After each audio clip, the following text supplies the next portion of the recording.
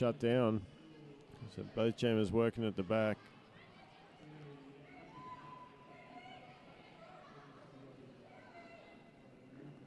Holly will hear the 2 whistles for lead.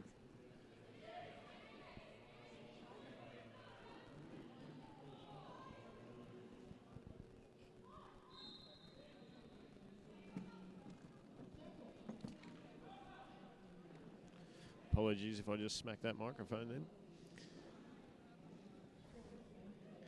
It's the joys of one man trying to set up an entire feed around me. He's doing a great job, FTP. He deserves all the credit for this. Ziggy Starbuster being sent off there for a track cut. And a Newcastle Power Jam in play.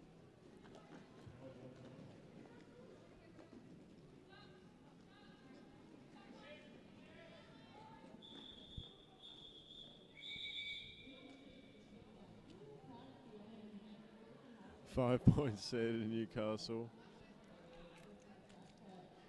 FTP giving me a horrible picture-in-picture shot of myself there on my screen. I'll sarcastically thank him for that. So fantastic star on.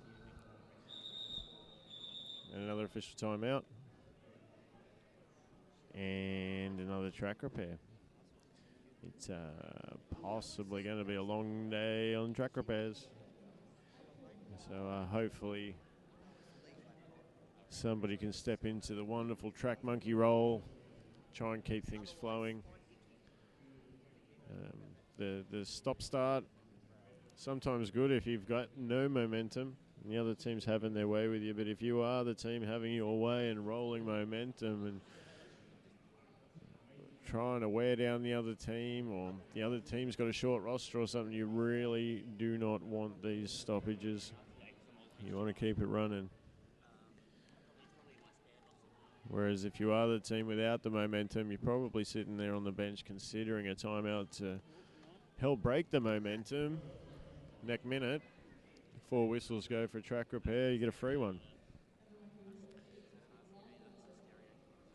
So someone's going to love it, someone's not, basically.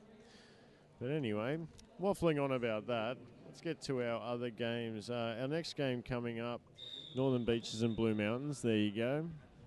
As soon as I do that, the whistle goes and we're underway. We'll get back to that because it's 2 pretty important games in the Battlegrounds division today.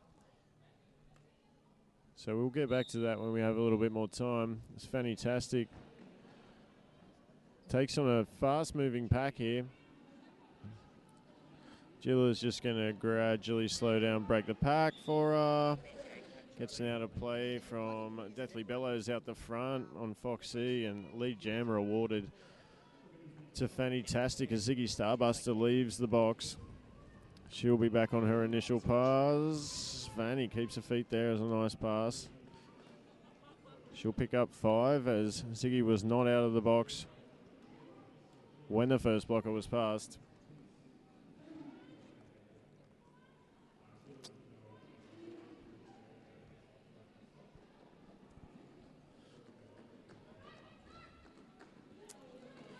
Fanny just cruising.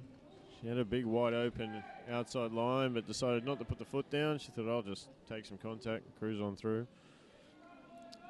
Says, what do you want me to do? All right, I'll call. 0-0 on that pass, but not before Newcastle have grabbed another 9 points in that jam. To another duck egg for the Weirdos, which is going to take our score out to 94-8.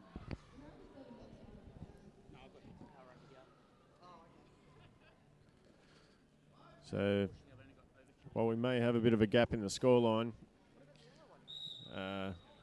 trying to avoid a way of saying this like a cliche, but it's still a very tough physical game out there, and there's definitely a fight on the track, which is fairly even as we see Booger trying to force a soul crush here.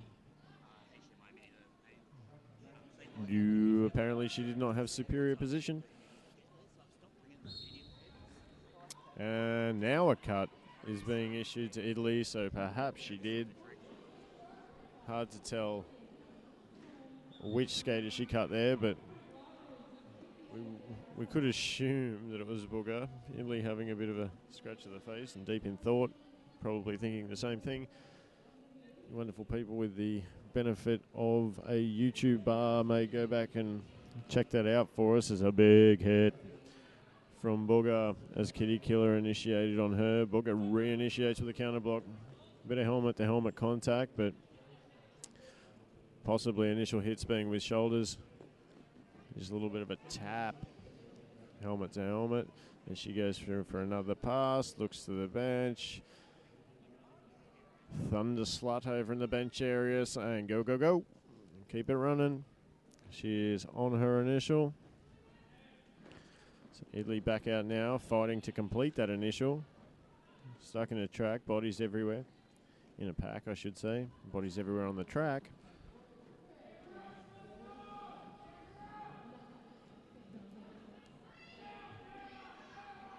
Still fighting for initial. Marilyn Tantrum doing well at holding her back, and Vanilla Flicky Bean. So it does not complete. She clears the pack, but not the engagement zone, so it does not complete initial. Another 3 points for that pass before Booger called it off, or maybe it went to 2 minutes. I don't have the benefit of that clock on my screen either. We got 5 minutes left to play. 111 to Newcastle with the Weirdos on 8 points.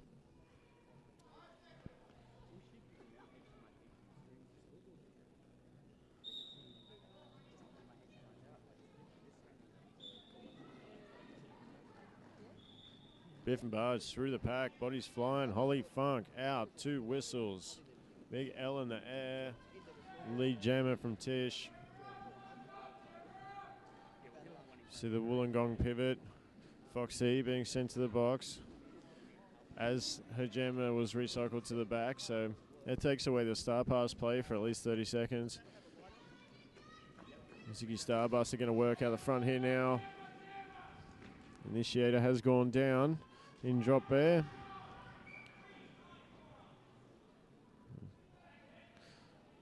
There's body's going everywhere here, but anyway, the important thing, 5 in the sky for Holly Funk. As now the Newcastle pivot, Debris, is going to spend a little 30-second sit down in the box as well. Ziggy Starbuster out. Completes her initial, will be coming around for a scoring pass. Newcastle looking to go in for some offense, grab some quick points in the call. And got it. Just.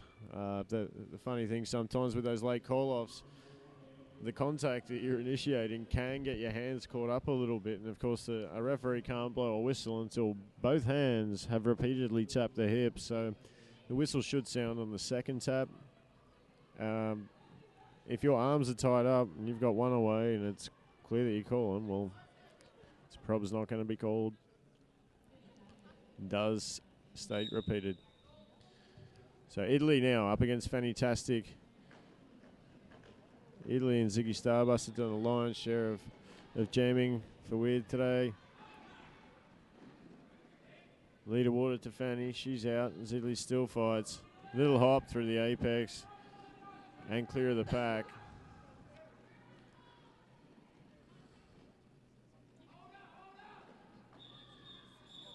Nice pass. Did she get them all? No. She missed out on bucking back out the front. She protected her points, so 3 points in the air there, but just as importantly, keeping Weird to 0.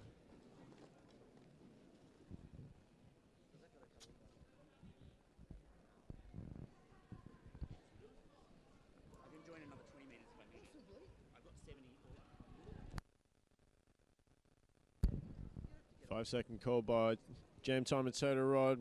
Booger up against Ziggy Starbuster. Weird taking the back line off the start. Gets it done this time. Kitty Killer bumping out Booger. Dragging it back. The star now stashed by Booger. Still stashed. Goes straight past the pivot. Vicious Nest will shut her down and does a great job to stay in bounds. But now, drop bear, revenge hit. Takes that initiator out. Gets it through. Did she get her point? Oh, initial. Of course she didn't get a point. My apologies.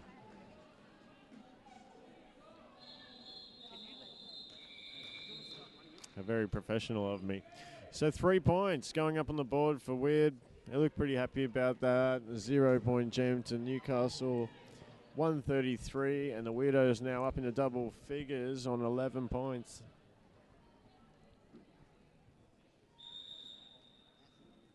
And an official review being called by Newcastle. Might just sit you in silence here for a second and go and see if I can find out what's going on. So enjoy the break.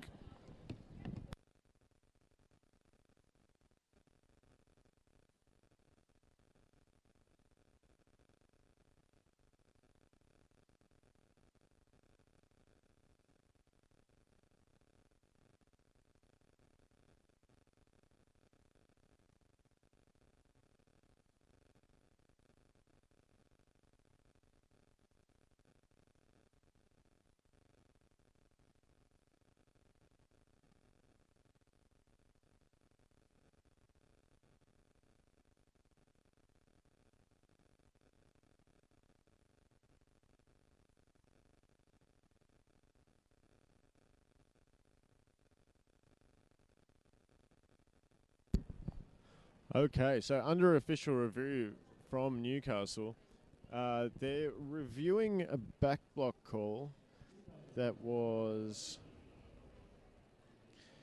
made against Shotgun Shelley. So Shotgun Shelley picked up a back block and is currently serving a penalty for it. Newcastle captain Booger has asked for it to be upgraded to an egregious back block, and has asked for Shotgun Shelley to be expelled from the game.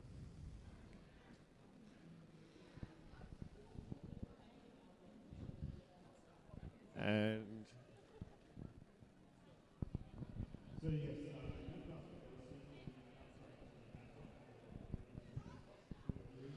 so that review has not been upheld. Green 6 will just sit the back block penalty. And we're going to just take a moment here for another quick track repair on turn 4 this time. So Referenatrix, knee pads on, luckily. You see there in the corner of your screen doing some great tape work. High rules come over, give her a hand or to supervise.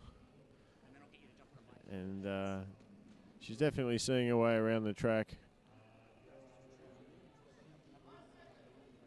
by doing these little track repairs. They're sort of popping up here, there, and everywhere. But you're going to get that in a hard game. Most venues now wanting to protect their floor and asking for some low-tack tape, and sometimes the floor doesn't want to stick to it, especially under good tremendous pressure. As Holy Funk, boom, boom, from the outside line straight to the inside, and she will take our lead jammer as, oh dear, Godzilla has just hung a leg out on Italy.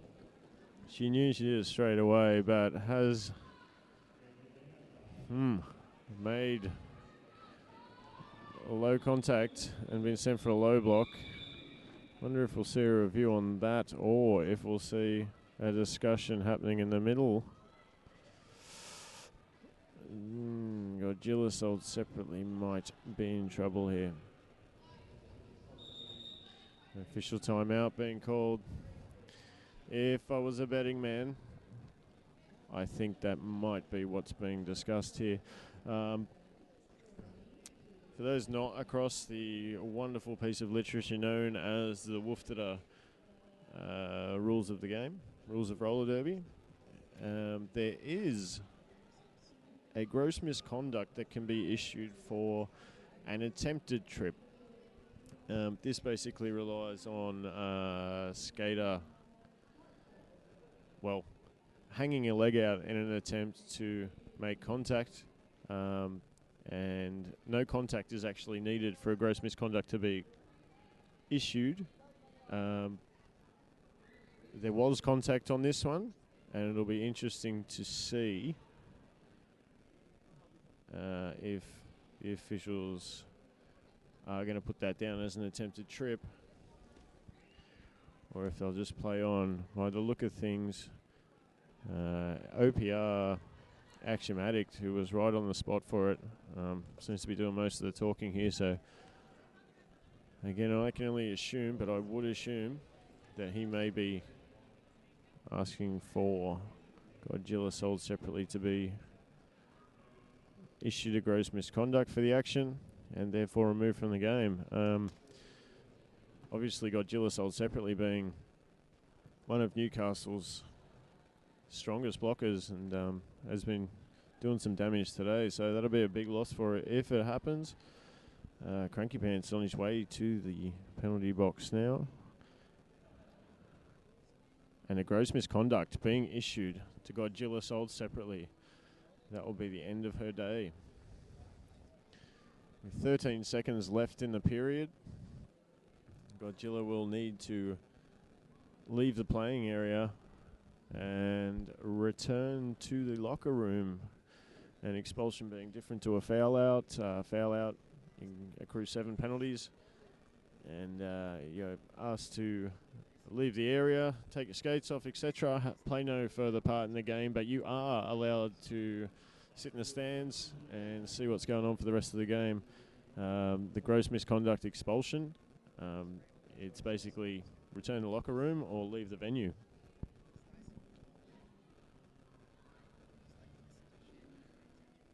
So when you hear gross misconduct, you know it's not like that was something egregious or heavy or really played a great deal of risk to another skater, but the rules are the rules. They're written by the skaters, and that's what you get, I guess. It seemed like Gilla knew as soon as she'd done it, so yeah. Anyway, we got 13 seconds left. We are under timeout, so we will see one more jam. The score currently sitting at 137 to 11, Newcastle way.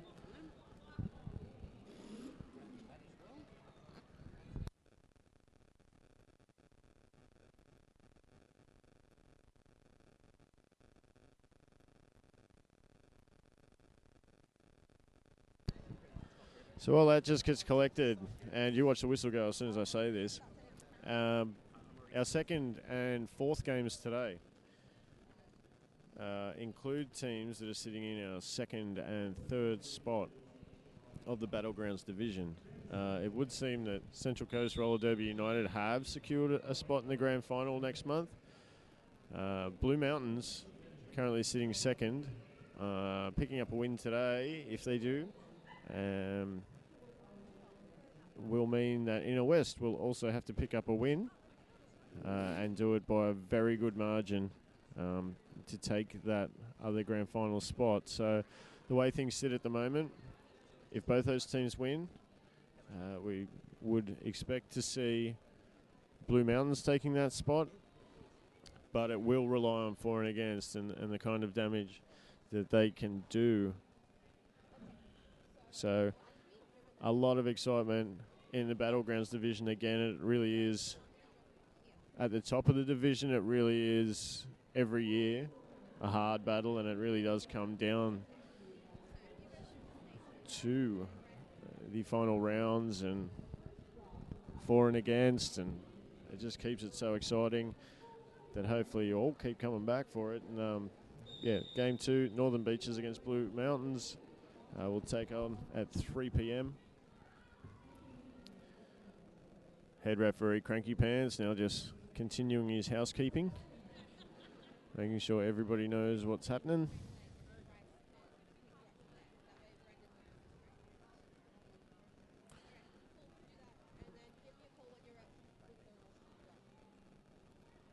You see Reggie Ramjet sitting in the box. She hasn't picked up a penalty. She will be serving the time. The penalty issued to Godzilla. But is there time to be served under a gross misconduct?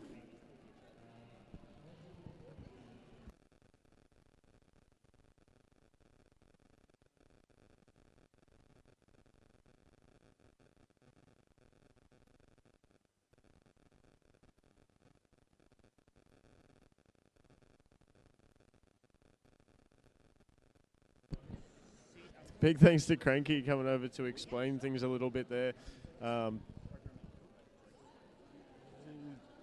There was an issue. While all of that was going on, nobody called a timeout, and the scoreboard expired. So we are currently in half-time after all of that wonderful, wonderful stuff.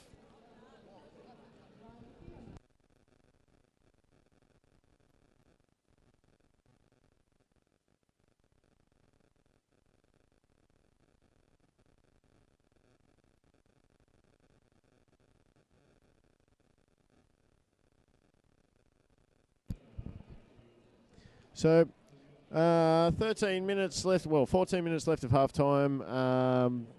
We will let you go and refill your teapot or whatever it is that you're into.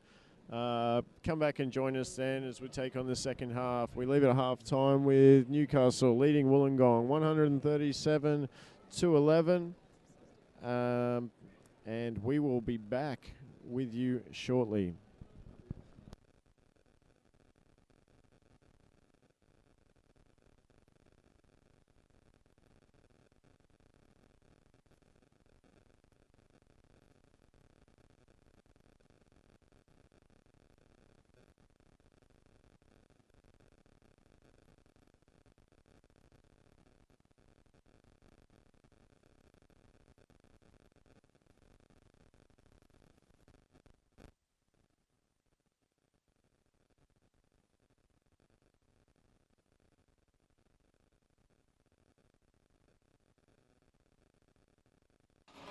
I'm Grenade, and you're watching Downunder Derby TV. At Better Bearings, we're all about better service. We know what we're talking about. If you've got problems, give us a call. Easy to clean. Our complete maintenance packages have everything you need to keep your bearings clean and keep you rolling.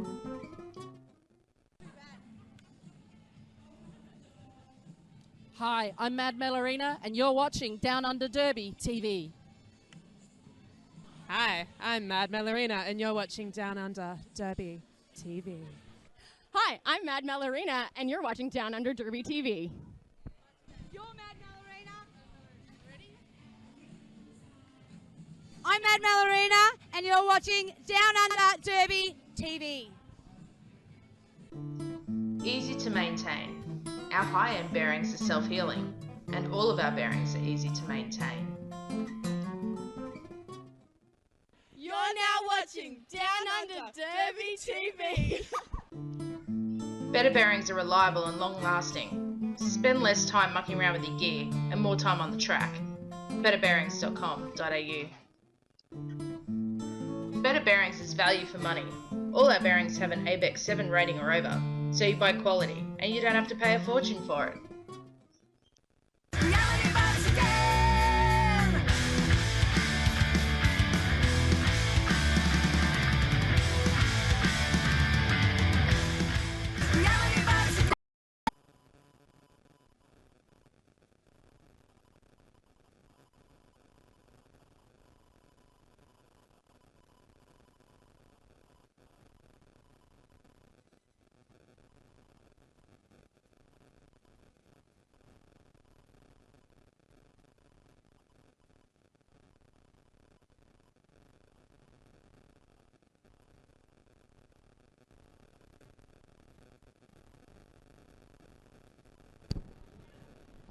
Welcome back for period number 2 with Newcastle leading Wollongong 137-11. Joined in commentary for the second half by Trixie.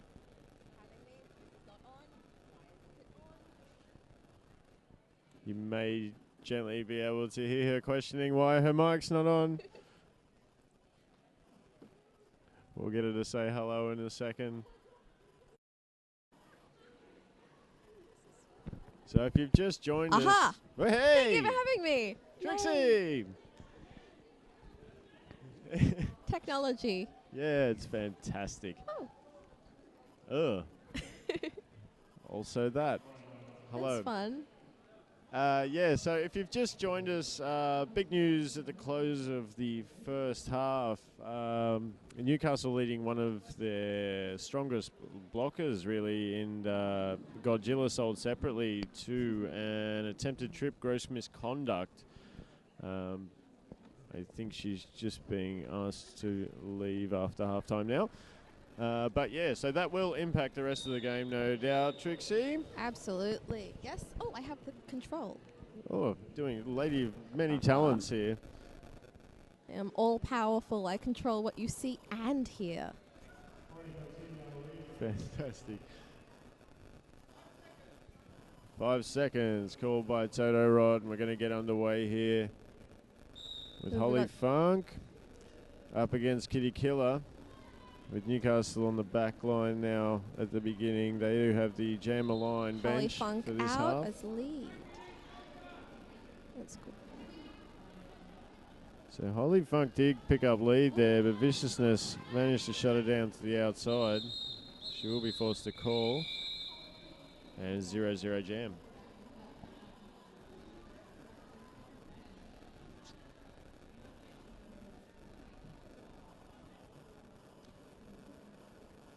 Got Italy for, is that Wollongong? Wollongong, my local-ish team, up against Fantastic for Newcastle.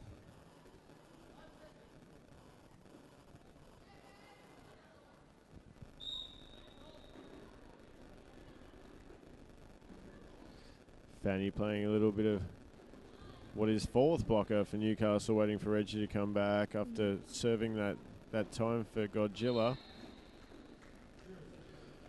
Now she'll bust out and grab lead, with Italy still fighting at the back of the pack there. It's a very tight pack.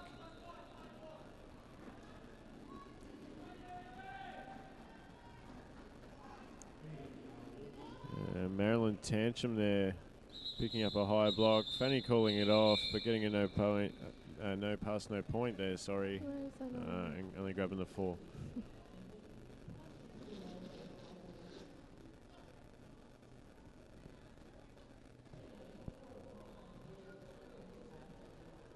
Quick little track repair in turn 3. Is that Holly Funk? I literally can't see that far. That is Holly Funk and Kitty Killer again. Aha.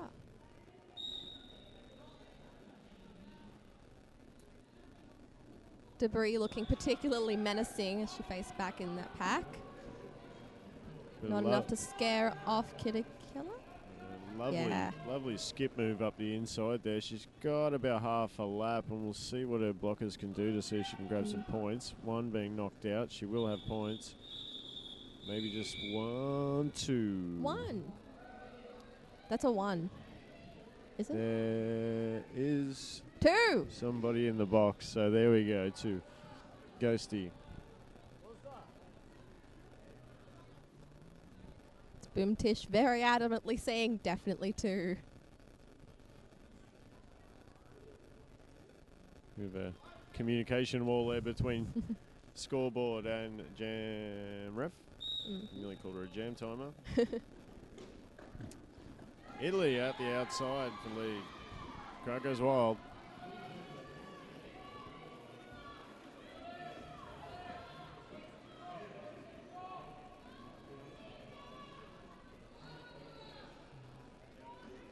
Big call. Make sure the ref sees it. Did she get points though? Boom Tish just like going to confer with 2B.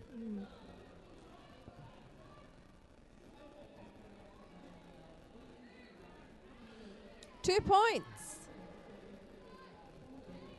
This may be the half where Wollongong really catches up. Could be. Godzilla. Newcastle can score that many in the first half. They can Exactly. score them in the second, right? And with no Godzilla to, fight back, this could be it. Truth. As we said earlier, both teams looking for their first win of the season. Someone's got to win. They could tie. Yeah, but then, overtime jams and... I've never seen a tie, actually. That could Overtime jams are really exciting stuff because you don't have lead jammers.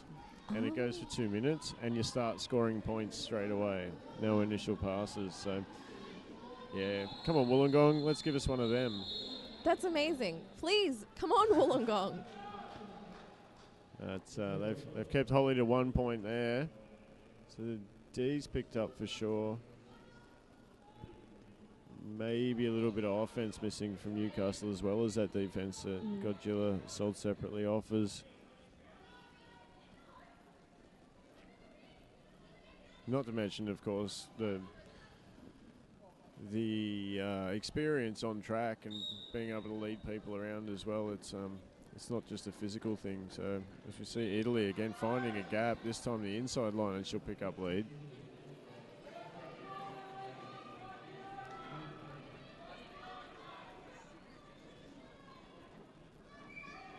Italy just smashed into that wall.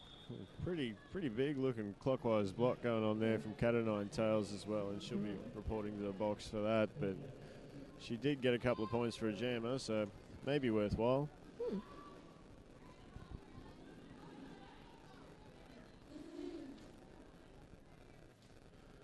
I'm trying to see the inside whiteboard from here. I think that may have been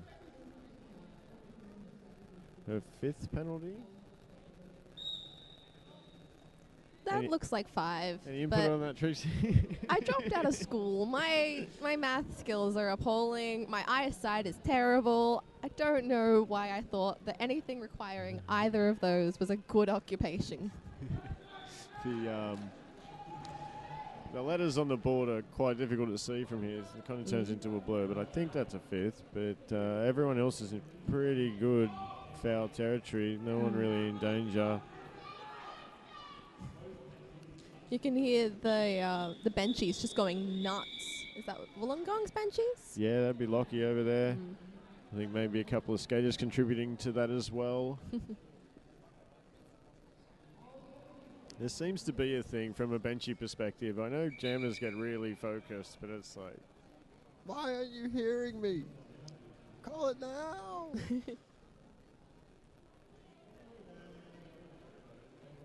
Love you, jammers.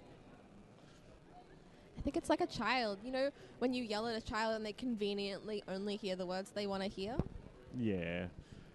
I do say that sometimes. I think it's selective hearing where it's like, call it now. And you're like, well, just one more point. They're now. But I want to stay up like another few seconds. I could score more points. One more ad break. That was how I used to get away with watching Grey's Anatomy. Just one more ad break. I want to learn about doctor things.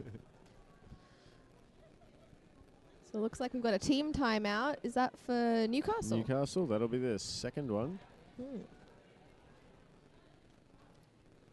I'd like to welcome back the beautiful scoreboard at the bottom of your screen as well. You see that timeout flashing away there. Makes Newcastle. everyone's life easier. It does. You guys know how long you got left in timeouts, what the score is.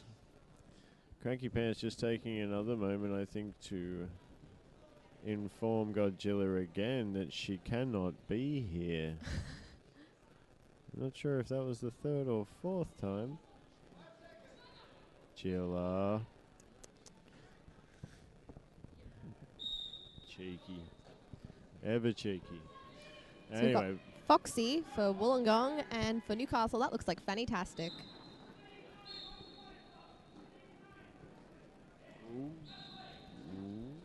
Almost forcing a cut there at the back on Foxy, but getting away with it with Fantastic out. Foxy completed. Now drop there looking for the exit hit. Didn't quite get there in time. Points now for Fanny and call. Is that 4? That'll 4-0. be 4. Yeah, Wollongong could still do it. I've seen it happen. Yeah, I mean, Newcastle seem to have stopped their little run of leads they were having there for a moment. A really quick jam. You can see they Cat O' Nine's still sitting in the box from the previous jam. So quick lap, quick scoring scoring pass as I find my words again, and a quick call, and then they'll get to attack a 3-wall again. Unless she picked up another one that I didn't see.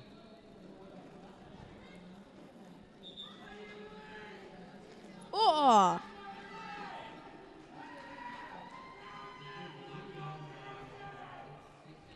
There's me trying to focus on the inside whiteboard again and miss something good by the sound of things.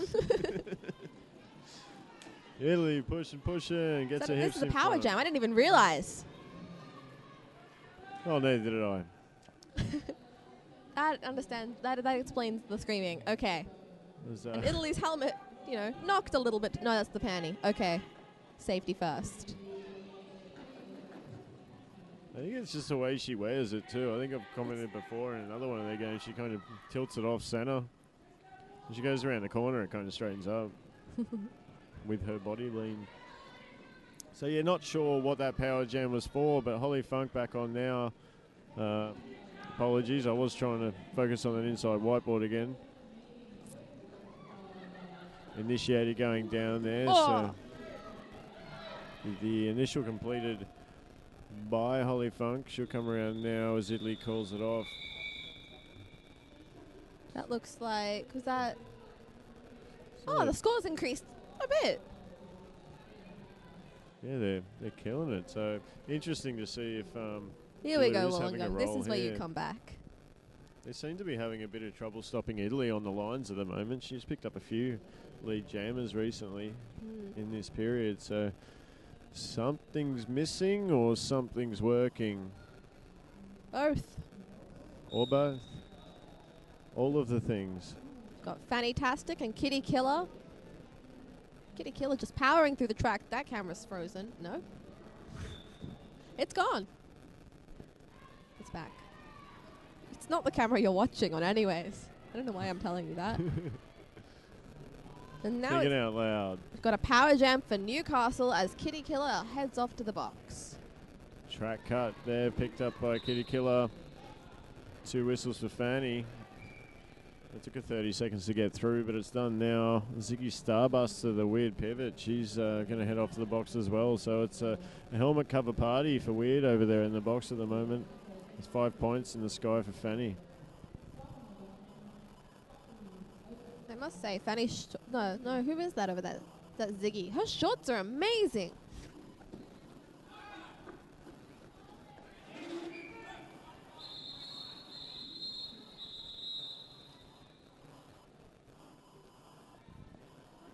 Yeah. Newcastle picking up a few points there. We've got 156 to 32 now.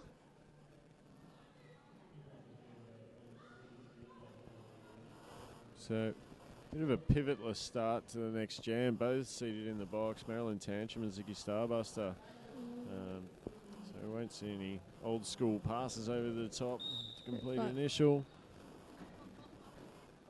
Italy back on the jammer line with Holly Funk. This time Newcastle shut down Italy and Holly's through for lead, with Italy still fighting at the back there. Just one to beat and debris. Some nice recycling.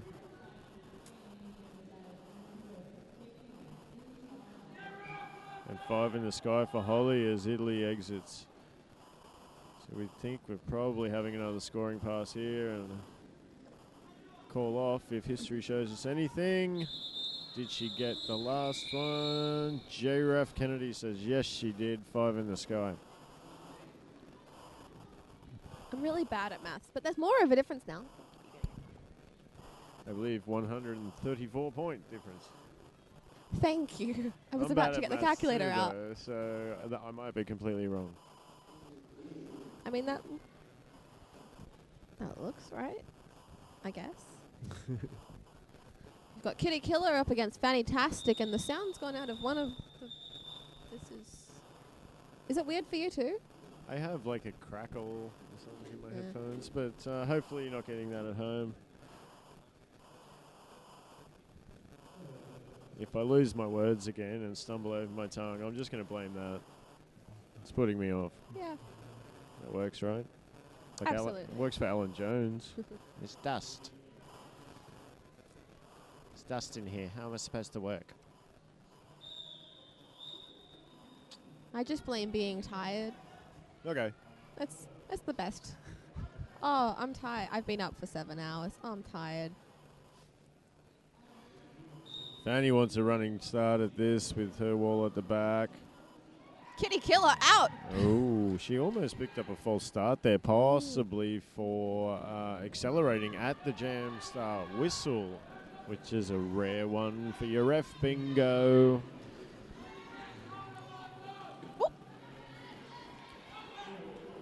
Fanny out of the pack for the first time with Kitty right in it and scoring points. See, this is the kind of jams that I like to see. Everything's moving. Everyone's moving. It's really just fast. I like Not a fan of the stop derby? It's all right, but I think TGSS ruined me because now I'm like, oh my god, everything can be fast-paced. Run, run, run. Yeah. Like a bit more of a demo derby fan than a chess fan.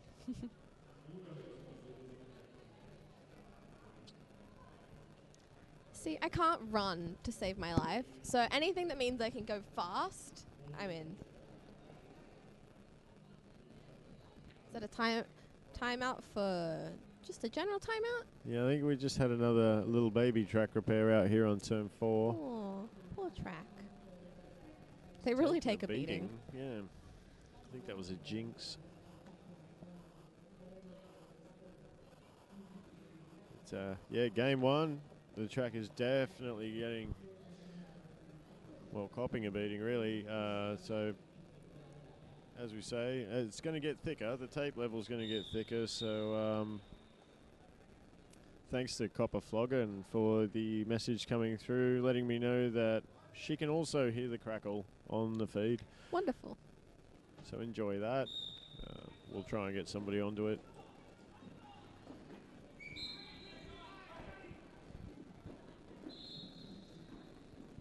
One of the thousands of people we have working on the feed currently.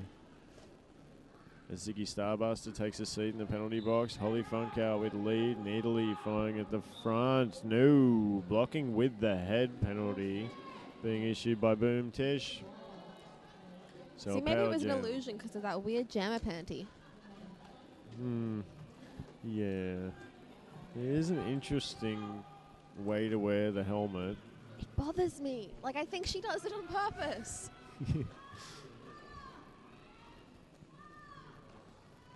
Yeah, it's interesting with no gear checks these days anymore before games and everyone being responsible for their own stuff. Really? Yeah. It's as long as you've got that helmet on, really, can't really say much about it. We can recommend that your helmet is not fitting correctly and it should be adjusted, but That's so weird. That Holly Funk picking up 4. Where the hell's... Oh, there. Italy stuck behind Marilyn Tantrum and being knocked out of the way. Never mind, she's free. good call there. Purple 1-5 being issued a multiplayer block penalty and nobody's sending her off. Marilyn Tantrum remaining on track. Nothing for weird, 4 for Newcastle. That is a really growing score for Newcastle. I'm just wondering if anybody's picked up on that. It was a clear call from Boom Tish, and I think the right call as well. I was thinking it in my head just before she made it, that we did have a multiplayer block coming from Marilyn Tantrum. I definitely heard her issue the penalty. Tannies is sitting in the bench area at the moment and has not reported and is probably going to get away with that one. Huh. Good for her, I guess. I guess so. Doesn't seem to be affecting Wollongong too much because they've got lead jammer with, is that Kitty Killer? Yep, followed quickly by Fantastic. They really need stronger glasses.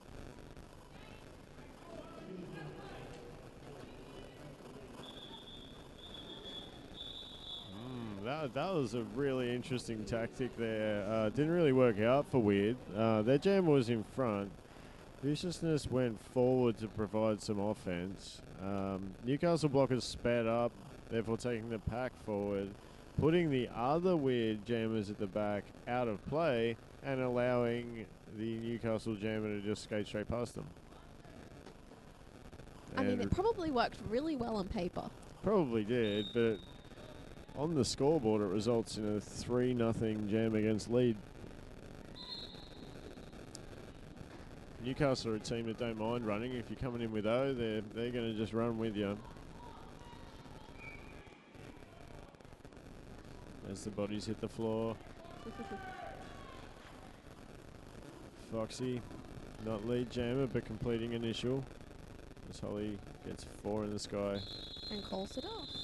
Is that crackling getting worse to you? C flogging at home. Is the crackling getting worse? I think it is getting worse. Let's see what it sounds like at home.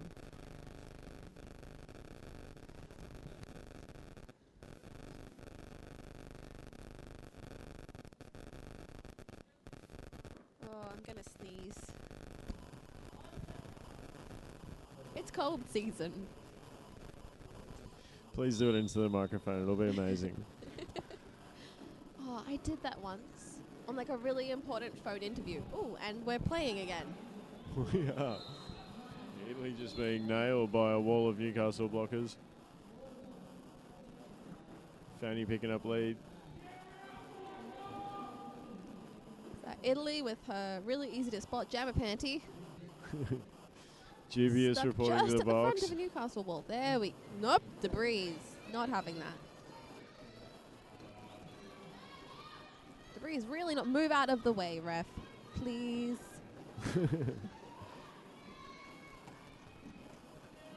It's a great edge work in at least the last couple of rounds being done by debris out the front. Absolutely. Absolutely just controlling people. It's become one of the best blockers going around on the Newcastle team. Okay, so this is interesting. Shout outs to both floggins at home. I have Copper Floggin telling me they can hear the crackle and it sounds like it's raining really heavily outside. And then I have Mrs. Floggin saying no crackling. So maybe we can ask little Lenny what he thinks. We'll get the whole family on board.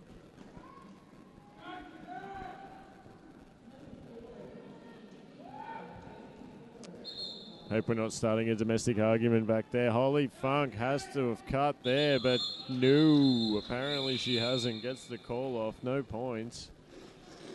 Still sitting on. Oh! Newcastle. Wow, that got really loud. Newcastle cracked the 200 mark. And something is dripping onto my dress.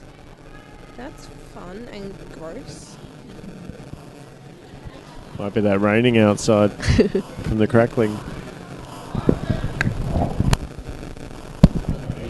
That didn't stop it. That's fun. The other side of the table's wet, just so you know.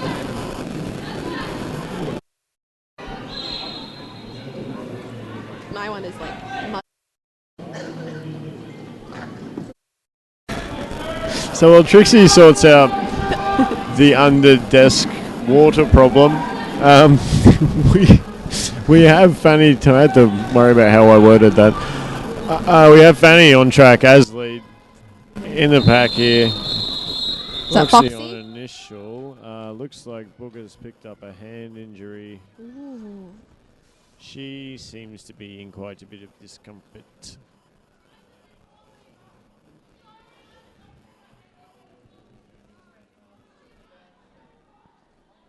That looks like we're. Oh, we're not heading into a timeout for that one. You are not on the microphone right now. No, I'm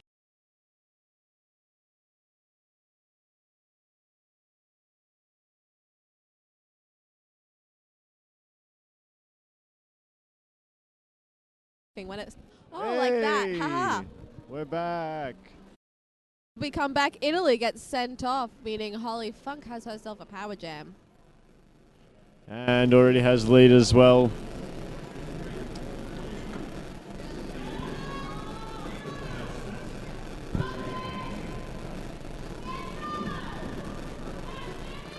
So headed into the game.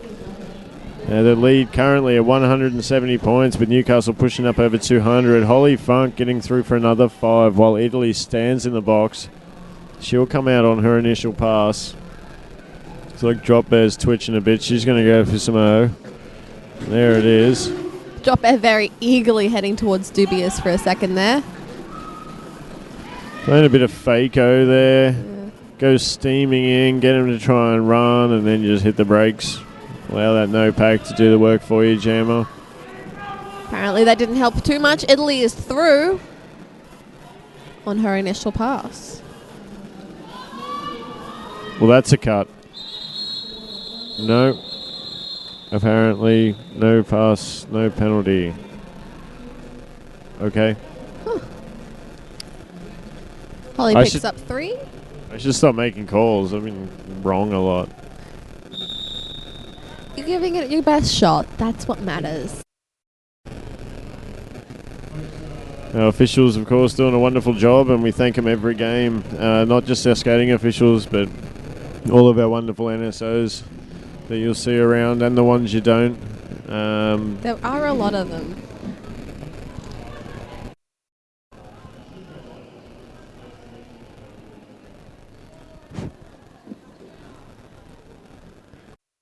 Yeah, nope, we're back. We're trying to fix this crackle problem for you guys, so you may...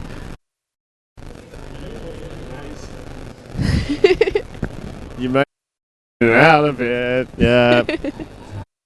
I don't know what's more annoying if we until it's fixed. We just a team timeout. While we are having this issue and the mics are getting fixed, I'm going to run in. No, I'm not, because the timeout's over already. And check the inside whiteboard that I can't see, but I missed it. I gotta say, Newcastle's got a pretty clean board from what I can see. Unless it's just because there's an official blocking that one spot.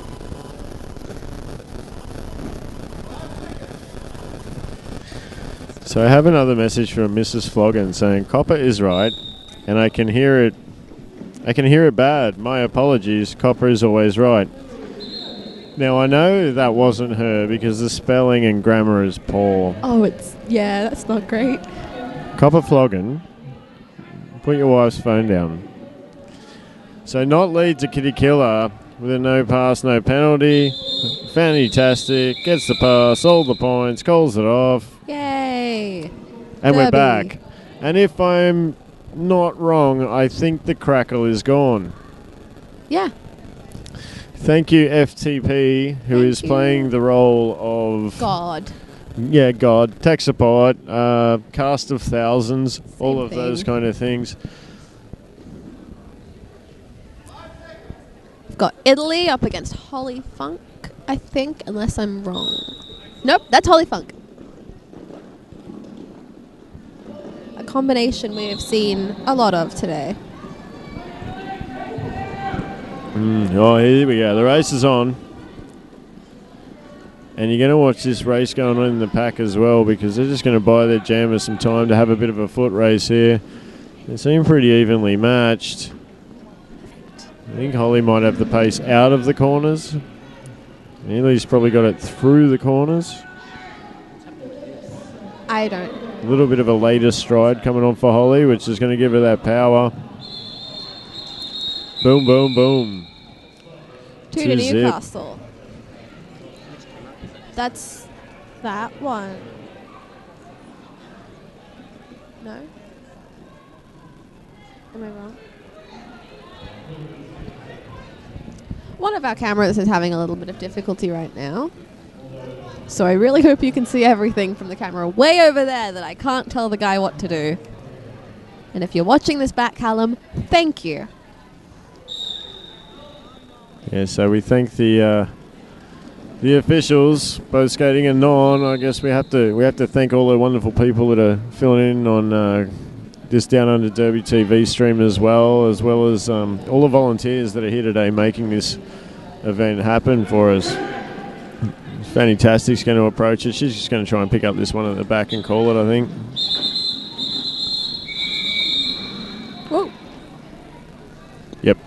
pick up the bunny, call it off, burn another 30 seconds.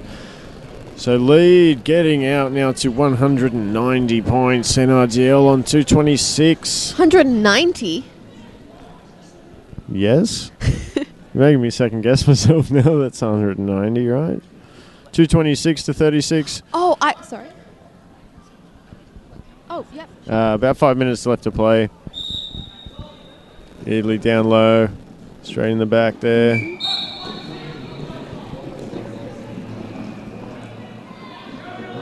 So Booker's discomfort obviously has hopefully disappeared a bit. She is on her way to the box, but Italy the good news is she's back on track as Italy's out and we see another foot race.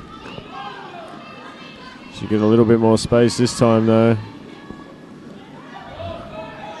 Ooh, this is all very exciting.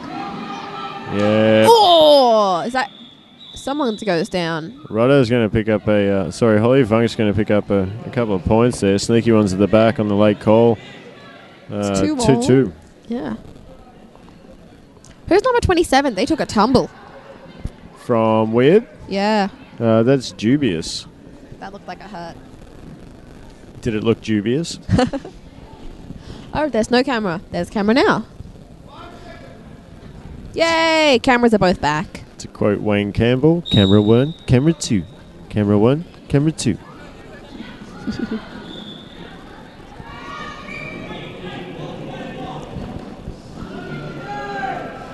With 3 minutes and 50 seconds left to go, Weird is really trying their best. They've got lead 2 times in a row now, and it looks like...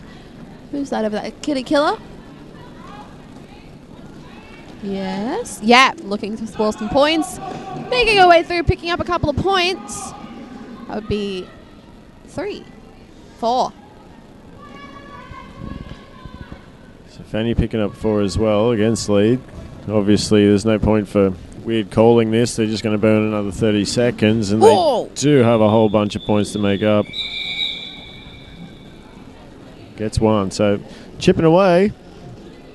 Can do it. They only have 3 minutes left. Just 189 to go. That would be an impressive jam.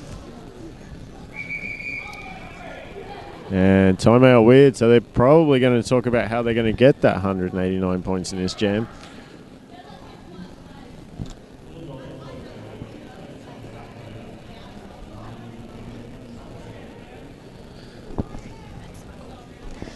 That graphic you've just seen there is our super cool sponsor Skate Project with their exciting new graphic that we have. Look at it. It's so cool. I can't get over that. Totally star wiping and stuff. Yeah, so obviously those guys bringing you all kinds of derby stuff, and I hear there they are the supreme enemy and nemesis of camel toes. This is true. As a proud owner of their booty shorts, they are excellent. I cannot speak from experience there. Well, you're missing out. The lack of camel toe, it's really something. Although I did sport a pair at the Black and Blue Ball at Rollercon in Vegas a few years ago, and I'm pretty sure some people have never recovered. Are there photos? I believe there are. Thank God for the internet. Hey, specialist position.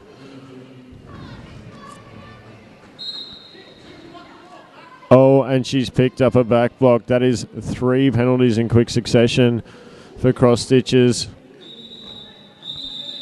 Jam is called off, and you can now see everything that is happening.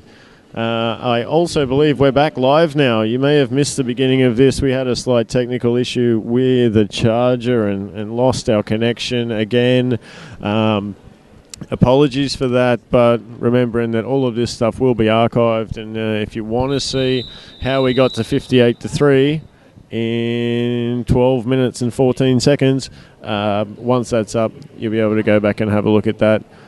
So apologies. Super skeleton crew running Downunder Derby TV here today, and FTP doing a great job with what he has to work with. Thanks to that, FTP, and let's hope you can enjoy the rest of the game from here. We've had One of Northern Beach's jammers.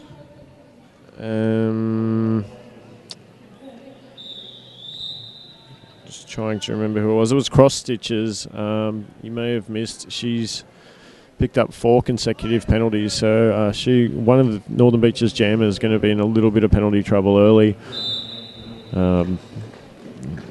One of those being an illegal procedure for leaving the box early. Bless you, Trixie, in case everybody at home got to hear that wonderful sneeze. But currently we have Vicious Delicious off to the races and lead jammer out in front. We have a cut being issued to the Northern Beaches pivot, crushing over. Yorkshire Terror races on track to grab that back line, but she's going to have to at least take the cover off. There's too many pivots, but she will stay on as a blocker. But more little track repairs happening. We're managing to get them done. Cranky Pants is all over this. He's getting stuff done. Coming a low block being issued to Unsteady.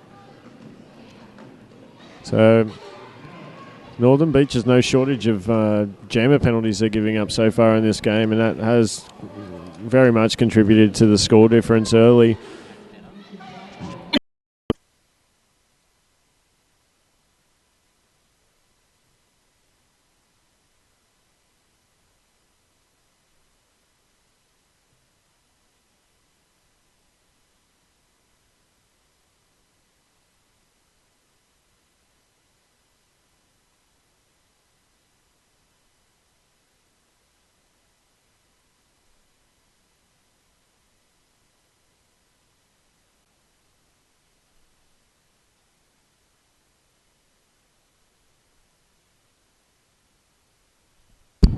Okay, so an official review called by Northern Beach's alternate, asking for a cutting penalty to be issued to the Blue Mountains jammer through turn 1 earlier in the jam. So she is sitting a cutting penalty, but it is for an action at the end of the jam. He's asking for an earlier one where the outcome would be she would have another penalty to serve on top of the one she's sitting for now.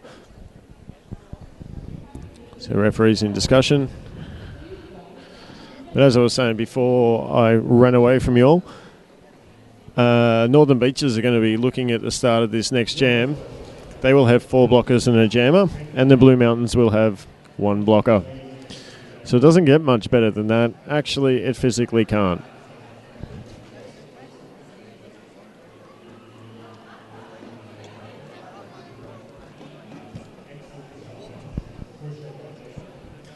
So just looking for outcome of the official review.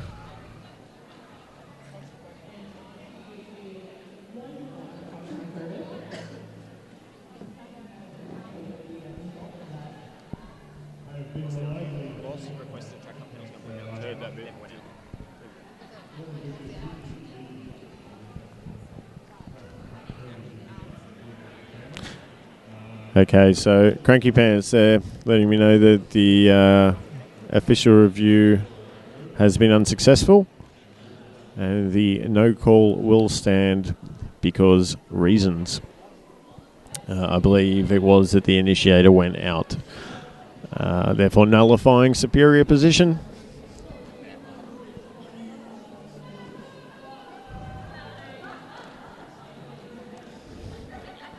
So just confirming scores now. When the cut occurred at the end and stuff. It's like it was called by an OPR. So, you know, the OPRs have to be jam refs at the same time and be, well, the penalty happened here. She had passed skater ABC, etc.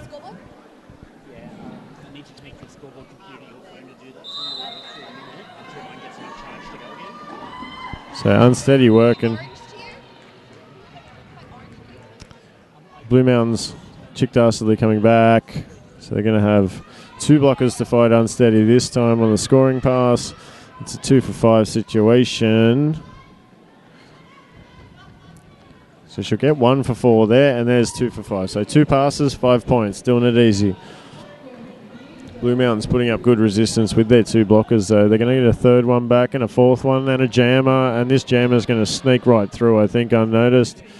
No, they've picked her up now. So unsteady attacks on another scoring pass. Vicious Delicious tried to put a hit on there, but missed her.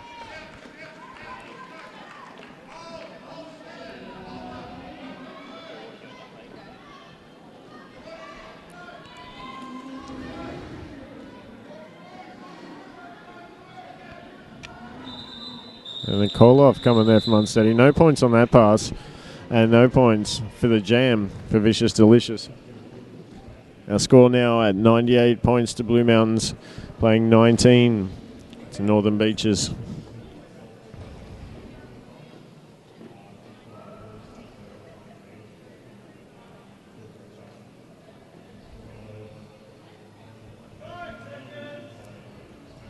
So Blue Mountains having this strong back line wall.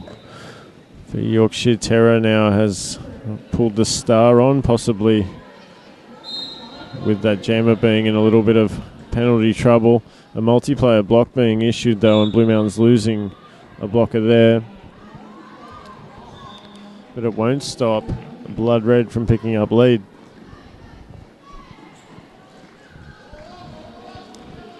Yorkshire Terror through now, completed initial. Rapid Dash picking up a back block. So a little bit of a penalty spiral now occurring for the Blue Mountains team that they're going to need to put a stop to, because this is a crack in the door here that can really tear apart not only your momentum but the future of the outcome of this game, really, because, I mean, you're going to start trying to play a little safer or managing lines and stuff. Gets a lot more difficult when you've penalty spiraled. It is deathly quiet here, which is great because I can hear every call. Rapid Dash now picking up a high block. Now we've got to consider as well, while Blue Mountains do play jammers as blockers and blockers as jammers, and pretty much everyone on there can do all things, Rapid Dash, I would say, would be up there for one of their best jammers, so you don't really want her getting into penalty trouble either. Oh, a bit of a game of chicken on the way to and from the box there.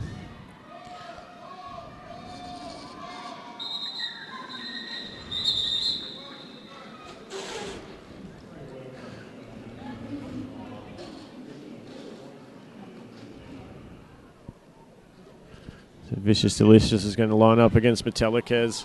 Northern Beaches on the back line now. Switching that up a little bit. That's possibly Blue Mountain's decision with them having the jammer line bench.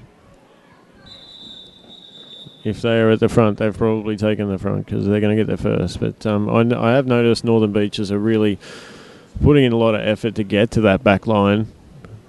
I don't know if it's whether they want it or they just don't want Blue Mountains to have it, but they're definitely putting in some effort to get there first. It's almost resulted in a couple of collisions. So we're in an official timeout. Looks like we're just conferring over penalties, making sure everything's right.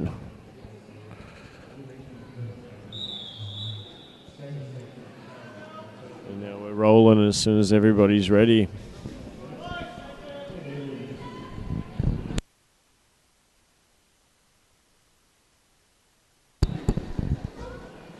Metallicas, Vicious Delicious fighting it out in the jammer spots, and Metallicas being held by a nice little triangular wall.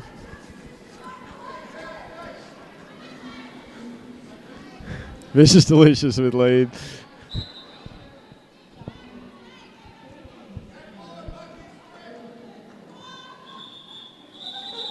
Very nicely done there. Vicious Delicious knows I got one blocker to beat for all 4 points. You can just bunny her for a second and I got time to call this before the other team picks any up.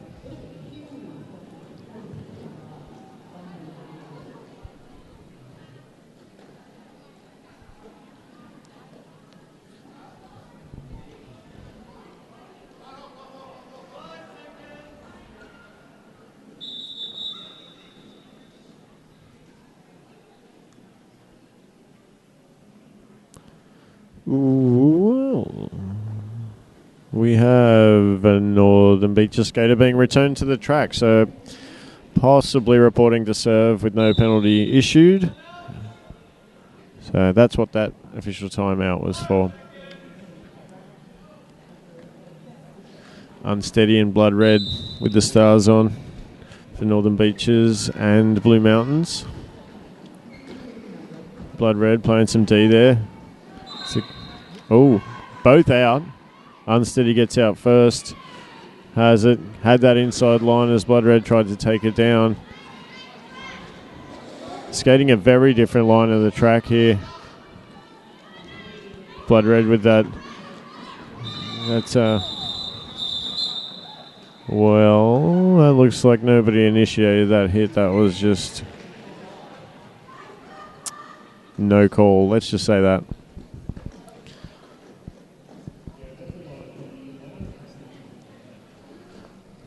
So that jam going 2-2. Blue Mountain sitting on 111, 111. And Northern Beach is currently at 29. So still not out of touch. And again, that for and against really important for what happens for the rest of the day and the rest of the competition season for Blue Mountains.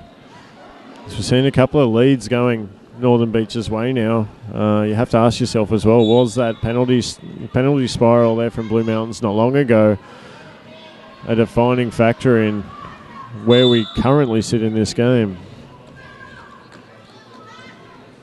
Roxy Tosin going for a clockwise block there, maybe on an offensive hit. We 4 points to 0 to Northern Beaches on that jam. So it seems Northern Beaches have made that shift in their jam rotation, and Yorkshire Terrors had to step up and take that star with a bit of early foul trouble going on for cross stitches.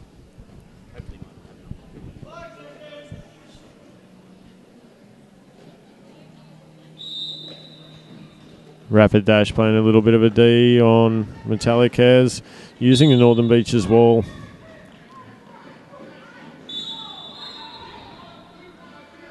And that is a low block being issued to Rapid Dash. Rapid Dash has picked up a few penalties in very quick succession. This time as a jammer, I think her last, I might be wrong, but I think 3 came as a blocker not long ago. So this is a quick jammer change here. I'm not sure what Metallica's went for, but she's currently sitting and now released.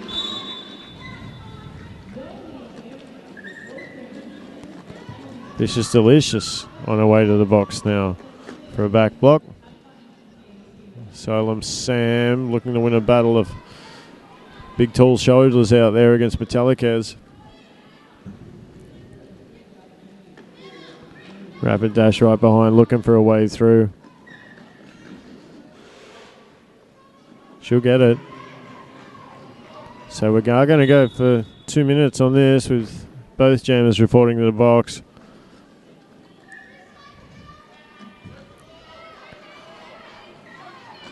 .44 seconds left on the jam clock. Rapid Dash up the inside. That gets shut down pretty quickly. Simon Says does well to stay on his feet. That's a track cut. Good call. Power pout. Of course, a no pack being called, but it's not an out of play.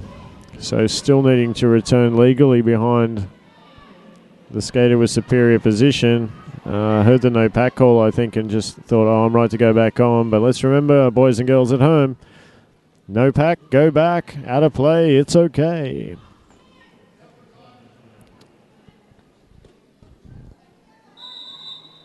As the jam reaches its 2-minute conclusion, we have an official review coming from Mischief Managed, and I'm going to take off one more time and find out what this is about for you.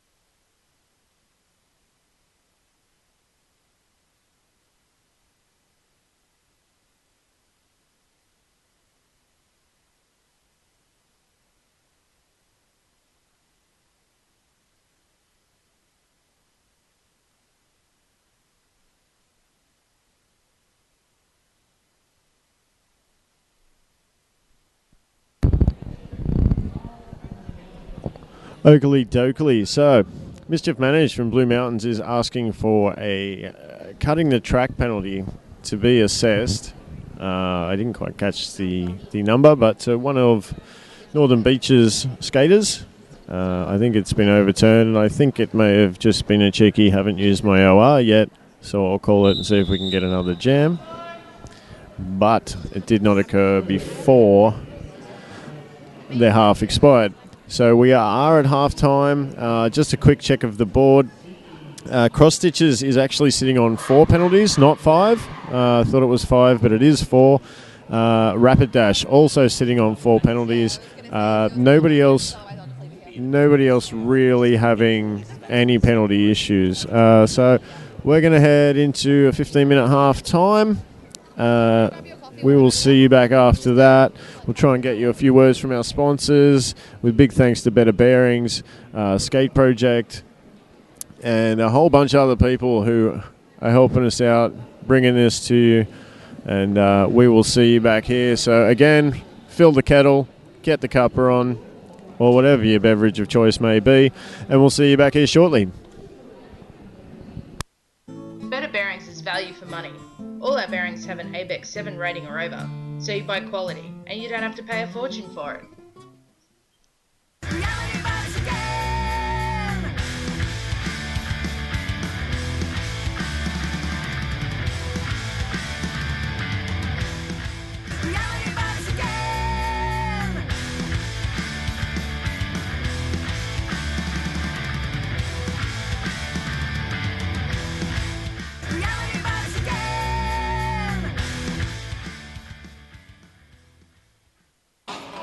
I'm Grenade.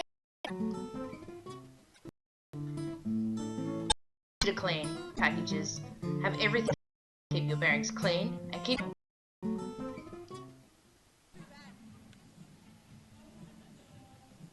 Hi, I'm Mad Melorina, and you're watching Down Under Derby TV. Hi, I'm Mad Melorina, and you're watching Down Under Derby TV. Hi, I'm Mad Melorina, and you're watching Down Under Derby TV. You're Mad Melorina. Ready? I'm Mad Melorina, and you're watching Down Under Derby TV. Easy to maintain. Our high-end bearings are self-healing, and all of our bearings are easy to maintain. You're now watching Down Under Derby TV. Better bearings are reliable and long-lasting. Spend less time mucking around with your gear and more time on the track. betterbearings.com.au. Better Bearings is value for money. All our bearings have an ABEX 7 rating or over, so you buy quality, and you don't have to pay a fortune for it.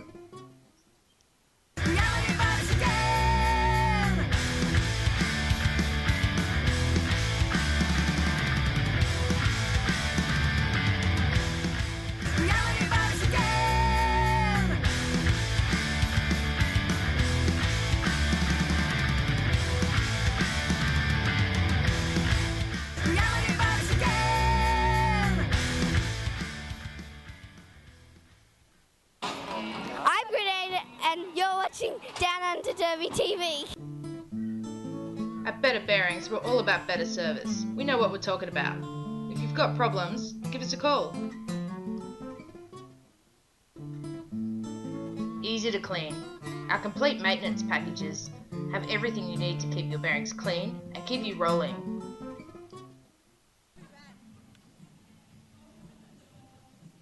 Hi, I'm Mad Melorina, and you're watching Down Under Derby TV. Hi, I'm Mad Melorina, and you're watching Down Under Derby TV. Hi, I'm Mad Melorina, and you're watching Down Under Derby TV. You're Mad Melorina. Ready? I'm Mad Melorina, and you're watching Down Under Derby TV.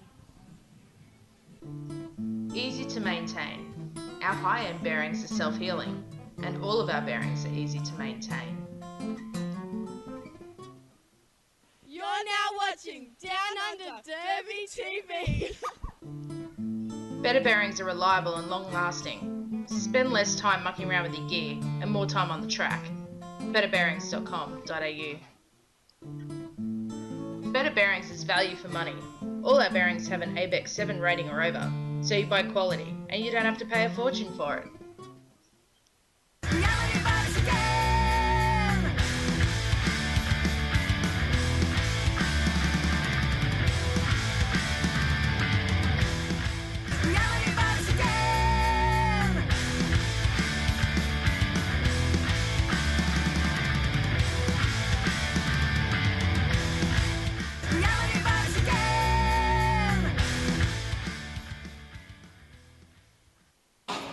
I'm Grenade, and you're watching Down Under Derby TV.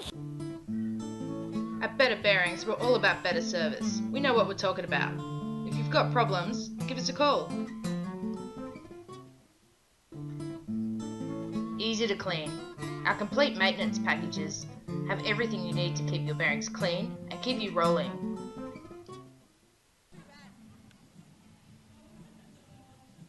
Hi, I'm Mad Melorina, and you're watching Down Under Derby TV. Hi, I'm Mad Melorina, and you're watching Down Under Derby TV. Hi, I'm Mad Melorina, and you're watching Down Under Derby TV. You're Mad Melorina. Ready? I'm Mad Melorina, and you're watching Down Under Derby TV. Easy to maintain. Our high-end bearings are self-healing, and all of our bearings are easy to maintain. You're now watching Down Under Derby TV. Better bearings are reliable and long-lasting. Spend less time mucking around with your gear and more time on the track. betterbearings.com.au. Better Bearings is value for money. All our bearings have an ABEX 7 rating or over, so you buy quality and you don't have to pay a fortune for it.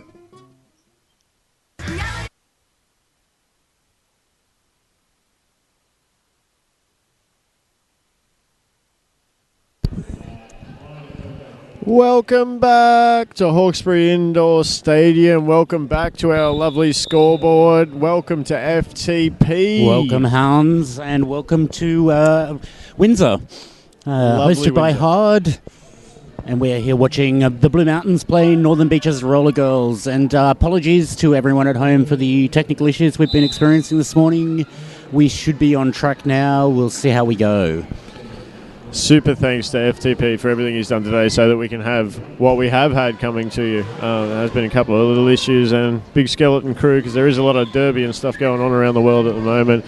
As we see Unsteady get through for first lead of the half. But don't worry, we have recorded every second of the action. We'll be bringing that to you as archives as soon as we can. Nice little recycle there at the front, but Unsteady does get through eventually. We have a star pass there to Vicious Delicious now escaping the pack. She's going to apply some pressure here and hopefully keep it to one scoring pass to Northern Beaches. Unsteady comes up to the back of the pack, finds her own blockers, finds a line around the inside, gets knocked down to the inside by Annie Emergency. So picks up a pair. And keeping Blue Mountains at 0 for the first jam of the half. So looking to swing it around with that 80-point lead at the moment. Northern Beach is only scoring 40 in the first half. Well, 38 in the first half, but they'll definitely have to change something. Yorkshire Terrier up against Victoria hitter for jam number 2 of the second half.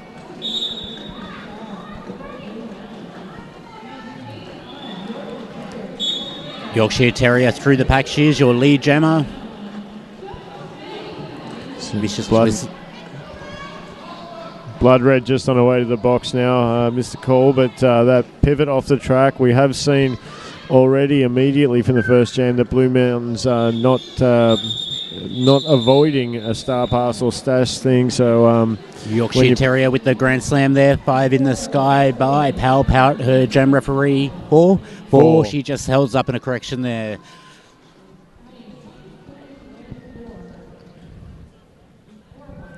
G.I. Jane this time up against Vicious Delicious once again.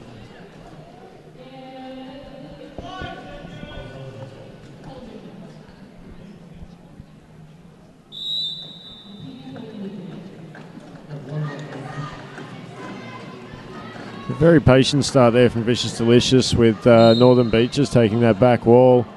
Oh, she's going to go for a forearm penalty. Power jam to G.I. Jane. With lead available. She's up. She's out of the pack. That is a track cut. Bit of jammer jack in the box here.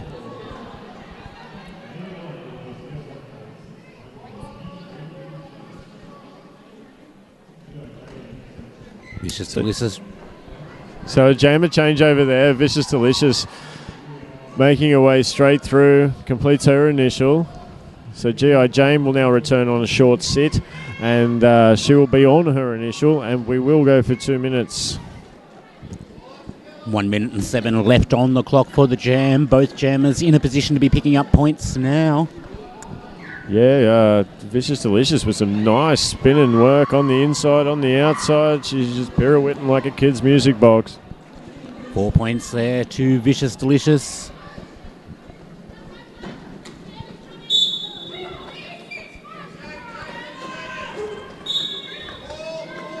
G.I. Jane still stuck in the pack. 2 blockers to get past. She goes down at the front of the pack. Little confusion there. Natural Born Killer being issued the penalty, but the incorrect number being called. So she's sort of just checking the numbers on her arm to make sure they are her number. And Simon says 5 points to Vicious Delicious. Grand Slam there. Natural Grand Slam. She slips around the outside of the pack. Another 5 points held up in the sky by Simon. She's got 7 seconds left in the jam. We'll see if she can get some points here. Nope. Jam clock expires. Bringing the score to 134 points to Blue Mountains, playing 48 to the Northern Beaches. Still got a lot of time left on the clock though, Hands. Anything can happen, as we know, in roller derby, and it's not that many points to catch up. A couple of power jams would see Northern Beaches back in this game. Yeah, for sure. I think that little penalty spiral Blue Mountains had in the first half, Northern Beaches will be hoping for another one here to help their cause. Rapid Dash doesn't look like she's going to play a part in that though. She's just thundering into that front wall, getting all up in chests. She passes the last blocker at the front. Both jammers are out of the pack, but Rapid Dash is your lead. Metallica is not far behind her, right on her heels, putting the pressure on, hoping to force a call off. Unfortunately, Northern Beaches letting their blockers slip towards the back though, and getting a couple points there for Rapid Dash. She's through the hips, forward and cold. Picking up the 2. Of course, she would have been hoping for the 4 going into that pack there, but knew that Metallica's was right on her tail, knew that she was only going to take exactly what she could get safely. Victoria Hitter taking the star for the Blue Mountains. Up against Unsteady for the Northern Beaches Roller Girls.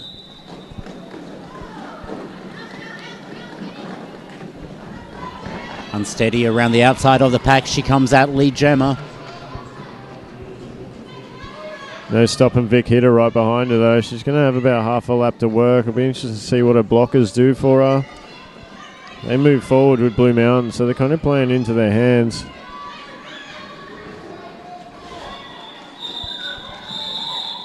Let's skate down. No, we're good. Picks up the full 4 points there. So obviously, as we mentioned in the first half, Northern Beaches were rushing out of that pivot line bench to try and grab that back line. It's been a little easier for them here having the jammer line bench, and I think a little safer too. We nearly had a few collisions in the first half of them racing out there, so no one's going to pick up penalties when they're coming from the jammer line bench, so that's a good thing. Knick-knack, booty smack, groove mama, and one other I can't quite see. They're in a diagonal defence on the back line, and I noticed you used that word in the first half, Hands. Exactly. I think it's got to go in the vernacular now. The diagonal defence working for Northern Beaches, taking Rapid Dash down to the outside. Been knocking on the door a little bit of another penalty spiral, so they're going to want to keep that in check. Northern Beaches will be hanging for that. Score now at 136 to 62. in favour of the Free Sisters. Pack, she'll complete it. Blue Mountains have one blocker who is the Pack. Now if Dr. Who can get this moving, which she can't, it's a no pack, but Northern Beaches are going to lose a couple for failure to reform here. Just the captain, Natural Born Killer. So now we're 3-on-3 in the pack again. How quickly things turn. You're going to play that passive offense, really got to be on it to be able to reform.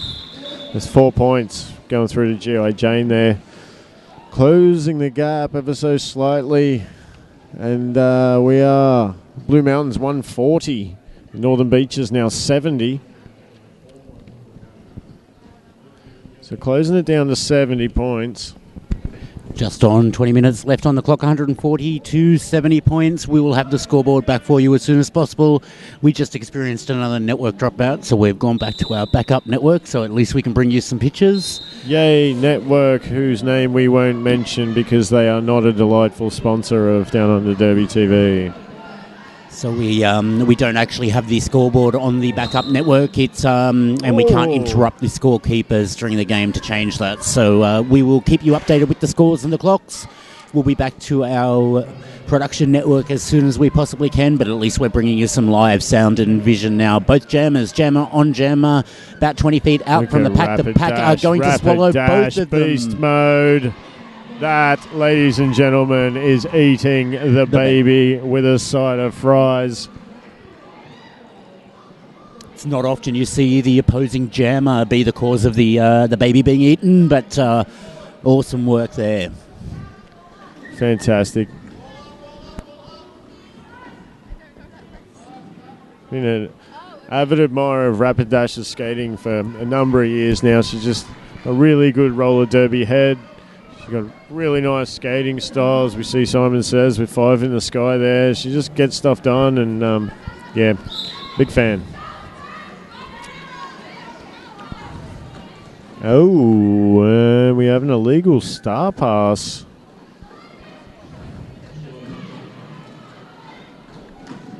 So, to fill you guys in at home, which I can't do on house announcing, which is why I like the stream, an illegal star pass has occurred. The jammer is sitting in the box without the cover, and the pivot currently has the cover in her hand.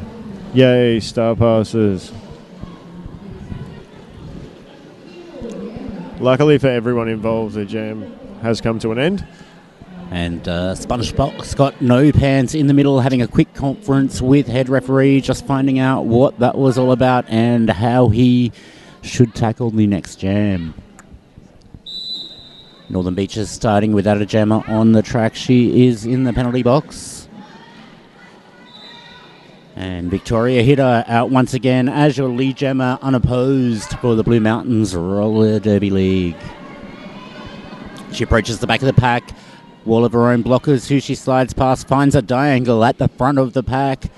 3 Northern Beaches blockers, just 2 left now, both working together to try to stop her. She finds an inside line and slips through. 5 more points. Getting it done as McCallica's still on the fight. This wall just resetting in front of her and resetting and resetting.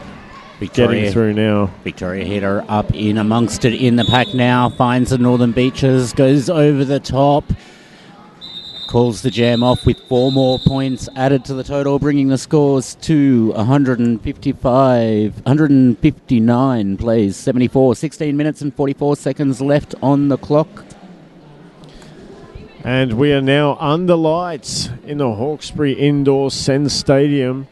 So just bear with us if that has thrown out our white balance. That tends to happen whenever they change the lighting in these stadiums, which they often do on us. And you may have noticed on previous coverage, we'll start off all perfect and one of our cameras will gradually shift during the day. So we do try to keep on top of that, but seems we have a timeout, and that timeout is brought to you by Skate Project, big sponsor of Down Under Derby TV. We couldn't do it without them. They cover all of the bandwidth charges and things like that, and the little costs that it that we accumulate putting this on. So big thank you to Skate Project and, of course, Better Bearings. Better Bearings bought you the license for the software that we require to add some extra cameras and new features to our broadcast, which unfortunately with some of the tech issues today we haven't had a chance to fully utilize.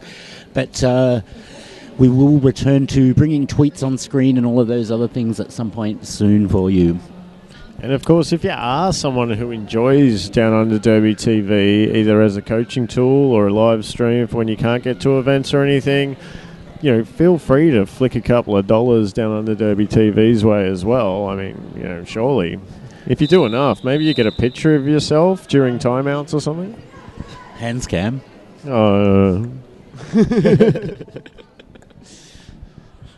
I get that for free. We are back. We have Hands cam here. Oh, all right. Hands doesn't like seeing himself. He just likes the sound of his own voice. But here we are, back on track. Anyone who knows me knows that well. Looks like we have Crushing Over out there for Northern Beaches. And Vicious, Delicious with lead. That Unsteady, I think, with the jammer cover on for Northern Beaches. Oh, it is. Sorry. Yep. 181 versus 161.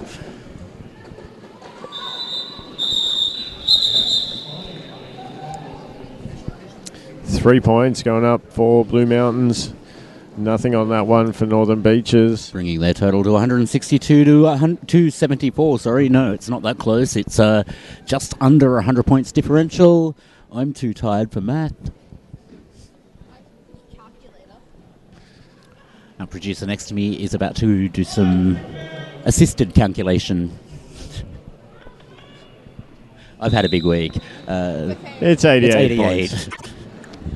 I'm normally much faster than that with maths, but today is not a math day. 85, that would Yorkshire Terror, I believe, up against Chick Dastardly, who does have lead.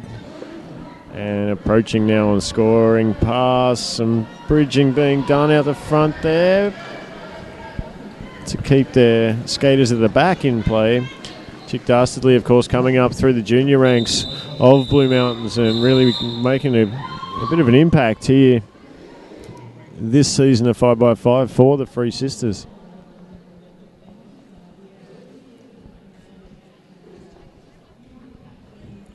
Victoria Hitter once again putting the star on for the Blue Mountains, one of the long-term Blue Mountains jammer, and she's been jamming with Blue Mountains for as long as I can remember. Blue Mountains having jammers almost. I'd agree. And not just jamming, I think she's been jamming, blocking, everything. Definitely a veteran of Blue Mountains Roller Derby League, up against G.I. Jane this time, but going back to Victoria Hitter, she's your lead jammer for this jam. Roxy Towson's going to make another trip to the box. It was an attempted apex jump. It's just wondering about where the contact occurred there. The apex jump can be a dangerous thing if you come down on someone's leg or something like that. Crush It Over sent for a failure to reform pack. She'll also take a seat for 30 seconds in the box. So Northern Beaches starting this jam. One blocker down and two blockers down, is it? Thought it was a blocker and a jam. No, it's one from each team. So we've got three apiece in the pack for this jam. Diangles being formed all around the place. One at the front, one at the back. Multi-diangular defences. Diangles everywhere. We've got Raging Claw back up again. Pretty sure that's from Lord of the Rings, right?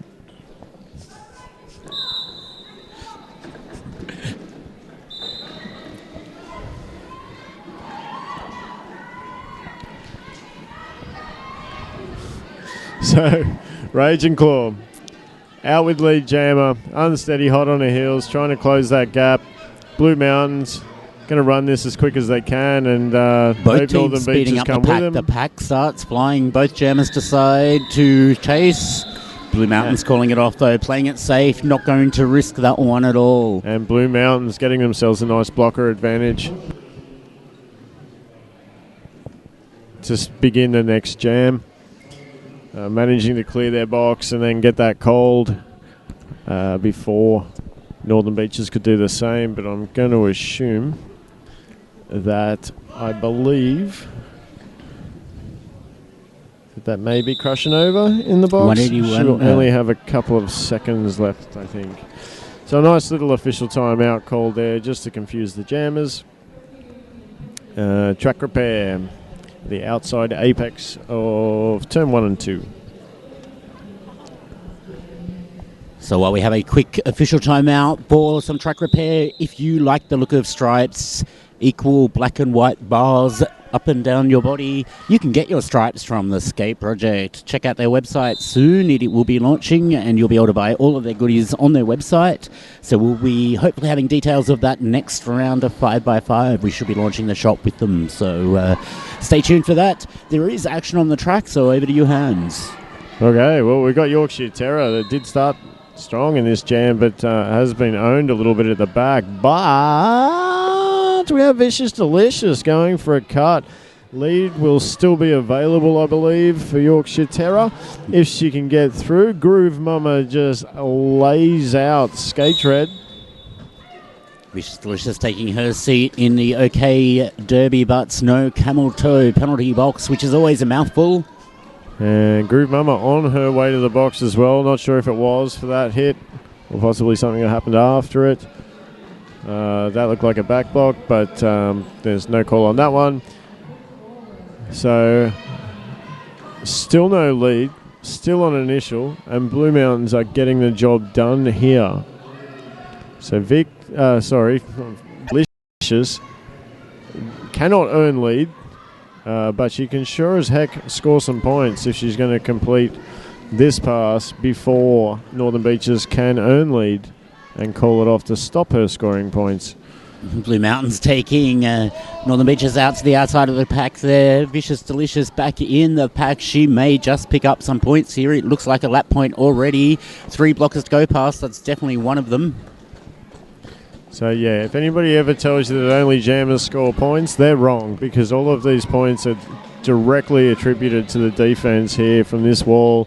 This wall of 3 at the moment with Chick Dastardly right out the front there. They're just shutting this jammer down, not allowing her to get lead and therefore not allowing a call-off. So, in a perfect world, Blue Mountains will do this for 2 minutes. One of my many mantras back in my days of coaching was that blockers score the points, jammers just collect them. Yeah, and get featured in the photos and whatever. And talked about a lot by us. Yeah, we should talk about the blockers more, Hans. I do, but there's just so many of them. And they're all amazing. Yeah, but if I just look at the jammers, I can be like, that's Vic Hitter and G.I. Jane, and then my work here is done. I'll mention you when you do something really good, all right, blockers? Hans revealing his innermost feelings of what he really feels about blockers now. Well, there's just so many numbers to read, and,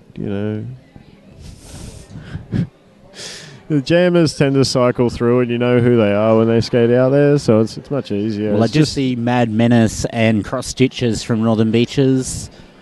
Only because conveniently their numbers are facing me. I can tell you that's Natural Born Killer with the pivot stripe. And Nasty Noodle in the red helmet. So we've totally got Northern Beaches team. We'll do the Blue Mountains one next round. Both jammers up against some defense in the pack moving from inside to outside. Roxy Tosin doing a little bit of offense for her jammer. Vic Hitter out the front there. Finds a hole, gets lead jammer. G.I. Jane stuck in the pack. She's got some fierce defense up the front of the pack, taking her down out to the outside. On the far apex, she comes back into the track, starts that pass Annie again. Emergency on that exit hit there. That blocker's name is Annie Emergency. We do love you, blockers, all of you. And on the way to the box is Annie Emergency. Sorry. And I also have a name wrong. It's Annie Emergency, not Annie Emergency. My apologies.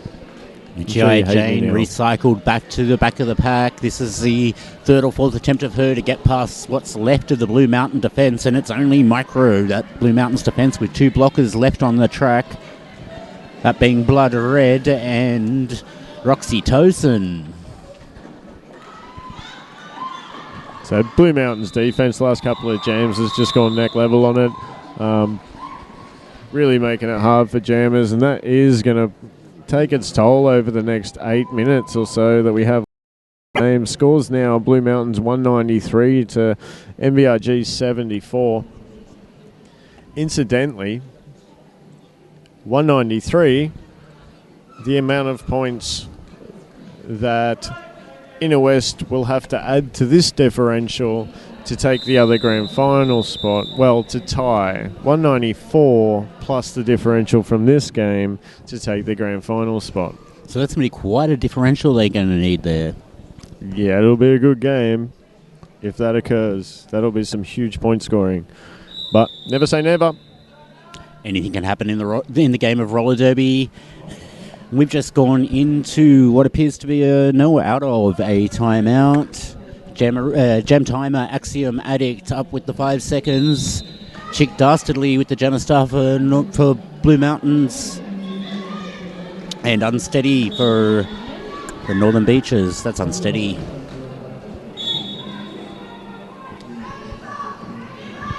Unsteady about to collect some points. She's lead jammer.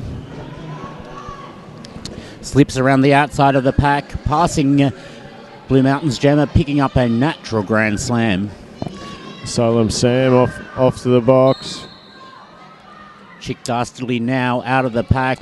Crushing over. But Unsteady, ready to pick up another 4 points there. Decides to call it off, playing it safely, adding 9 points in that jam to the Northern Beaches score. So Unsteady has reported to the box as Northern Beaches pivot. Nobody on Northern Beaches has noticed yet. There we go. Natural Born Killer has, and we don't get any of the fun confusion of too many pivots. So both pivots starting in the box. Vicious Delicious popping the star on her head once again for the Blue Mountains Roller Derby League. Yorkshire Terror for the Northern Beaches. Both gemmers taking the start nice and easily, finding a diangle of defence on both defensive teams. Plays three. As far as the blockers go, one blocker apiece in the OK Derby butts. No camel toe penalty box.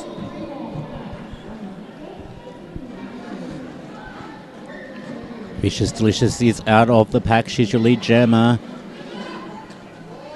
Almost a full lap over Yorkshire Terror at this point.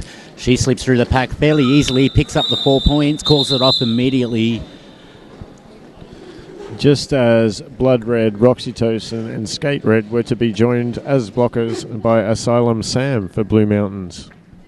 How's my blocker name calling going now? Is that better? Your blocker name calling has been fantastic. I've picked up on that.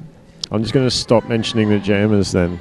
Should we try that for a while? I can call the jammers and you can call the blockers if you like. Let's just not mention the jammers for a while. Let's see how they like that. So there's two jammers on the track for this jam. We have no idea who they are.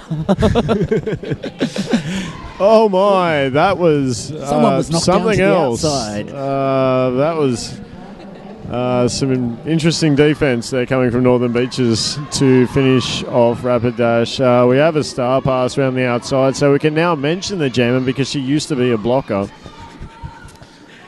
It is 1-2-0. That's Rage and Claw. I think that's from Star Wars.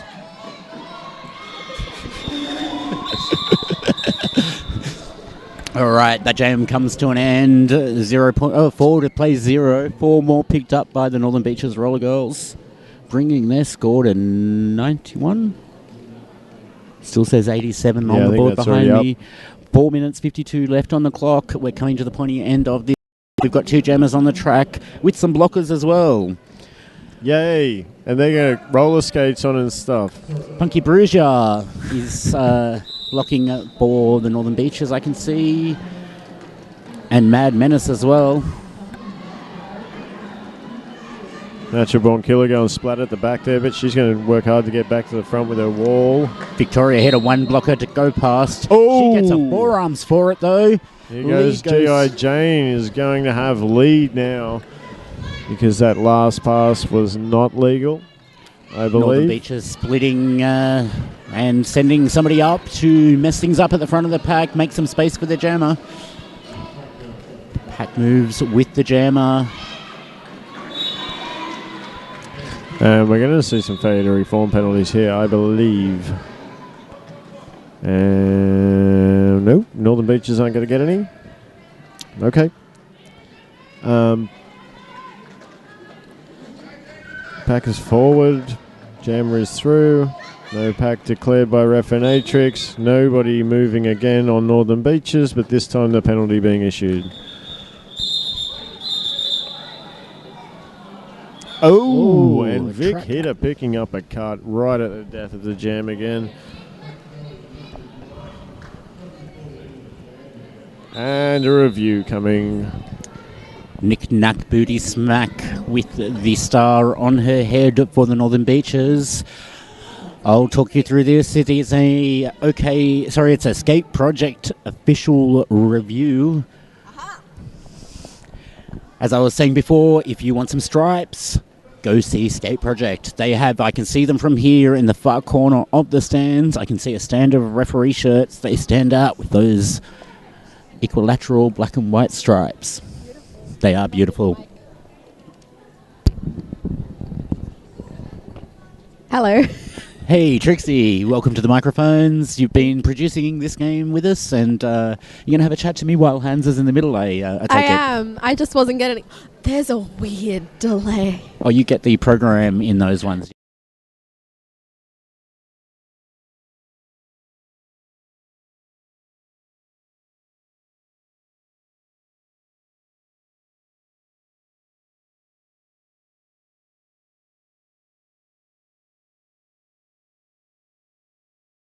Place. Oh, yeah.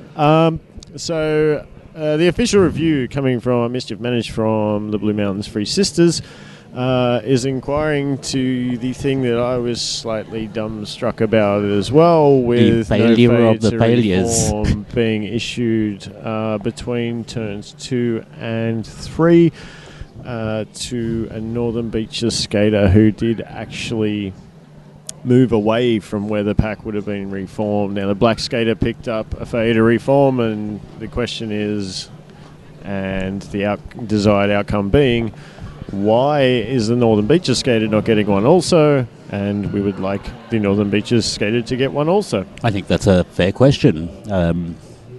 While we don't have whistles and we don't have opinions as to whether that was a penalty, it did certainly look like one. Hey, we can have opinions, can't we? I'm sure we can. You don't need a whistle to have an opinion. You do need a whistle to... Well, no, we're verbalising our opinions without a whistle as well. Yeah. We're just not influencing the game with our opinion. No, that's it. Yeah. You can. I mean, on the flip side, of course, an official can't make a call who is going to influence the game. They can't make a call unless they're 100% certain of it. So the review has been upheld. So it would seem, FTP, that we're right. Yep, we can still referee. Yeah, we got this. So yeah, upheld. The failure to reform penalty has been issued to the Northern Beaches skater, and the Blue Mountains team will retain their official review. Have you put stripes on any time recently? Yeah, I did. One that we had up home. We had Shield Maidens played Coffs Harbour was the last one I refed. I got to jam ref that, so that was a bit of fun. I jam refed an SRDL scrimmage recently, which was a lot of fun to put stripes back on. I'm sure they'll see me back there at some point in the near future. Micro pack, one jammer, and there's no skaters on the track hardly. It's not going to... Oh! That's a track cut too. Another penalty as a bunch of people stand in the penalty box 10 seconds into the jam. The 2-on-2 reset. The Northern Beaches jammer. Knick-knack. Booty smack, is it? Booty smack. Just cruising on in there. She's going to make Vic Hitter stand for as long as she can. And Vic Hitter back up and entering the track now. We have some action ready to play out. She takes an outside line, comes up against two blockers from the Northern Beaches. So I want to give a really special mention to Rapid Dash's blocking there as well, which forced that cut. I mean, they had no jammer. They had two blockers. They had no right to force a cut there, and some excellent blocking on the outside, getting it done, and then forcing the cut too. So, round of applause. Applause? That has an L in it. 2 blockers, Kazye. Big hitter picking up 4 points for the Blue Mountains.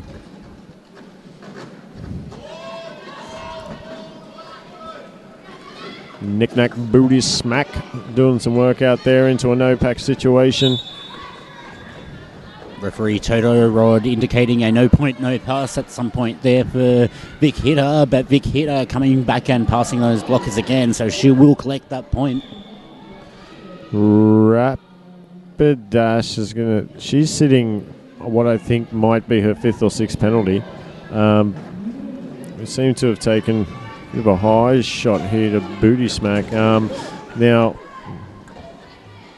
she did look a little groggy when she got up, so it'll be interesting to see if the officials get her checked out or anything on this. Clutching her nose again. I think Toto might be in there to say something about it now. No, it's another track repair. And we have Blue Mountains popped into the centre to have a chat to the referees. That's mischief managed.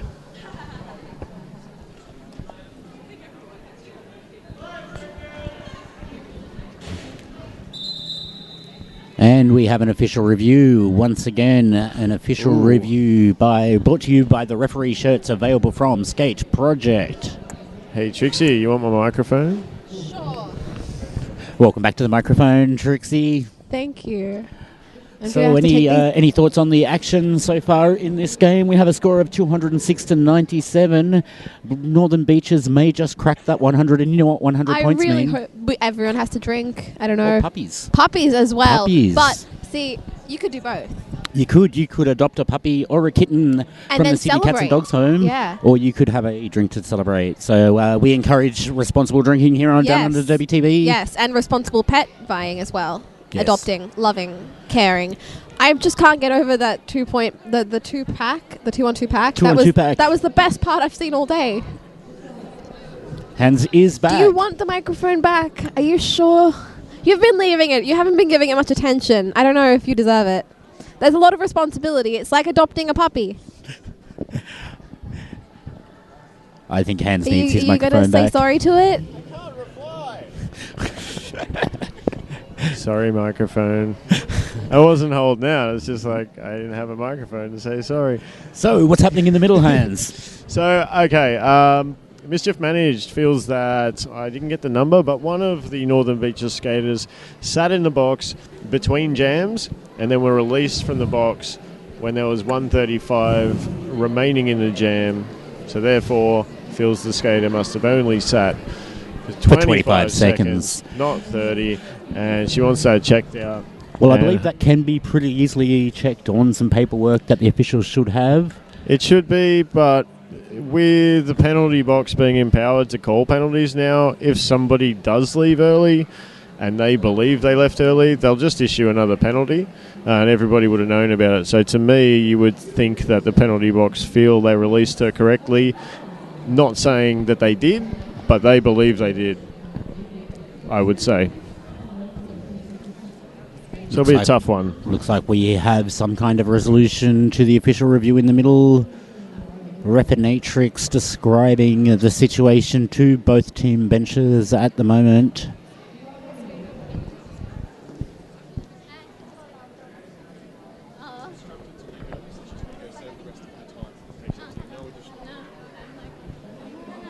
Now, I heard that as she was instructed to leave early.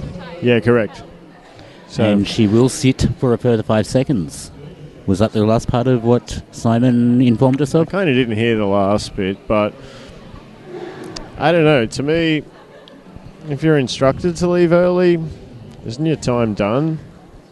Well, your time's done when the NSO says done, as far as I'm concerned, regardless of what the clock says. They wouldn't be like, hey, we're at 25 seconds, you're done. Big shout out to all of the NSOs. We could not make this without them.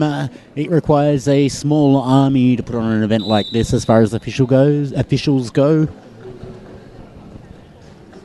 We have Vicious Delicious jamming for the Blue Mountains. Up against Yorkshire Terror, who comes flying in from the penalty box straight across the track and gets taken out to the inside almost in one action. And Rapid Dash has just picked up another. I should have checked when we were in there before, but that has got to be 6 or 7. So that'll be a big loss for them with Vicious taking 22 seconds out left. To the outside, tripping over the outer rope, calls it off from the outer of the track with just 3 points against the three apiece. Northern Beaches hits the 100 points. If we don't get a timeout or something here, we are going to be at full time. Blue Mountains are going to want more points, aren't they? Don't you want more points? There's a grand final. Team There's yet a grand calling final. that timeout. Nope. And the full-time whistle goes. Boom, boom, That boom. is your unofficial final score. 209 plays, 109 points. Blue Mountains taking the victory here.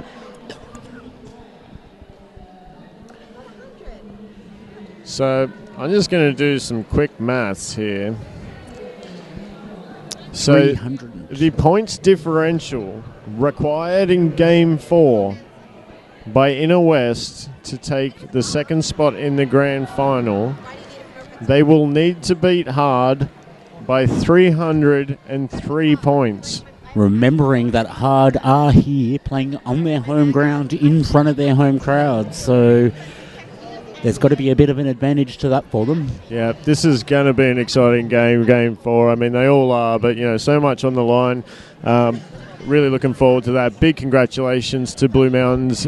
Congratulations to Northern Beaches. I believe Northern Beaches, well, this, again, may hang in the balance, the third and fourth place, the fourth and fifth place between Northern Beaches and Hard. So, everything to play for in the Battlegrounds division here today.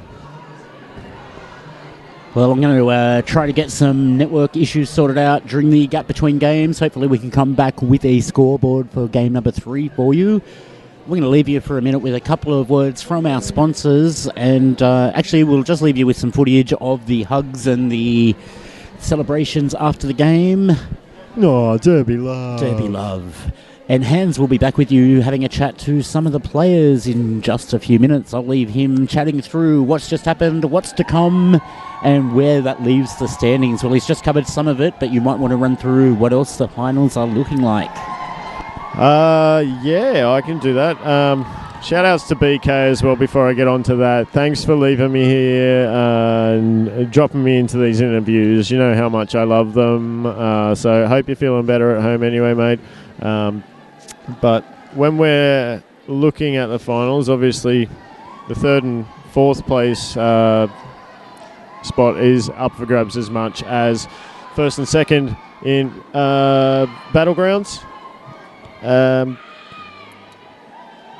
So, yeah, all left to play for. We really can't tell you what's happened where at the moment in that division.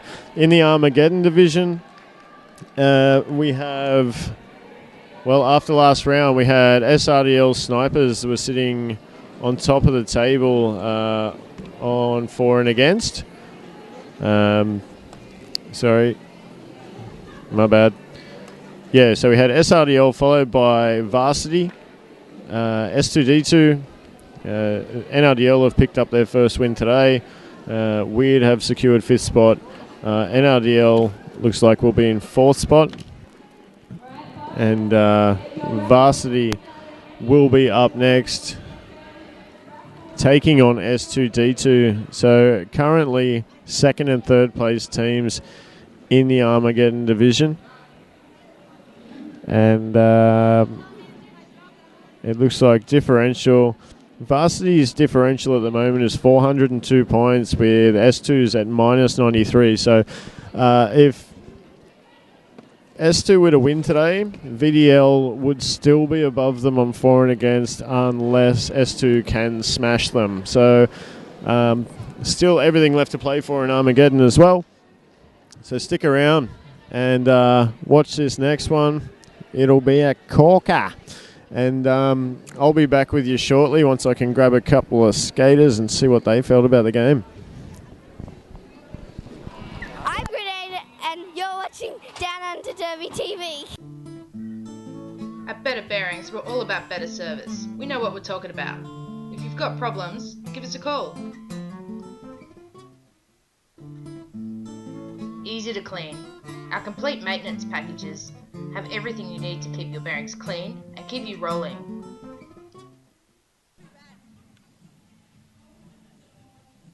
Hi, I'm Mad Melorina, and you're watching Down Under Derby TV. Hi, I'm Mad Melorina, and you're watching Down Under Derby TV. Hi, I'm Mad Melorina, and you're watching Down Under Derby TV. You're Mad Melorina. Ready?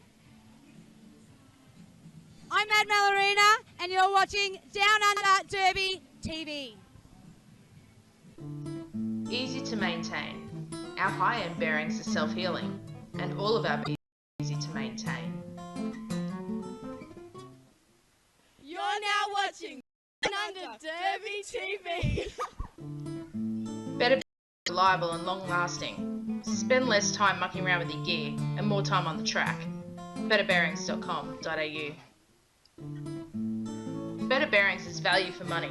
All our bearings have an ABEX 7 rating or over, so you buy quality and you don't have to pay a fortune for it.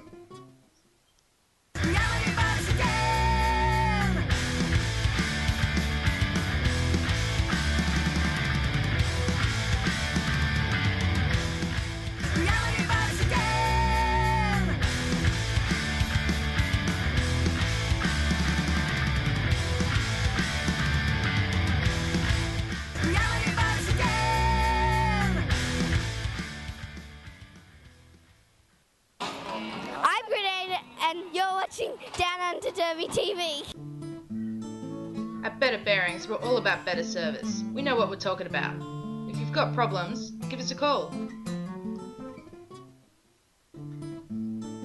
Easy to clean.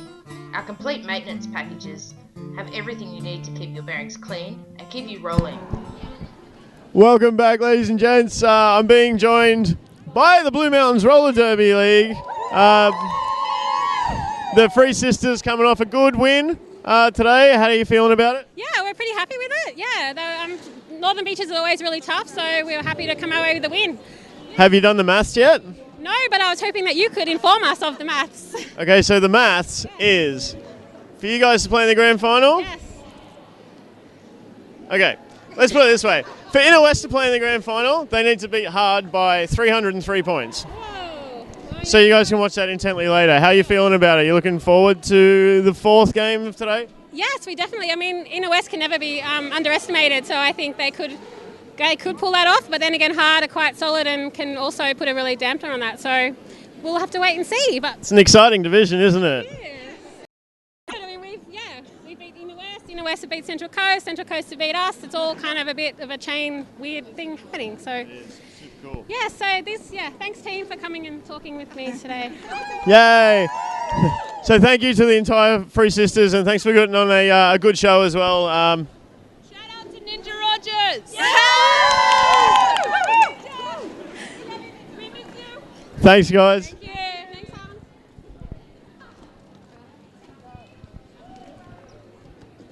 Oh. How are you? You're all sweaty. I am. How you doing? I'm well. Being joined from Northern Beaches, a Groove Mama. How you feeling? Good, good. It was good fun. Hard game, good fun. Okay, so where do you think this round, this game 4 of today is going to go? Do you think you guys are squeaking into playing next in the finals, or? We're hopeful. I don't do all the numbers, so I'm not sure, but we're, any chance to play, we're keen to do that. Rock and roll. Yeah. All right, so a few new jammers and stuff today? Yeah, we had a few people. We had one newbie, first game today, which was awesome. She did brilliantly. And then we had a few people that were trying out a few other different things, which was awesome. They did really well, so we're stoked. Awesome. So with new jammers and stuff, a new direction, a new way of playing, or is it just more of the same with new people? Look, you'd have to talk to the coach. I think it'd be more of the same with new people, but there's probably more to it that I'm not aware of. That's fair enough. Well, thank you all for playing and coming and having a chat to us today. And it was a really good game to watch. Score-wise, it's good to see you guys coming back and everything. So really good. Thank you. Good fun. Cheers. See you, mate. So that's it for now. I think I'm handing over to Mike. we're going to be back in about 15 minutes with our next game, VDL, up against S2D2. So stay tuned, put the kettle on. You're now watching Downunder Derby TV. Better bearings are reliable and long-lasting. Spend the gear and more time on the track. betterbearings.com.au. Better Bearings is value for money. All our bearings have an ABEX 7 rating or over, so you buy quality and you don't have to pay a fortune for it.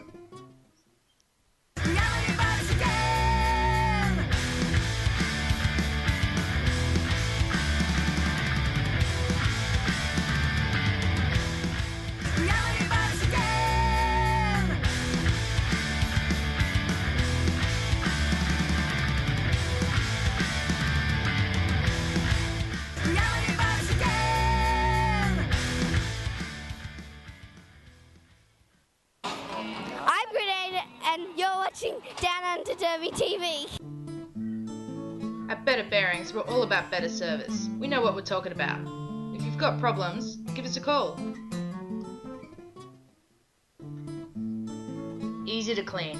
Our complete maintenance packages have everything you need to keep your bearings clean and keep you rolling.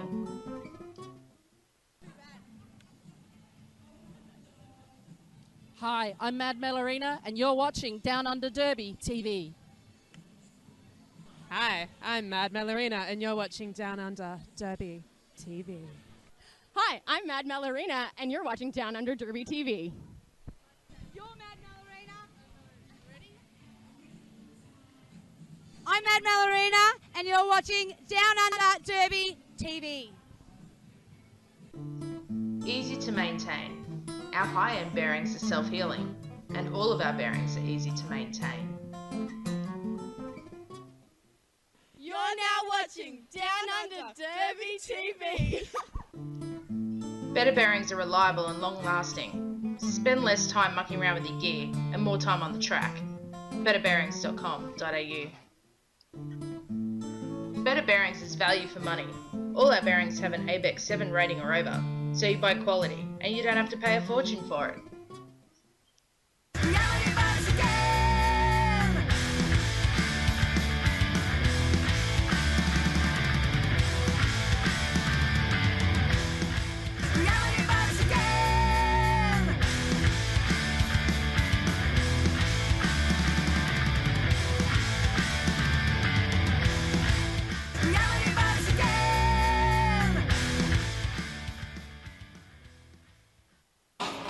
I'm Grenade, and you're watching Downunder Derby TV.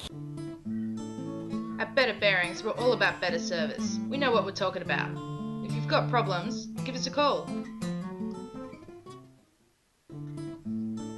Easy to clean. Our complete maintenance packages have everything you need to keep your bearings clean and keep you rolling. Hi, I'm Mad Melorina, and you're watching Downunder Derby TV. Hi, I'm Mad Melorina, and you're watching Downunder Derby TV. Hi, I'm Mad Melorina, and you're watching Downunder Derby TV. You're Mad Melorina. Ready? I'm Mad Melorina, and you're watching Downunder Derby TV. Easy to maintain. Our high-end bearings are self-healing, and all of our bearings are easy to maintain. You're now watching Downunder Derby TV. Better bearings are reliable and long-lasting. Spend less time mucking around with your gear and more time on the track. betterbearings.com.au. Better Bearings is value for money. All our bearings have an ABEX 7 rating or over, so you buy quality and you don't have to pay a fortune for it.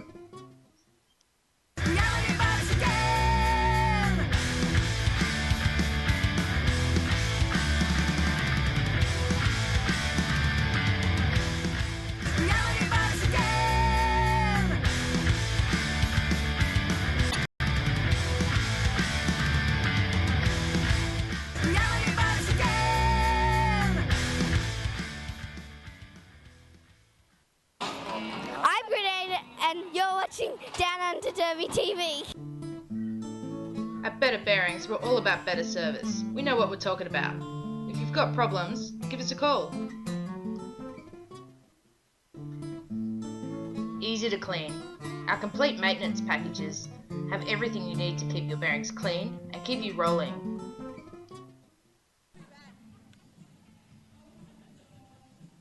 Hi, I'm Mad Melorina, and you're watching Down Under Derby TV. Hi, I'm Mad Melorina, and you're watching Down Under. Hi, I'm Mad Melorina, and you're watching Down Under Derby TV. You're Mad Melorina. Ready? I'm Mad Melorina, and you're watching Down Under Derby TV.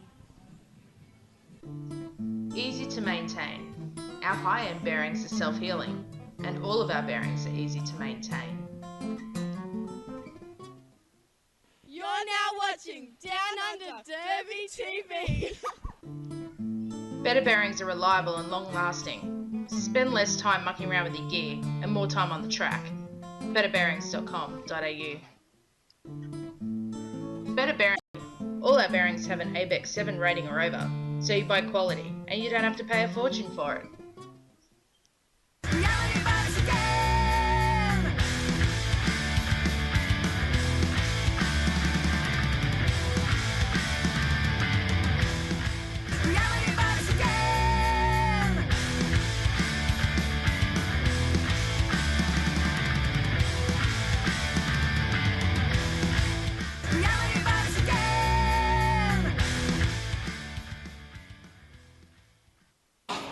I'm Grenade, and you're watching Down Under Derby TV. At Better Bearings, we're all about better service. We know what we're talking about. If you've got problems, give us a call. Easy to clean. Our complete maintenance packages have everything you need to keep your bearings clean and keep you rolling.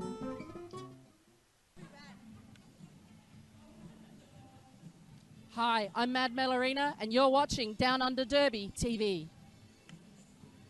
Hi, I'm Mad Melorina, and you're Derby TV.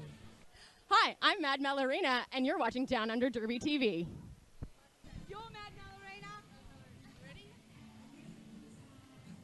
I'm Mad Melorina, and you're watching Down Under Derby TV. Easy to maintain. Our high-end bearings are self-healing, and all of our bearings are easy to maintain. You're now watching Down Under Derby TV. Better bearings are reliable and long less time mucking around with your gear and more time on the track. betterbearings.com.au. Better Bearings is value for money. All our bearings have an ABEX 7 rating or over, so you buy quality and you don't have to pay a fortune for it. And you're watching Down Under Derby TV. You're Mad Melorina. Ready? I'm Mad Melorina, and you're watching Down Under Derby TV.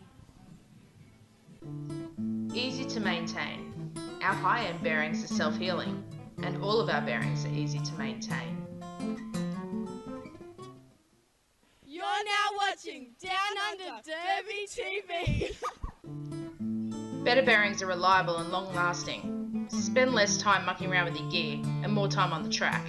betterbearings.com.au. Better Bearings is value for money. All our bearings have an ABEX 7 rating or over, so you buy quality and you don't have to pay a fortune for it.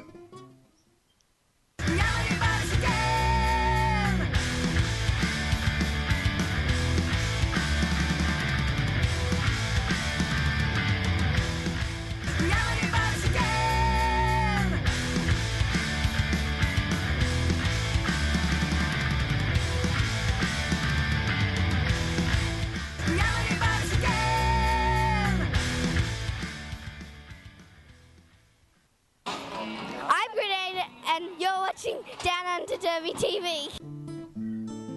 At Better Bearings, we're all about better service. We know what we're talking about. If you've got problems, give us a call. Easy to clean. Our complete maintenance packages have everything you need to keep your bearings clean and keep you rolling.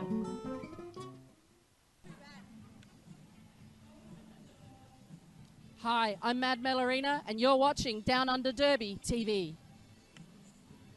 Hi, I'm Mad Melorina, and you're watching Down Under Derby TV. Hi, I'm Mad Melorina, and you're watching Down Under Derby TV.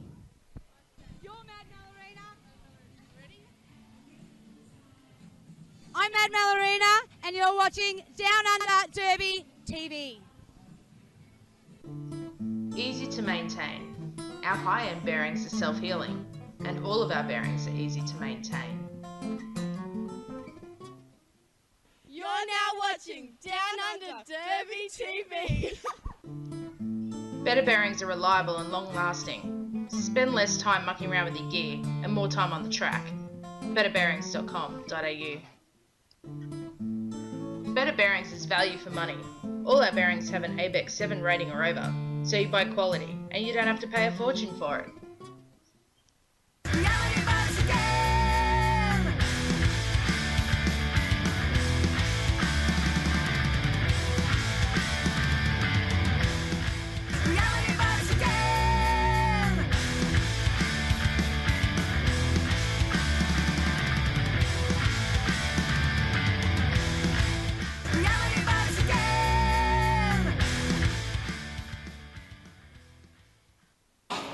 I'm Grenade, and you're watching Down Under Derby TV.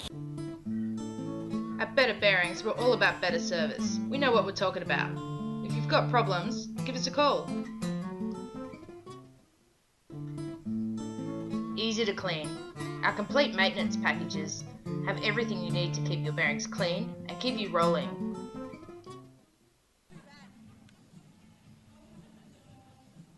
Hi, I'm Mad Melorina, and you're watching Down Under Derby TV. Hi, I'm Mad Melorina, and you're watching Down Under Derby TV. Well, welcome back to the Hawkesbury Sens Stadium for Derby. Not quite a purpose-built arena, but as best as we can do out here at Windsor. You're being hosted by Hard on Down Under Derby TV. Welcome back, Hans. I'm back again. Hi, sorry if you've been listening to the feed all day and you've had to listen to my voice. If you don't like me as a commentator, I sincerely apologise. It's better having you on the mic than nothing at all, Hans, that's for sure. And we are incredibly short-staffed today here on Down Under Derby TV. So a big call out to everyone who's enjoying our coverage at home. It would be better if you were here helping you make it. Word. And thanks for stepping in, FTP, as well, and grabbing the mic. Not a problem. Always willing to give a hand. Looks like I'll probably be vision switching this one as well, but we'll see how it all goes. A man of many talents. So, this game, we have S2D2, The Force, taking on Varsity Derby League. Another exciting one. This is spot number 2 and spot number 3 of the Armageddon division, which will be a decider, though, depending on numbers and how this works out. And obviously the win as well. If S2 are to win this, then VDL and S2 will be playing off with their for and against to see who goes into the Armageddon Grand Final against SRDL. Well, actually, now that I look at it, they could possibly bump SRDL out here too. No, they can't. Anyway, they can. They can, they can't, they can. I believe they can. Well, we're about way too much mathing today. We're about to get underway, so quickly through the rosters on the south side. Derby Dolls, The Force. We have 00 Whack 07 Ruby Whipper, 1300 Mel Scream, 14 Get Shirty, 187 Dom, 34 Bambi, 389 Lethal, 480 Heart, number 5 Cat Pink, 64 Sparky, number 75 Clusterfrack, and it looks like Mike Mann has joined us. I'm going to hand over to him and do the vision switching. So thanks for getting the game started with me, Hans. We've still got one more roster to go through. Here is Mike. Super duper. I'll just run through VDL just quickly. We have 007 is Block the Pussy, 08 Joe Dirt, 18 Spanky, 180 Mame Event, 182 Eduhater, 19 Hot Mess, 23 Red Hot Chili Pepper, 2715 Foxy Weaver, 375 Ginger Ale, 4-3 The Cleaver, 666 Terror, 928 Maleficent Mara. And a big welcome to Mike Mann. Thanks, Hans. Sorry I'm a bit late, but a bit of traffic out there today. And it is Blocktopussy who gets lead, but no, she's sent to the penalty box.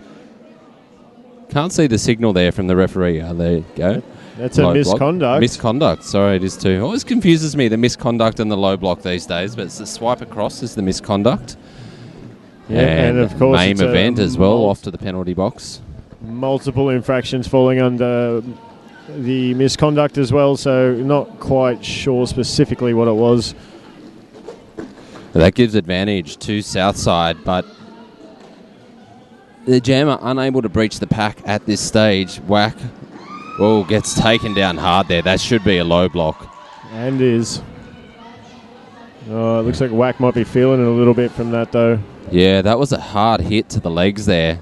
And Whack Russell Terrier not lead Jammer as Blocktopussy is back on the track. This one's going to go the 2 minutes. So Whack seems to have shaken it off now, but hit to the outside.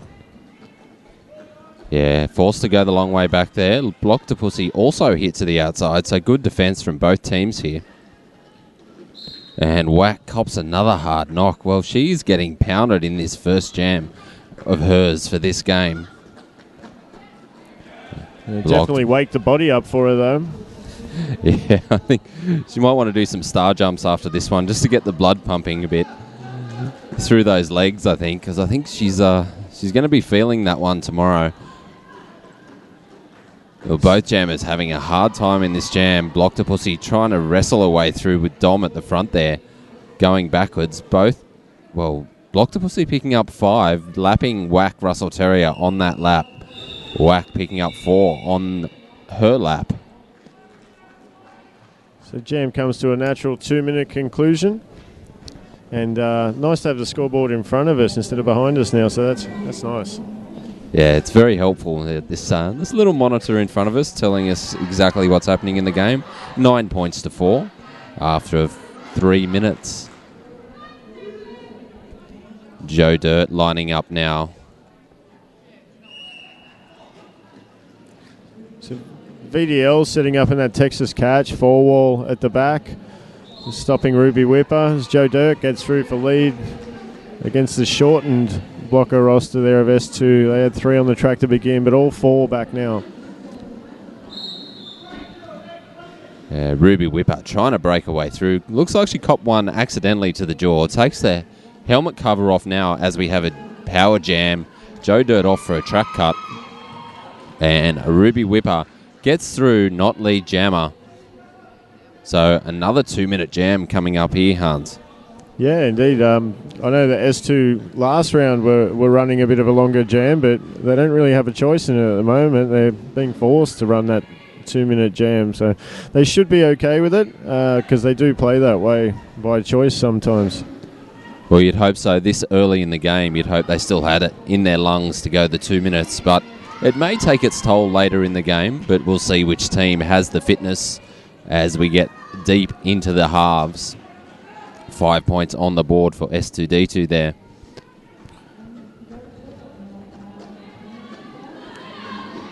A little bit of a change in S2's bench managing role there as well. We got Topper with the A on his arm, filling in for Colonel Panic, who of course is enjoying himself a rollercon after earning a bronze medal at the Men's World Cup. Yeah, big congratulations to Australian men's roller derby team there, picking up 3rd place in the world, matching the efforts of their female counterparts last year. Well, year before last now, or was it last year? Year before last. Year before last, 2013, actually. It's on my shirt. 2014.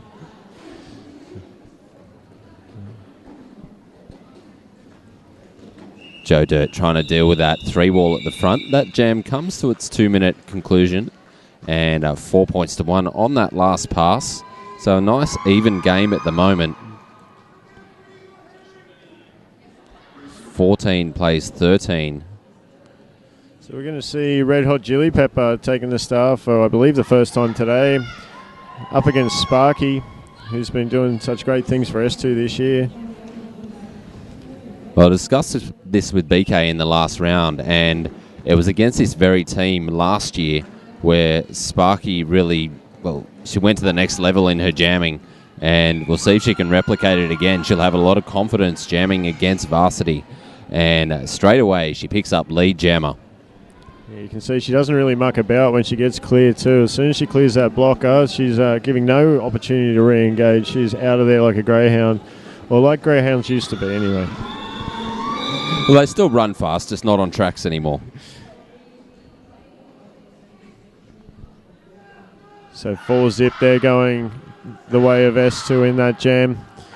Punching out the quick jams when they can. I'm still looking behind me for the scoreboard, even though it's right in front of me. Get a sore neck doing that. Oh, Whack Russell Terrier up against Block to Pussy. Whack Russell Terrier will be hoping for a slightly easier pathway through this time. Both jammers being hit to the floor, but Block to Pussy recovers the best and picks up lead jammer.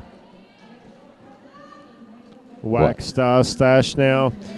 Gets through with a nice little bit of O out in front. Star goes back on. She's trying to apply some pressure. Oh, she has to get that star back on first. Having a lot of trouble with it and doesn't manage to get it back on before Block to Pussy calls off the jam. I do wonder with the Wax sporting the S1 face shield today, the face shield helmet, taking away that front lip of the helmet, and I'm wondering if maybe that plays a part in how easy it is to get a star on, and do you now have to do it back to front, or, I guess...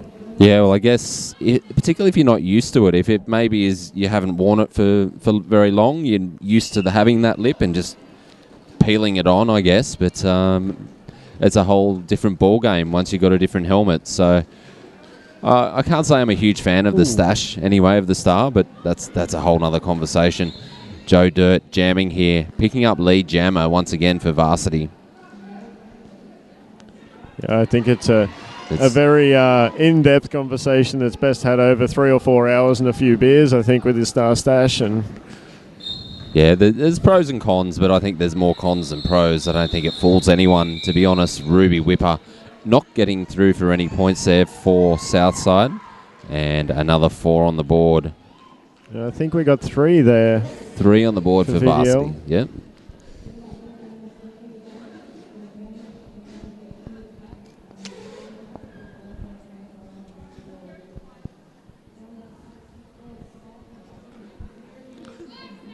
Sparky back on the jam line up against Block to Pussy.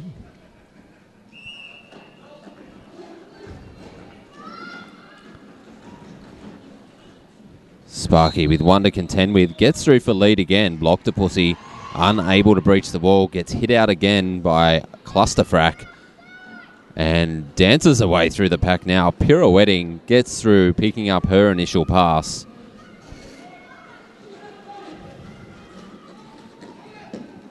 And Sparky deals with ginger ale there and does it well, gets through for her 4 points and calls off the jam.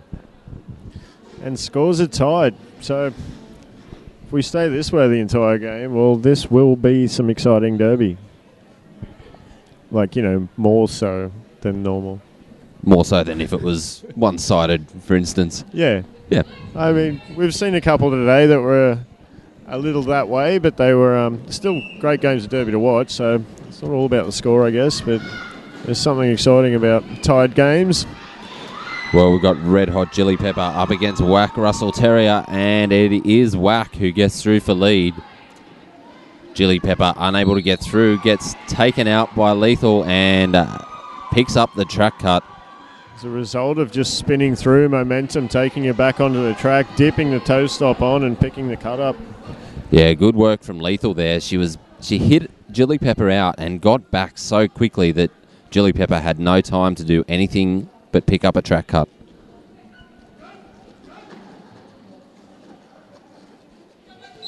I think veteran move, we can call that, right? I think so. And Joe Dirt off to the penalty box as well. No, sorry, Hot Mess. And the cleaver, so a couple of blockers down, only one left on the track. And looks like it was another low block. So Varsity picking up the low blocks, and well, there's another blocker there, Foxy Weaver, being waved back on. She'll join the penalty queue. And now being told to report to serve. Now that we have a seat spare, do we? Well, we will in a second, but I don't think she actually got waved back on. So I think she perhaps didn't do the right thing, go to report to the penalty box and get waved on officially. I think she just took it of her own volition to come back onto the track when she saw that the box was full. Yeah, right. That could explain why she was being sent again rather than waiting for somebody to stand in the box before that occurred. But we're going to have Joe Dirt and Ruby Whipper going at it with Jammer Stars at the moment. There's a pivot cover thrown onto the track at the last minute for Varsity. Still only one blocker out there for Varsity. The cleaver now rejoins. So she got the job done, holding Ruby Whipper up for a moment, but did pick up a clockwise block for it, or a stop block. It was the direction of play anyway. But well, penalty trouble early here for Varsity. And a track cut for Joe Dirt. So things just going from bad to worse in the penalty box for Varsity right now. And that is reflecting on the scoreboard with S2D2 jumping out to a 14-point lead and another 4 on the board. Yeah, I know it's early for a penalty spiral to be occurring. I suppose we're nearly a quarter of the way through the game, but we did see in our last game how things can shift so quickly with a little bit of a penalty spiral. It takes hold, and you've really got to put the brakes on it.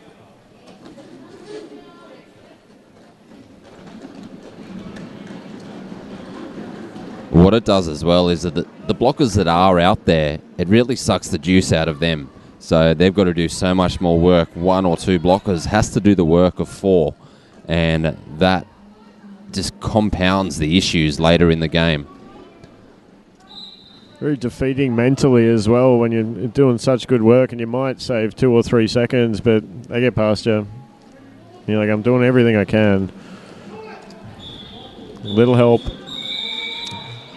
The jam comes to a close. 4 points going up in a 13-point jam for S2.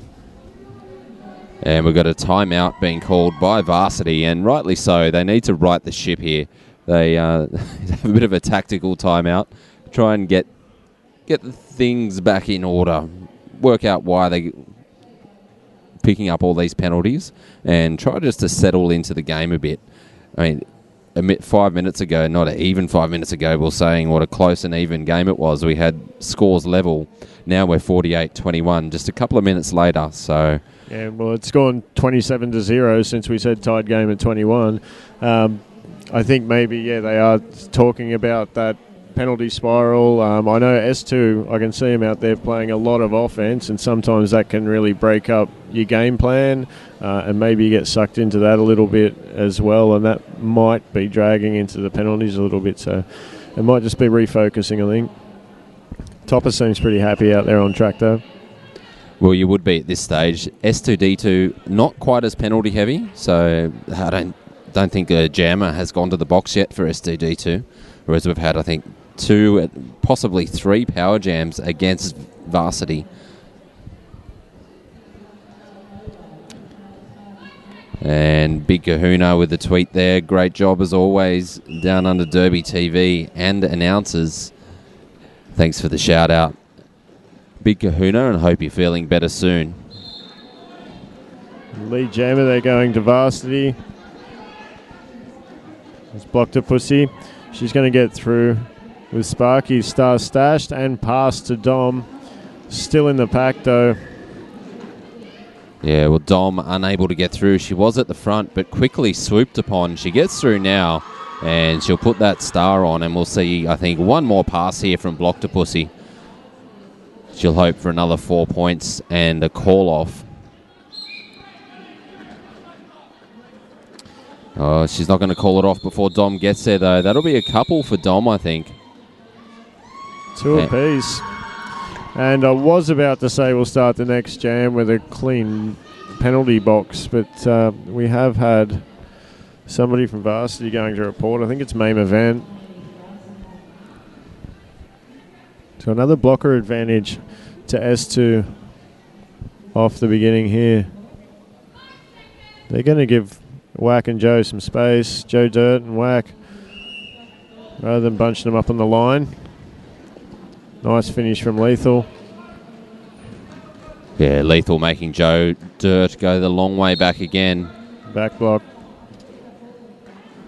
And another power jam against varsity here. This is going to absolutely kill their benchy after that timeout. He just wanted some order out there, and Joe Dirt straight back to the penalty box. Yeah, I think that first blocker penalty hurts, but then when it's followed up with a jammer penalty, like, well, that was a waste of timeout. But, you know, now that everything's been said, it's easier to get him to refocus. Whack, nice moves on the outside, skipping through. Picks up the full 5 points there. And the pack at a standstill during the power jam. Not sure if you can pick up the stamping skates there from the S2D2 bench. That means Joe Dirt is ready to come back on. Which is great for us because we don't have to watch the box. So thanks, S2.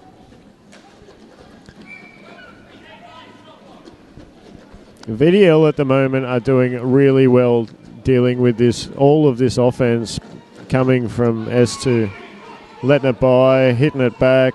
They're just dealing with it really well and not losing that jammer as easily as S2 are hoping, I think. Well, main event just came out of the penalty box and she's straight back in for a track cut this time. So all varsity can really hope for is that these penalties are spread wide and they're not getting anyone into significant penalty trouble so early in the game. Yeah, indeed, and especially if they're a part of your jammer pool, I think so. With those penalty jams, they can get into trouble later.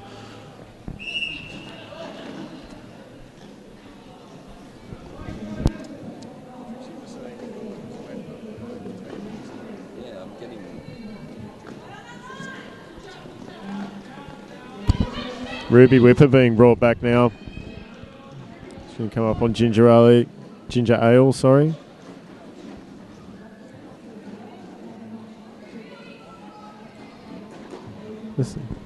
Some strong defense. Diangles again. Lethal out of the box, straight into Samo.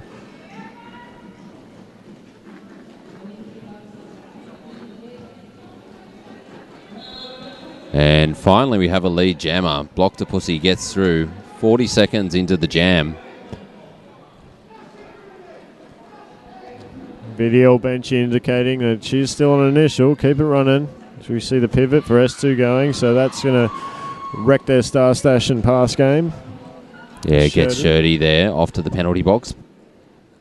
Block to Pussy just picking up the 3, and no pass, no penalty there. Must have passed one of the skaters as she was hit to the outside of the track. Thanks, Cheese at home, jumping in there with a go wacky with a little love heart. Hashtag 5x5. You all hit us up. We'll get your tweets on. I don't know if that's PG, is it? I don't know if I'm reading that one out. Love you, BK. It's double R, by the way. It's only one R in Gary. My name's Mike anyway. Yeah, I don't know what he's talking about.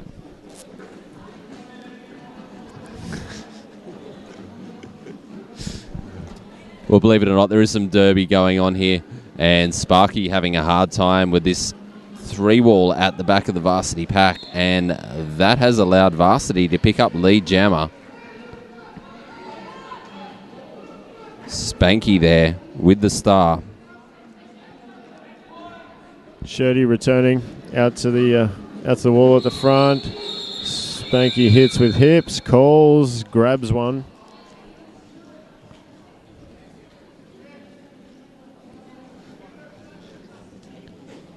I can't mention enough. I was accused last game of not mentioning blockers enough. Anytime I'm seeing Lethal on the track, the workload Lethal puts on is ridiculous. She never stops. She is always doing something with it. OD, she's all over the shop, just crushing everything. Well, we got Whack taking on Joe Dirt now. Joe Dirt tries to get up the inside. That'll be a track cut against Joe Dirt. I don't think she even realised she went off the track there because she just kept going. But both toe stops were on the inside of the track, and an easy one there for our referee, John Ref Kennedy. Another power jam. Benchy killer. Wax through, adjust the numbers and gear, and she's going to take her time to get back there. Well, Joe Dirt, that's at least 4 that I can remember. So she is in some penalty trouble already in this game. She needs to rein it in, or else she'll be taking an early shower today. Well, we saw it last game as well. Northern Beaches, they had a jammer that went out and picked up 4 quick ones, and they had to replace her in the jammer rotation. So it was a big change for the entire team in that one, just because I think it was in the space of 2 or 3 jams. She had clocked up 4 penalties. Well, Jodo gets back on the track and stashes that helmet cover, gets through for her initial.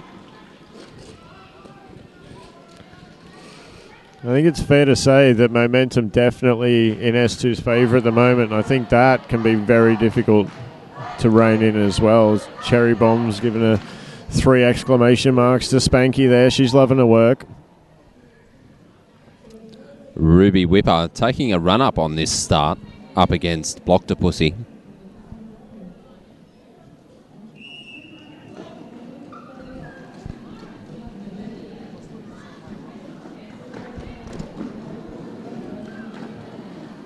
And it is Blocktopussy who gets through up the inside line and picks up lead jammer. Ruby Whipper unable to get through, as we saw Main Event and Lethal come together face to face there. Main Event came off the worst. But back to the jammer action, and 5 points on the board for Blocktopussy. Gets Shirty back to the penalty box. She's picked up a couple of forearm penalties there, doing the offense. Hot Mess joining her in the penalty box. Hot Mess from Varsity. Lethal taking on Blocktopussy, and Blocktopussy getting past for another 5. So 2 natural grand slams in this jam so far, as Southside finally get Ruby Whipper out of the pack.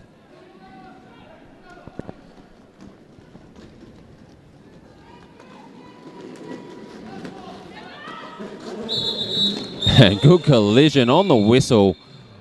Hart takes down Blocktopussy. Right on the buzz. She did stop, have a look around and say, where's the other jam? I'll call it now, and kaboom. At least she knew where the other jammer was. Red Hot Chili Pepper on the jam line with Sparky. Having a bit of a powwow there. Friendly chat before the whistle goes. It's all friendly before the whistle. How's your day been? Good? Yeah, a little cold, but you know.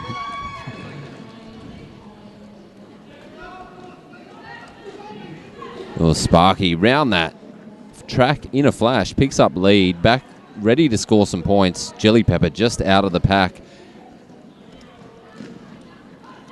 Sparky working hard.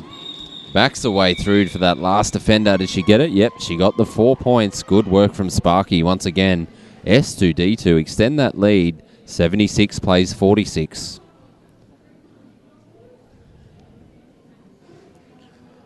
So winding down into a bit over 6 minutes left in this period. So unless something drastic happens in the next 6 minutes, I would assume, and I hope I'm not putting a mocker on someone, that we might go into oranges with a pretty close game on our hands. Jen McNamara, watching from London, still in touch. Go down under Derby TV. Thanks for getting in touch. Loving the work of Lethal, as I think we all are. Nice to know we're reaching an international audience here on Down Under Derby TV. Whack gets up the inside, sees an opening and takes it. And we've got an issue here for Dom. It looks like she's copped one in the throat. She went down and then went to the inside of the track, but then got back up. I think she's okay, but copped one, accidentally high by the look of things. Yeah, hard to tell if it's something serious or not. I'm sure she would have left the track if it was. Well, she obviously didn't want the jam called off on her behalf, so she got back on her skates and got up, but she's going straight up. back on. So tough work there from Dom. I thought she might go and get some bit of a medical assessment there after the way she just went down so quickly and clutched at her throat. Yeah, we don't want to see any injuries of any kind here, but they do happen. Well, Blocktopusy at a bit of an impasse here with the pack of S2D2. Trying to push them up, and Ruby Whipper just in front of her trying to deal with the varsity pack in the same way. And Ruby Whipper, the more successful, picks up lead jammer, shoots up the inside. Blocktopusy follows quite closely behind. I think Ruby Whipper's going to have a bit of an easier time in the pack here as well. There's a couple of varsity skaters on their way to the box. They'll arrive, and it looks like our next jam will start with 2 varsity blockers on track. Cherry Bomb with a big shout out to varsity. Hope I pronounced that right. How many A's have we got in there in varsity? Four A's? I think you got it. Yeah.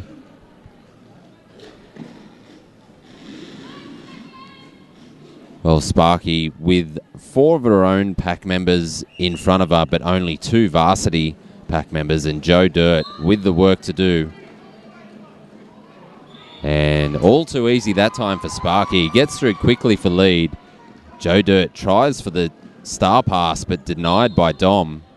Oh, and she's going to get a low block for that. So another power jam, just an awkward fall.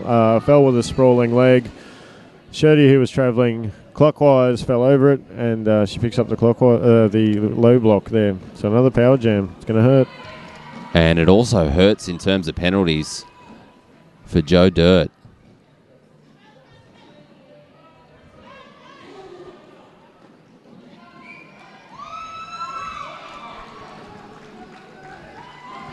Sparky, in the meantime, goes on a merry way, picks up 5 points there. Joe Dirt still has that helmet cover stashed. Never managed to complete the star pass she was aiming for. Gives up on it now and puts the helmet cover back on. Once again, you can see with those hockey helmets, it was a lot more difficult. And Colonel Panic all the way from the States. Can't be trackside, but so much confidence in my team to succeed back home. Southside, strong side, cheering from Vegas. You poor thing. Life's tough for some. Yeah, the worst thing is, only a couple of years back, and I've got all these things popping up in my Facebook from everyone that's over there, and when I was there, and it's pretty much just asking why I'm not. It's hard to take daily. But I hope you're all having a good time. Wack's going to push at the back here as Blocktopusy works out the front there on the S2 diagonal. It gets a little bit of offense coming in there now as Wack's sort of left to her own devices. Well, some determined skating here from Blocktopusy. She's got one to deal with. And does so after getting past Lethal, who picked up an elbow penalty. And a Blocktopusy is your lead jammer. Whack Russell Terrier, unable to get out of the pack. Nice little apex jump there from Blocktopusy. Picks up 5 points. She'll aim for another pass here as Whack has cleared the pack and it was about a quarter lap behind. 4-2 pack advantage as well. This time, though, for varsity, unusually. 3 points there on that pass. I gotta say, it seems like they're really... You can take that one. Well, thanks again, Justine Dunn. Southside, strong side. Yeah, definitely keeping the referees busy out there. I'm trying to make out the whiteboard. The lighting's a little bit funny in there, though. But Holly Miller's hit the nail on the head. Lethal is killing it. Yeah, Lethal is an absolute force at the front of that pack. She just doesn't let anyone past with the freebie. Ruby Whipper making hot mess. Oh, she's going to go back and empty her box, I think. Yeah. As we see Lethal returning. Playing for a bit of time here, so tactical play from Southside. Chile tried to snag the cut there at the last minute, the illegal re-entry. Didn't quite make it. Yay, roller derby. So we're going to have cluster return now. Once Chile goes out of play, there we go. And no doubt we'll play derby again shortly. And we are off. This jam is actually just starting now. Hot mess gets hit to the inside by Dom. Bounces into Lethal, gets hit to the inside again by Dom. A hot mess just going left to right and same result every time. Yeah, I think you do it a few times and it starts getting a little bit predictable if you just left to right. Maybe stop halfway, but she's through now. In the meantime, Ruby Whipper picks up lead jammer. She'll look for one scoring pass and hit it and quit it here. Well, she gets hit to the inside. So she calls it off. Nope. No points there. And that will be half-time. 99 on the board for S2D2, 54 for VDL. We're going to take a 15-minute break, and we'll be back with a second half action. You're now watching Downunder Derby TV. Better bearings are reliable and long-lasting. Spend less time mucking around with your gear and more time on the track. betterbearings.com.au. Better Bearings is value for money. All our bearings have an ABEX 7 rating or over, so you buy quality and you don't have to pay a fortune for it.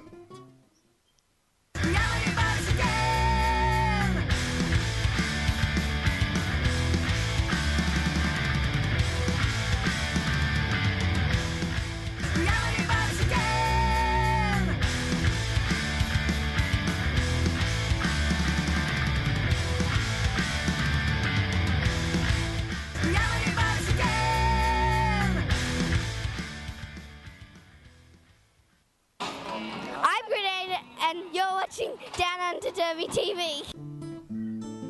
At Better Bearings, we're all about better service. We know what we're talking about. If you've got problems, give us a call. Easy to clean. Our complete maintenance packages have everything you need to keep your bearings clean and keep you rolling.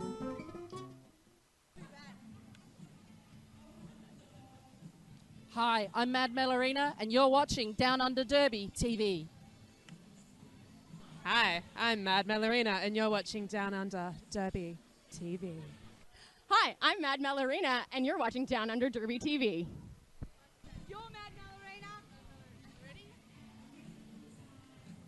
I'm Mad Melorina, and you're watching Downunder Derby TV. Easy to maintain. Our high-end bearings are self-healing, and all of our bearings are easy to maintain. You're now watching Downunder Derby TV. Better bearings are reliable and long-lasting. Spend less time mucking around with your gear and more time on the track. betterbearings.com.au. Better Bearings is value for money. All our bearings have an ABEX 7 rating or over, so you buy quality and you don't have to pay a fortune for it.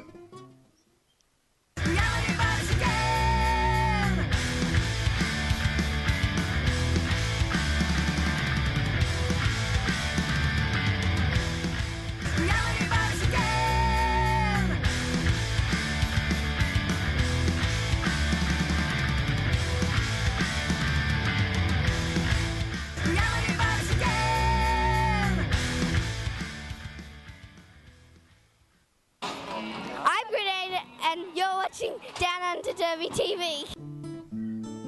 At Better Bearings, we're all about better service. We know what we're talking about. If you've got problems, give us a call. Easy to clean. Our complete maintenance packages have everything you need to keep your bearings clean and keep you rolling.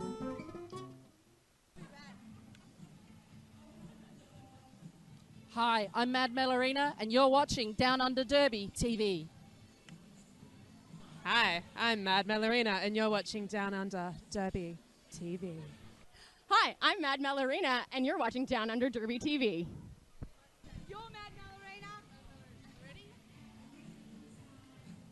I'm Mad Melorina, and you're watching Down Under Derby TV. Easy to maintain. Our high-end bearings are self-healing, and all of our bearings are easy to maintain. You're now watching Down Under Derby TV. Better bearings are reliable and long-lasting. Spend less time mucking around with your gear and more time on the track. betterbearings.com.au. Better Bearings is value for money. All our bearings have an ABEX 7 rating or over, so you buy quality and you don't have to pay a fortune for it.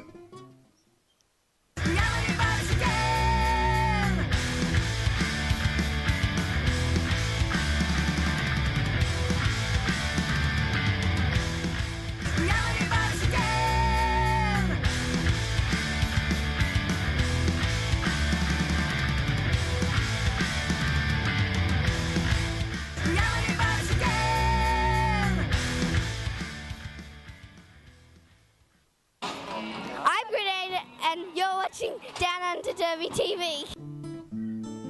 At Better Bearings, we're all about better service. We know what we're talking about. If you've got problems, give us a call. Easy to clean. Our complete maintenance packages have everything you need to keep your bearings clean and keep you rolling.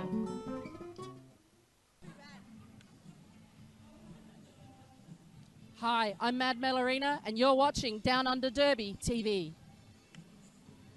Hi, I'm Mad Melorina, and you're watching Down Under Derby TV. Hi, I'm Mad Melorina, and you're watching Down Under Derby TV.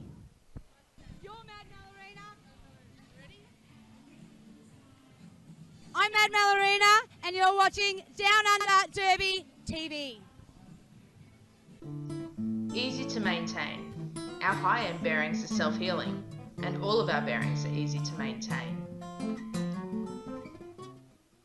You're now watching Down Under Derby TV. Better bearings are reliable and long-lasting. Spend less time mucking around with your gear and more time on the track. betterbearings.com.au. Better Bearings is value for money.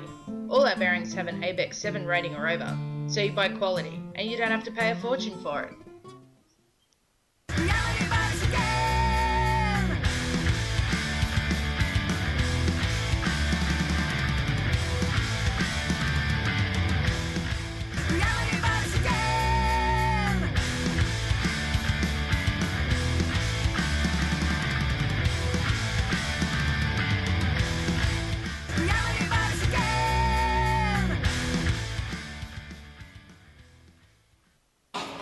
I'm Grenade, and you're watching Down Under Derby TV. At Better Bearings, we're all about better service. We know what we're talking about. If you've got problems, give us a call. Easy to clean. Our complete maintenance packages have everything you need to keep your bearings clean and keep you rolling.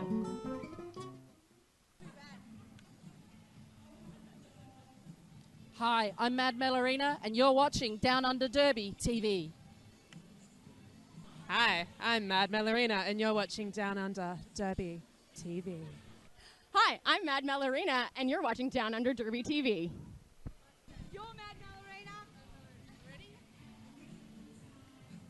I'm Mad Melorina, and you're watching Down Under Derby TV. Easy to maintain. Our high-end bearings are self-healing, and all of our bearings are easy to maintain. You're now watching Down Under Derby TV. Better bearings are reliable and long-lasting. Spend less time mucking around with your gear and more time on the track. betterbearings.com.au. Better Bearings is value for money. All our bearings have an ABEX 7 rating or over, so you buy quality and you don't have to pay a fortune for it.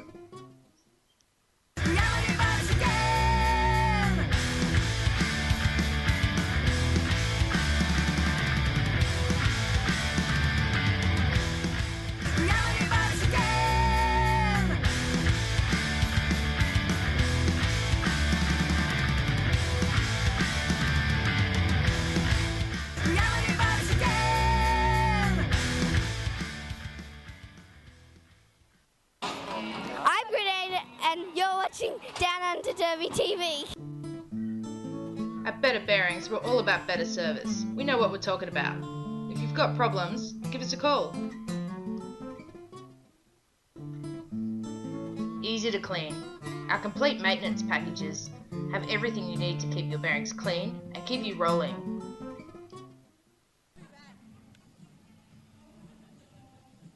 Hi, I'm Mad Melorina, and you're watching Down Under Derby TV. Hi, I'm Mad Melorina, and you're watching Down Under Derby TV.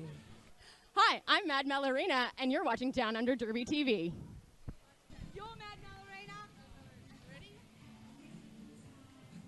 I'm Mad Melorina, and you're watching Down Under Derby TV. Easy to maintain.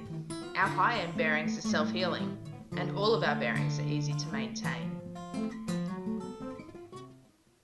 You're now watching Down Under Derby TV. Better bearings are reliable and long-lasting. Spend less time mucking around with your gear and more time on the track. betterbearings.com.au. Better Bearings is value for money. All our bearings have an ABEX 7 rating or over, so you buy quality and you don't have to pay a fortune for it.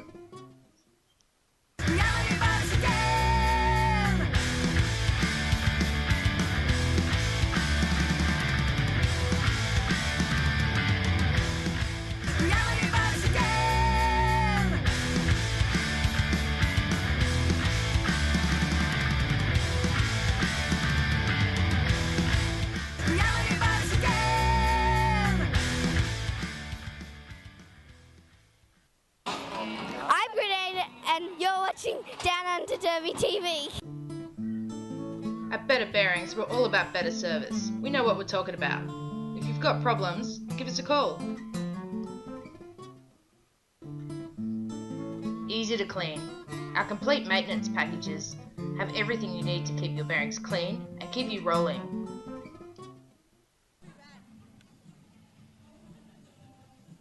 Hi, I'm Mad Melorina.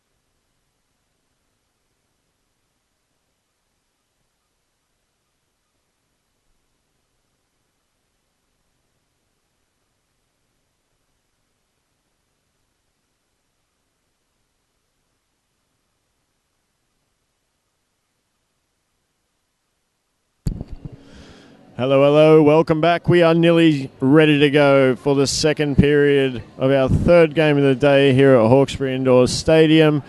Call out from Cherry Bomb, who wants to know what's going on with the penalties. So, let's run through varsity. Joe Dirt is currently sitting on 5 penalties. We also have Main Event on 5. Hot Mess has 4. And the Cleaver has 4. On the other side, for S2, we have Lethal on 4, followed by Clusterfrack and Get Shirty, who have 3 each. Apart from that, everyone not too bad. But yeah, they're definitely the ones to watch. I know Joe Dirt picking him up as jammer. So obviously if she grabs another one and sits on 6, you're going to be very tentative to put out a jammer on 6 penalties and perhaps find your way into a 2-minute power jam. So that's probably going to affect the rotation a little bit. I'm welcoming back Mike Mann for the second half. Thank you, hands off her back. And I think you're right, and I think we saw Hot Mess come into the jammer rotation at the end of the second half there. And I think that was in place of Joe Dirt because of that penalty situation. Yeah, I mean, I don't know the thinking behind it, but yeah, personally, you don't want to not run one of your top skaters due to that. But then, do you want to save her and have one in the pocket so she's sitting on 5 for if you need her out there at some stage later in the game and just roll the dice and hope she winds up clean? My favourite team taking on my least favourite team. Always going to be an interesting game. Go Varsity. Okay, Claire? Tell us what you really think. And Cherry Bomb, those Varsity walls, though. And there have been some tough walls from both teams out there, definitely. And of course, we mentioned earlier, Lethal just being an absolute a wall unto herself at the front of the pack. Yeah, absolutely. Always active and always effective. As we said, she has picked herself up 4 penalties for it. She had a out of play, a direction, a low block and a forearm. So being as active as she is, though, you're probably thinking 4 at half-time is probably going to be about right. I mean, it's hard to avoid when you're doing all of the things. Well, in her last game, for the first time ever in her Derby career, Lethal was penalty-free. And that was that's quite a feat for Lethal, believe me. Block the Pussy gets us underway with Lee Jammer just beating Sparky to it. Now we're going to have some jammer on jammer. Or Block the Pussy trying to outfox Sparky. And Sparky knows, too, that even if she takes down Block the Pussy can just call it off. So she doesn't want to get involved with that. Well, Block the Pussy did some good work there because her team was at the back of the pack. Picks up a 4-3 advantage. Took a big risk. It paid off with a minor reward. For sure. So I've done a little bit of halftime maths here as well. Let's go quickly. If Varsity pick up the win here today, they will go into first spot, leapfrogging SRDL, who will remain in second spot. If S2 are to leapfrog Varsity, they will need to beat Varsity by 495 points. Well, that's that's going to be a hell of a second half if that happens. It's quite a mountain to climb. But Varsity are doing their best to hand it to them here with another jammer. That's the word I'm looking for. Jammer going to the penalty box. Yeah, those ones with Spanky the hats. this time. The ones with the stars on their helmet. Yeah, it's a long day. Brain starts slowing down a little bit, right? Yeah, absolutely. But we'll cover it. We just won't let on. You guys at home will not pick up on it. Whack, going around getting the 5 points. As Jammer stands in the box for Varsity. Star is stashed. Whack Russell Terrier gets an opening on the outside, doesn't waste any time, and picks up 5 points on that pass. Spanky still stashing that Jammer star. She will get through now for her initial. Whack pause on another 4 points there with the Jammer returning before she scored a point. She'll bleed the clock a little bit and call, so maybe they're not after the 495, or those seconds could have been valuable. Don't get affected by the power of advertising. I think I might buy some better bearings. That sounds like a great idea, Jen McNamara. I'm sure it wasn't the ads. I'm sure it's just the quality of the fantastic better bearings. One of the people who make all of this possible for you people sitting at home watching. If you are close by, it's not too late to get down. There are still tickets available. But if you can't, we're there for you. Joe Dirt running into Clusterfrack and Lethal and getting hit to the inside. Ruby Whipper going nowhere with that varsity wall. Lethal again showing plenty of back to the varsity jammer. Not giving her a whole lot of options. And going back for the run back. S2 really snapping their walls back together really well anytime they are going to force a cut.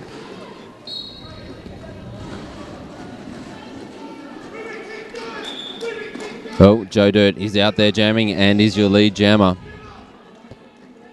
Ruby Whipper, not your lead jammer, half a lap behind Joe Dirt. So they're taking the risk with Joe Dirt. She picks up another one. It'll be interesting to see what they do. 2 points on the board that time. I think you got to consider Joe Dirt's probably enough experience there as well to manage it a bit and just kind of play on the safe side a bit more. Woohoo Power Jam, we should put that one up every time. We'll just keep that one and just put it up every time we get a Power Jam, I think. Well, yeah, I think if Holly has to keep writing that, she'll get RSI in this game the way it's been going. So yeah, send your tweets in to us. We might get them up on the screen. It's way easier to get on than it is on Q&A. And no cut being issued. Yes, Toto's picked it up on the outside. 2 hands went out of bounds there. Re-entered and woohoo Power Jam. Yeah, once again, Block the Pussy off to the penalty box for the cut. Sparky with the Power Jam here and running into some friendly fire there. But she gets through, picks up the 5.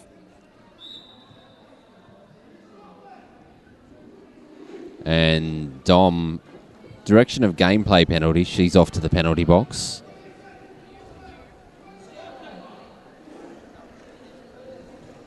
Sparky, in the meantime, picks up another 5 as that pack once again comes to a standstill. The stamping of the feet again indicates Block the Pussy is ready to come back out. And, well, it looks like she was released just as the whistles went. So we won't have a power start here for S2D2. We'll be starting with 2 jammers on the track in Whack Russell Terrier and Hot Mess. I think S2 as well, if you keep an eye on their offense, especially in these power jams, they're doing really good work from the front and the back. They'll kind of interchange it. So if they are in the front, they'll just be backing up on that varsity wall. Playing some get in the way offense, and when they are at the back, they're coming through and providing some good O for their jammers. Is some good D, and again Lethal on the run back, dragging the varsity jammer all the way back. Shirty tries to provide the bridge, doesn't quite get there in time, but she gets there to lay out flat Hot Mess, who has to go the long way back again. And Hot Mess just avoiding the track cut there. You see there too, Joe Dirt's out there in the pivot stripe, so maybe a little switch there that we'll try and run her as a blocker a little bit. Take care of the offense. Well, that pack is split and stays just within the 10 feet, I think. And it is Hot Mess who gets through, finally picking up lead here. Good 45 seconds of defense before anybody could break the pack there. Whack's still working. Oh, Eduhater. Well, that'll be a high block. A coat hanger in in some references. Whack's passed it on to Dom now as she gets out with a star in hand. That's a clockwise block all day, any day. And that will be Mame's 5th. Hot Mess. Looking for instructions from the bench, getting the signal now, and calls off the jam. Claire Butcher, solid walls by both teams. Wouldn't want to be a jammer in this bout. I agree, Claire, wholeheartedly. Had some jammers just laid out with some heavy, heavy defense. Holly Miller. I think Sparky's leveled up. She's got agility plus 10. She might be right there. 2, 3, 4, 5. So that's Mame's 6th at least. I'm pretty sure it's her 6th. I think is this our first official timeout? I think it might be. I don't think I've ever seen a game go so long without an official timeout. And for some reason, maybe it's the thickness of tape around this track now, because we have had a few today for track repairs, and it just seems to be holding up. Either that, or everyone's stepping over it, being very kind to the track lay people. The tape just got lucky in this bout so far. Might have reached peak thickness. Taking a couple to the head there. No, blocking the head. With the head. Blocked the pussy. She won't be happy with that call. She's not happy with that call. She's got a couple of things to say about it. Yeah, she needs to be careful, though. She doesn't want to pick up an insubordination here. That allows Ruby Whipper to pick up lead and pick up a 5-point pass. So, we got Mame Event has returned from the box now. We see Lethal. Yeah, Lethal going for a track cut there. 5th trip, I think. And Ruby Whipper is going to go and have a sit down for 30 seconds. For 5 seconds? For 30 seconds on a track cut. Well, we'll just about be 30 seconds with Block to Pussy standing ready to come back on. Let's hope that the time she sat down, she's been able to shrug off that call that she disagreed with and doesn't have a whole heap of fire in her belly for the wrong reasons. But got through there and knocked out, so she'll have the points in her pocket. Well, this jam will go the 2 minutes. So Block to Pussy looking determined out there, looking to use that frustration built up during that 30 seconds to her advantage. Gets hit out by Lethal. Doesn't pick up the track cut, though. Lethal can't believe it. I think both Lethal and Kat think they're trying to pick up the cut. I believe they were behind her when she went out. But it's always good to throw your hands in the air and try and trick them anyway. Nice little hop through the inside there. I'd say she has shrugged off that call. Yeah, definitely looking composed out there at the moment. Block to Pussy. She picks up another 4. Ruby Whipper feeling this jam, pained look on her face as she skates past the commentary desk. Oh, Lethal. With a lethal hit. Lethal lucky not to go for a clockwise block there. Little high five there. Nice hit. Bit of derby love.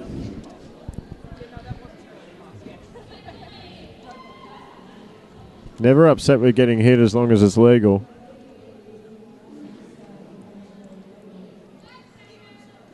So we're going to have Red Hot Chili Pepper, star on, helmet, up against Sparky here. Well, Big Kahuna, if S2DT wins, we'll have 3 teams on 3-1 with point differential coming into it. Big Kahuna loves his stats. Well, BK, can you check my maths? I think S2 need to win by 495, I think, to leapfrog varsity. I think I said it was, but it's been a long day and I could be wrong. Red Hot Chili Pepper getting through for lead. Being used sparingly as a jammer, has gone to the penalty box once or twice as well as a blocker, but effective on this occasion. And she'll get the points. Gets sucked back in by Get Shirty, but she's already got those points. She goes around, and that's 5 on the board for varsity. Star pass has occurred for S2. Cluster Frack getting out with it in hand.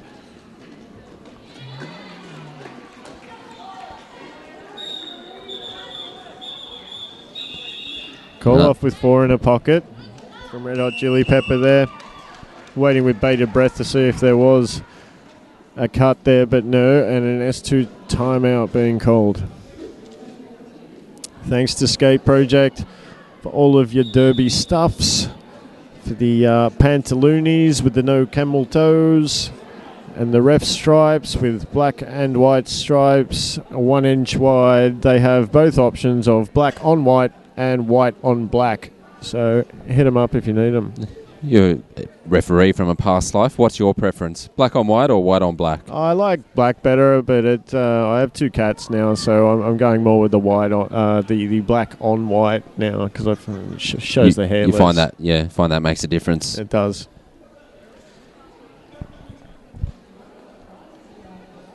Well, S2D2 with a handy lead at the moment. 143 plays 88. It's not the 495 lead that they need, but it is a good outing here for S2D2.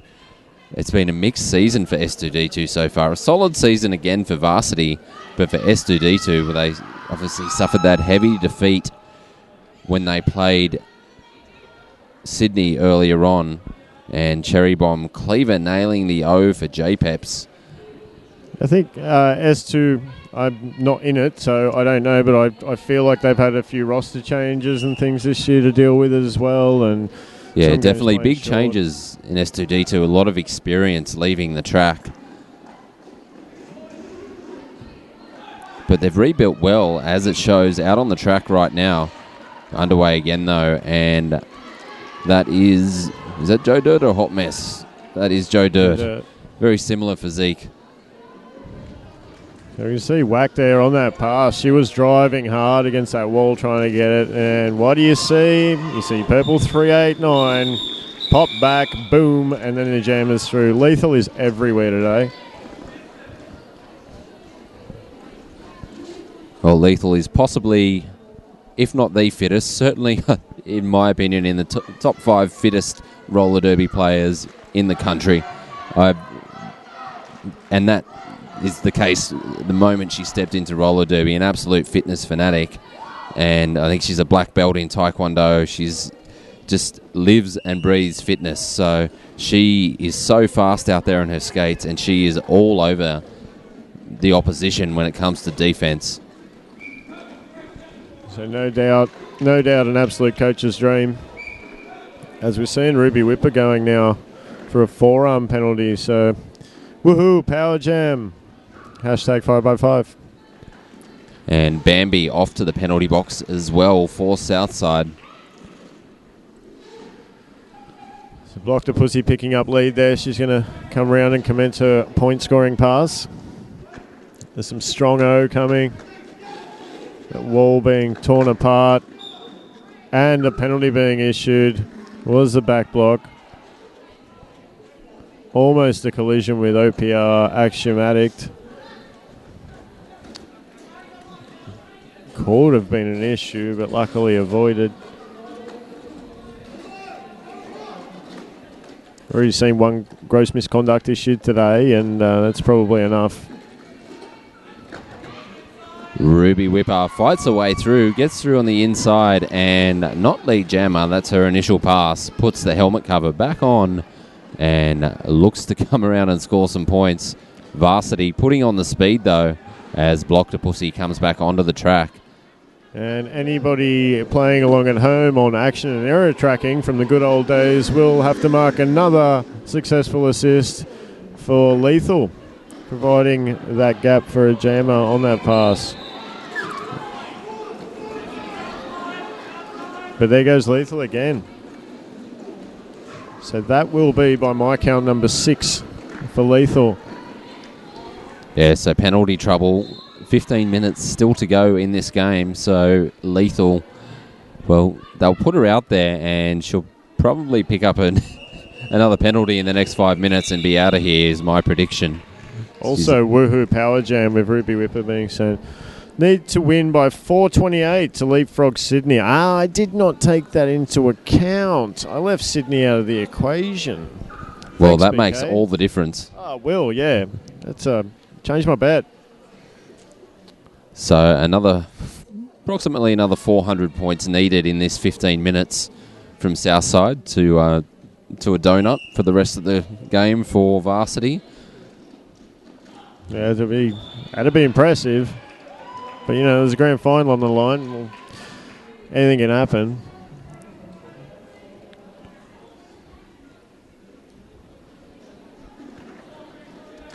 Regardless of the outcome from the finals, we've got an excellent game of roller derby on our hands here and a great outing great showing here from Southside. Varsity would have been favourites coming into this game, but Southside showing they're doing some great work rebuilding. Hoping everybody remembered to get their 5x5 tips in. I think Izzy for real in the lead at the moment on the tipping comp. And Lethal picks up her... That's it. Her final penalty by our calculations, a multiplayer block there. That'll be it. This will change the game. I mean, obviously, I'm not just making it up as to how active she's been and the differences she's been making on track. So we'll see how this is dealt with by S2. Yeah, well, someone's got to fill those skates out there and play that role that Lethal's been playing. Yeah, she gets waved away now. Told her day is done. Star pass off to Dom. They'll try and get this one called off after one more pass, but they're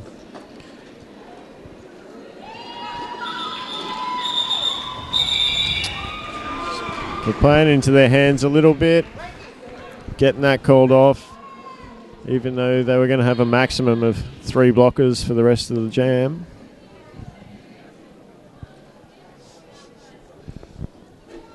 Well, what's happened here is that Varsity are sneaking up on S2D2. That was a healthy lead just a few minutes ago, and now we're down to just 25 points.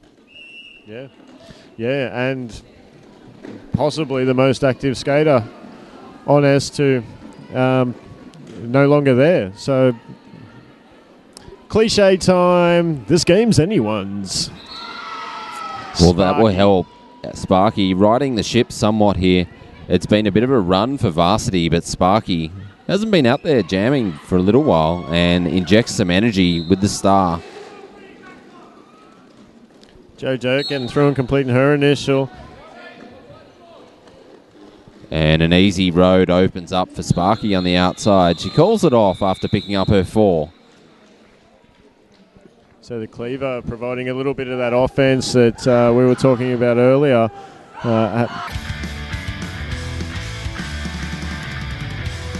Picked up a back block on that occasion. So yeah, there's the cracked 100 points. So have a sip of your decaffeinated beverage. Or beverage of your choice. Responsibly, of course. Underway again, Whack Russell Terrier up against Block-to-Pussy. And, well, that's the hole where Lethal would have been on the inside there. And it opens up for Block-to-Pussy to get lead jammer. Nice ref stack from John Ref Kennedy there as well. I think he's the first one of today, so shall be buying the beers. Interesting, though, from Block-to-Pussy there. She's decided to run that jam, even though Whack was right on her heels, and it's 4 apiece at the moment. Time on the side of S2D2. Box is clear.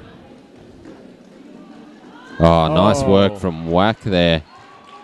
Well, I don't understand these tactics right now. This is a zero-sum game in this jam at the moment. The box is clear. There's nothing to gain here for Varsity by running the clock.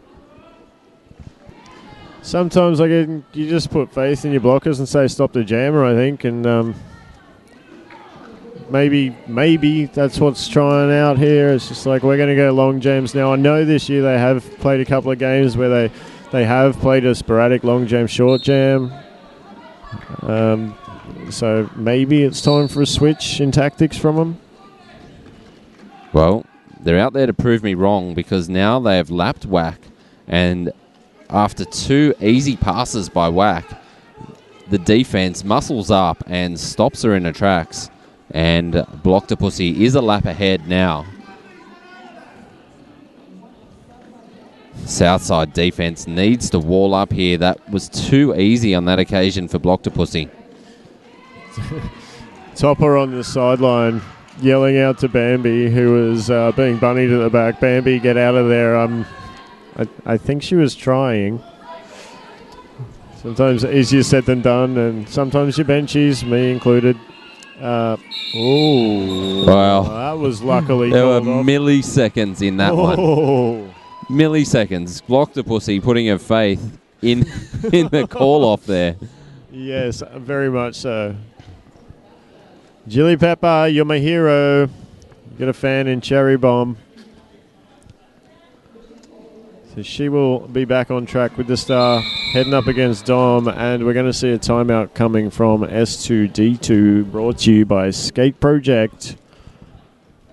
Fine supporters of Down Under Derby TV and 5x5 Roller Derby Championship. Well, 21 the difference, and we're going to see, when this jam gets underway, we're going to see Dom with the star, starting with the star for the first time. She did take a star pass earlier, and this was a tactic used by S2D2 in their last game as well, effectively, where Dom came on to jam late in the game and was highly effective. So we'll see how well she does in this game. Varsity will just be talking about walls. Don't let them through. Yep. We had the force up home to play the Valkyries back on the 16th as well, and Dom did a bit of jamming then, and she hasn't lost a step. She can still do it. So I think it's just a matter of where you're going to manage her. I actually thought she might be the one to be stepping into Lethal's role once Lethal went, but clearly with the star on her head, that's not the case, and somebody else has got the job there. Yeah, I think my guess is this is a predetermined tactical move to get Dom in late in the game, and they didn't want to change that and change up that jammer rotation late, throw the defensive patterns of the opposition off a bit. They haven't been used to that jammer through the game. I think it's a good move. But as you say, it does leave a hole in the pack because Dom has been great in the pack as well. And without Lethal there, that does change the balance a little. Yeah, for sure. And I think, Topper making this call as well. He's usually the line manager over there for the Force. So I guess he knows his combinations and stuff well. So he'd know more about it than I do, that's for sure.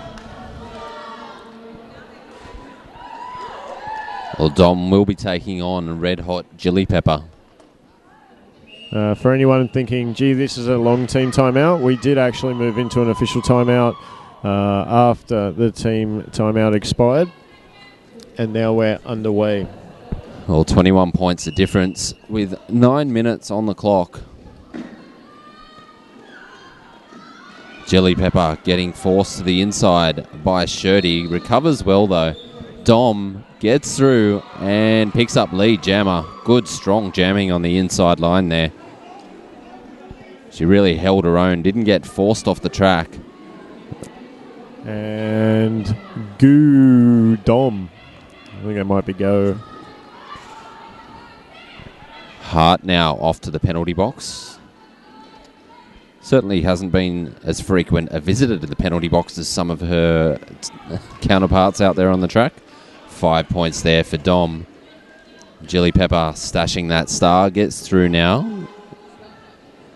All officials today definitely earning their cupcakes. Dom, pass, call, clean, done. Well, there you go. Tactics working well there for Southside. A solid jam for Dom first up.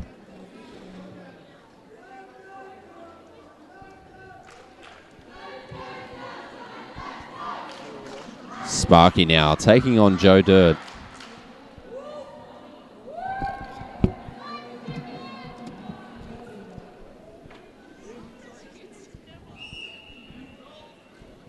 Crowded jam line there.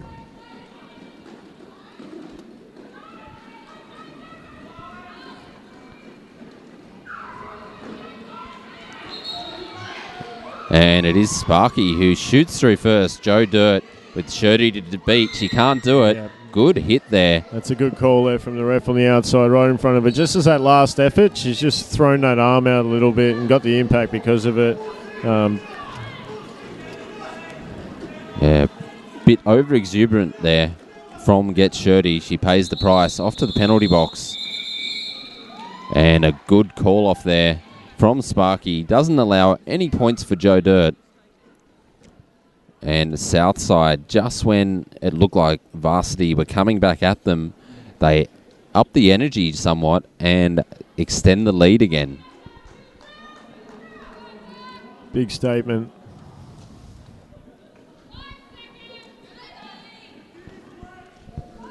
Whack Russell Terrier taking on Block-to-Pussy.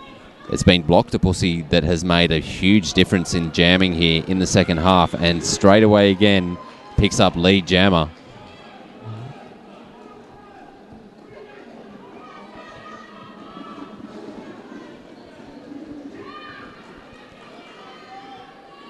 Well, someone's calling that multiplayer out the front.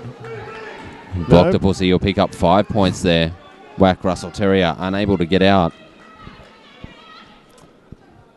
The star has been passed across to Ruby Whipper. She's doing her best to get through and does now around the outside.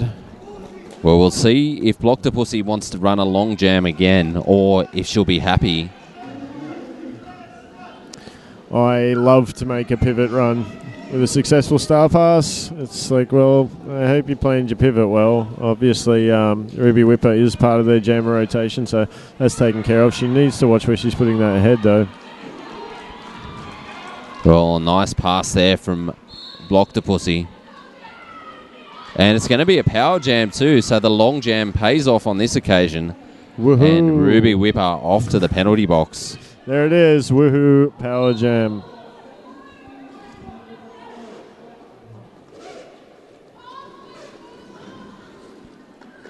Well, S2D2 not forming up in these walls right now, and Dom takes down Clusterfrack, who was off to the penalty box. And penalty trouble now for S2D2. A full penalty box. And Dom just being surrounded by the varsity blockers. They do find their way to the outside. Whack does well. Shuts down Block-to-Pussy for a minute. No pack call. Dom is going to engage and get away with it. Pack had just come back together in time. Another 5 points though, and look at that score. 177 to 166. 4.5 minutes left. Little concern for Dom there as well. Where she was knee sliding to the outside, right here in front of us as Cluster was coming through. I'm pretty sure she wore Cluster's knee to the side of her head. And she seemed to go down at the end of that jam. So little concern there, but I'm pretty sure she's not going to let on. We do have a skate project timeout here. Called by S2D2. Once again, they just want to thwart the run of Varsity, who are coming back at them hard. And really, as I said, Block-to-Pussy has been making a huge difference in terms of jamming. She's jamming in such a determined fashion out there. I'm going to get a penalty update. Okay, forgive me if I'm out of breath. I did just run like 10 metres. We are currently sitting at, who have we got in trouble? Shirty's moved her way up to 6 penalties, so she's living on the edge. Ruby Whipper, both these for S2, she's moved up to 4, and Clusterfrack has 5. On the other side for Varsity, we have Joe Dirt, still sitting on 5. Block-to-Pussy is on 4. Who do we have here? Hot Mess is on 5. Educator on 4. Chili Pepper on 4. So they're pretty widespread of penalties. They've definitely kept the officials busy today on both teams. Oh, Joe Dirt jamming up against Sparky. And Joe Dirt gets out for lead, and we see a star pass straight away. Sparky onto Dom, trying to limit the damage. Dom did well just to keep going there. S2D2 form at the front, trying to make sure they don't get points against them. Joe Dirt gets hit to the outside and calls off the jam. And we're going to wait for some confirmation on how many points. Boom Tish there. Not sure if all points were scored before Joe Dirt was hit out. I mean, you always want to get it right, but if there's 300 points difference in it, I mean, it is just as important to get it right, but you want to make sure when there's 12 Well, good work from S2D2's defence there, limiting it to 1 point. We have a 12-point game. Blocked a pussy on the jam line now. Clusterfrack doing good work.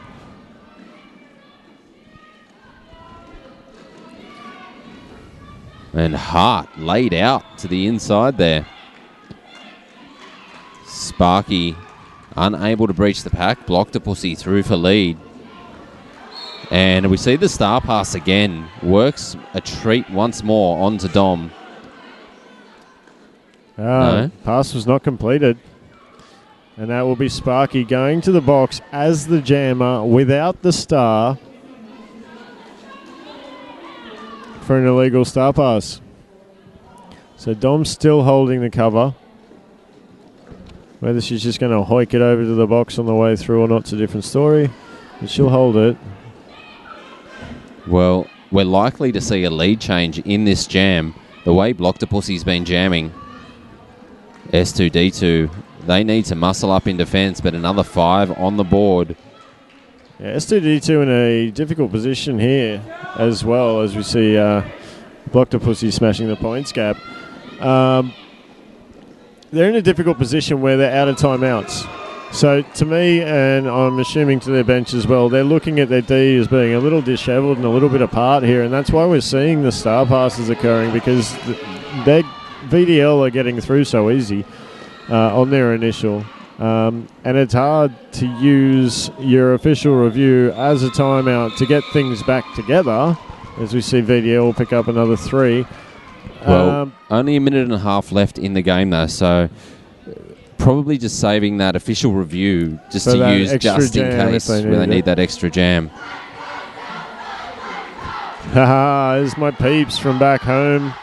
My lovely Central Coast Roller Derby United people watching online with that beautiful transsexual out front. How can you avoid that? I mean, how could you miss it? To an absolute cracker of a game. I've been Mike Mann. I'm Hans Offerback. And thanks for listening. Stay with us and we'll try and grab a couple of skaters to talk about that cracker.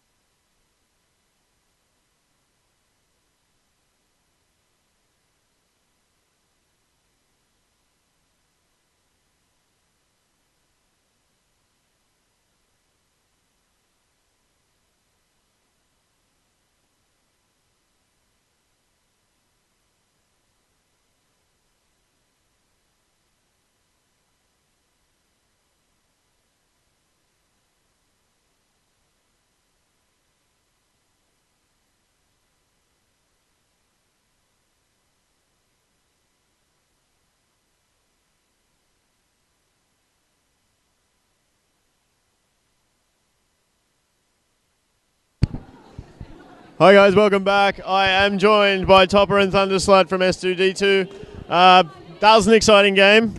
It was, yeah, the ones that always come down to the last couple of jams are always the most nail-biting and intense. So. Sorry, am I in your way? Sorry, I'm bad with that. People always walk behind me. All right, so this, I believe, puts you guys into the playoff for 3rd and 4th? It does, yeah, against Newcastle, I believe. It's Newcastle, so what are you thinking there? I heard they're pretty crap, eh? Yeah. Like, they're not the best team. No, we've played them once this season, we beat them. We had a lot of inside information dished to us on them, so... Where might you have gotten that from? I don't know, I read it somewhere. They sent their best team, they sent their best player away to Sydney. They did. No, Yeah. but in all seriousness, Newcastle are looking good. They're a strong team. It's not going to be an easy game for 3rd. Yeah, I think, and I think you guys play a physical game. They play a physical game. I think it's going to be an absolute cracker for everyone watching. Purple versus purple. Yeah. Well, let's hope that doesn't happen. we should do again. Oh God, officials' nightmare. But thanks very much for putting it all out there and giving us probably the game of the day at the moment. So it's really good. So congratulations, guys. Thank you, and good luck next round, and we'll see you up the Central Coast. See ya. I'm just going to try and grab someone here from... Hi! How you doing? Good. I don't know your name.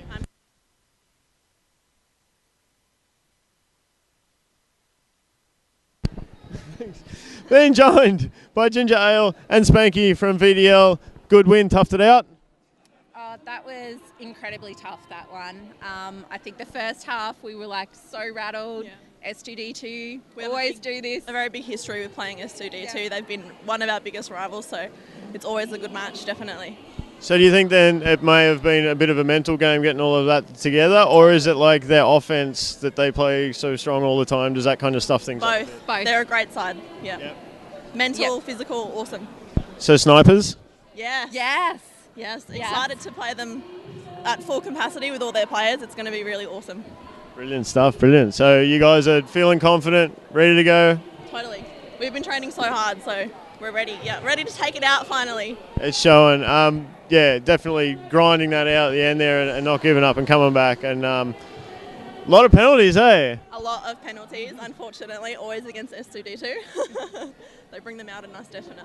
Yeah, cool. Well, that's all. Definitely a second half team. We smashed it in the second half. Yeah. Awesome stuff. So, getting over the top there. And at what stage did you know you had it? The last jam. The last jam, totally. Always down to last jam. So it was full time. Full time, you knew you had it. Yeah. When you saw the 0 up there and the official review didn't get in time. Excellent. Well, thanks for joining us. Well done. Congratulations on being grand finalists, 5x5 in 2016, and we'll see you up on the Central Coast next round. We've just got one more shout out. We've got a couple of players that couldn't be with us today. We've got 10 Diaza Slams, 76 Repercussions, and 666. Which is Tara, who's just recently had a baby. Yeah, welcome to the family, JB. Yeah, thank you. Awesome. Thanks for joining us. Congratulations. So that's it for us right now, but we're going to be back in, it says half an hour, but did we finish that early? Anyway, I think we'll be back at 7 o'clock for the Home League. Hard, Hawkesbury area, taking on Inner West, who are going to try and climb a mammoth mountain and get themselves into the grand final next month. So stay with us on that. It's going to be exciting stuff. Have a drink, put the kettle on. We'll see you soon. And you're watching Downunder Derby TV. Hi, I'm Mad Melorina, and you're watching Downunder Derby TV. Hi, I'm Mad Melorina, and you're watching Downunder Derby TV.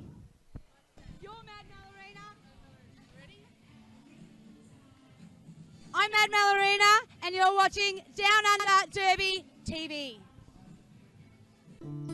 Easy to maintain. Our high-end bearings are self-healing, and all of our bearings are easy to maintain. You're now watching Downunder Derby TV. Better bearings are reliable and long-lasting. Spend less time mucking around with your gear and more time on the track. betterbearings.com.au. Better Bearings is value for money. All our bearings have an ABEX 7 rating or over, so you buy quality and you don't have to pay a fortune for it.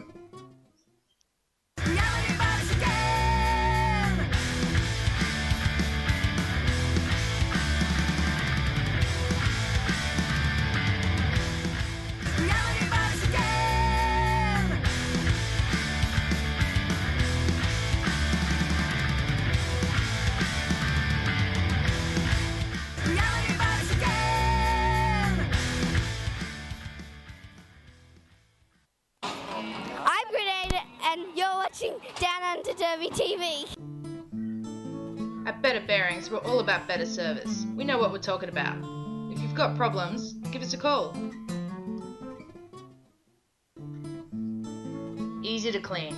Our complete maintenance packages have everything you need to keep your bearings clean and keep you rolling.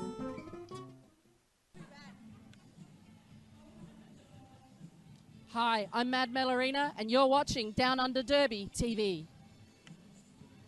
Hi, I'm Mad Melorina, and you're watching Downunder Derby TV. Hi, I'm Mad Melorina, and you're watching Downunder Derby TV.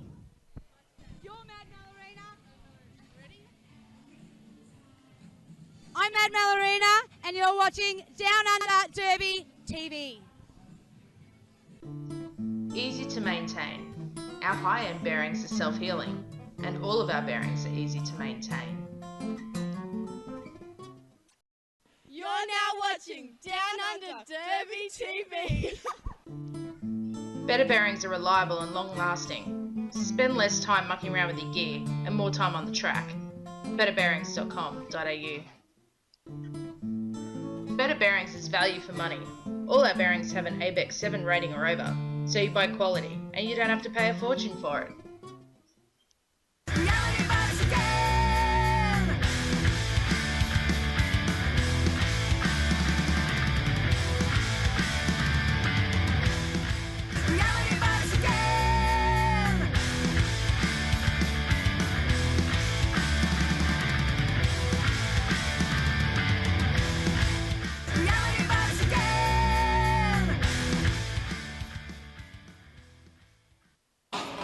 I'm Grenade, and you're watching Downunder Derby TV. At Better Bearings, we're all about better service. We know what we're talking about. If you've got problems, give us a call. Easy to clean. Our complete maintenance packages have everything you need to keep your bearings clean and keep you rolling.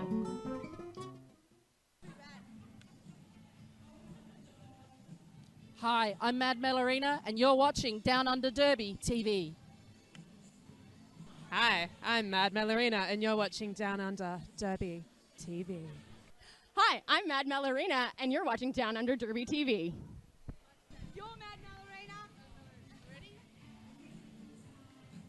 I'm Mad Melorina, and you're watching Downunder Derby TV. Easy to maintain. Our high-end bearings are self-healing, and all of our bearings are easy to maintain. You're now watching Downunder Derby TV.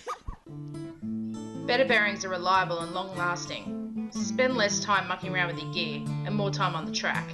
betterbearings.com.au. Better Bearings is value for money. All our bearings have an ABEX 7 rating or over, so you buy quality and you don't have to pay a fortune for it.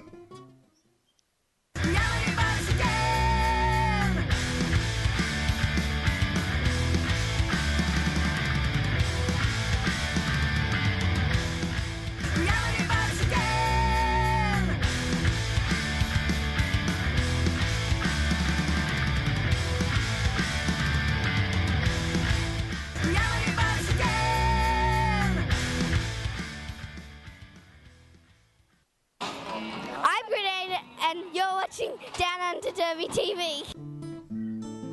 At Better Bearings, we're all about better service. We know what we're talking about. If you've got problems, give us a call. Easy to clean. Our complete maintenance packages have everything you need to keep your bearings clean and keep you rolling.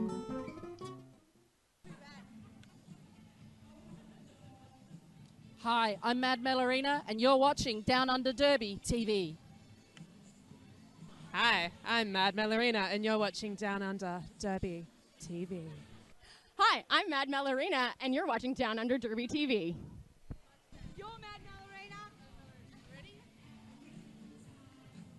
I'm Mad Melorina, and you're watching Downunder Derby TV. Easy to maintain. Our high-end bearings are self-healing, and all of our bearings are easy to maintain. You're now watching Downunder Derby TV. Better bearings are reliable and long-lasting. Spend less time mucking around with your gear and more time on the track.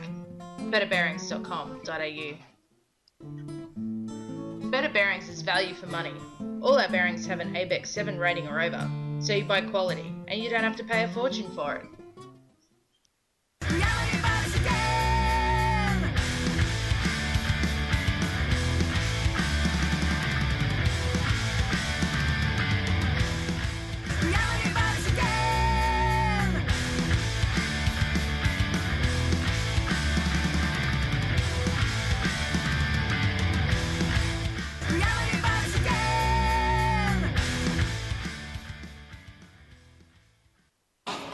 I'm Grenade, and you're watching Downunder Derby TV. At Better Bearings, we're all about better service. We know what we're talking about. If you've got problems, give us a call. Easy to clean. Our complete maintenance packages have everything to keep your bearings clean and keep you rolling.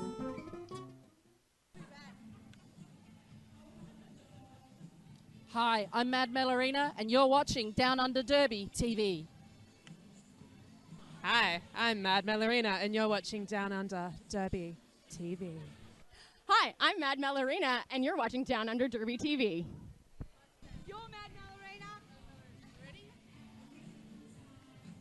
I'm Mad Melorina, and you're watching Downunder Derby TV. Easy to maintain. Our high-end bearings are self-healing, and all of our bearings are easy to maintain. You're now watching Downunder Derby TV. Better bearings are reliable and long-lasting. Spend less time mucking around with your gear and more time on the track. betterbearings.com.au. Bearings is value for money. All our bearings have an ABEX 7 rating or over, so you buy quality and you don't have to pay a fortune for it.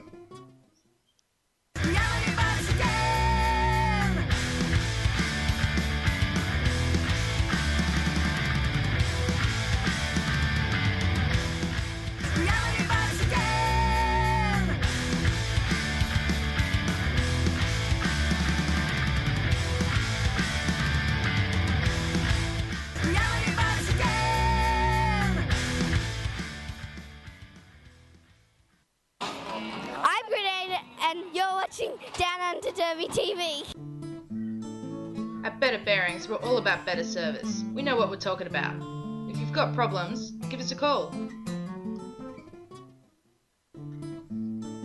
Easy to clean. Our complete maintenance packages have everything you need to keep your bearings clean and keep you rolling.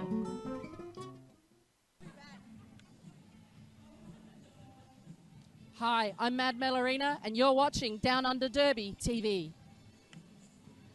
Hi, I'm Mad Melorina, and you're watching Downunder Derby TV. Hi, I'm Mad Melorina, and you're watching Downunder Derby TV.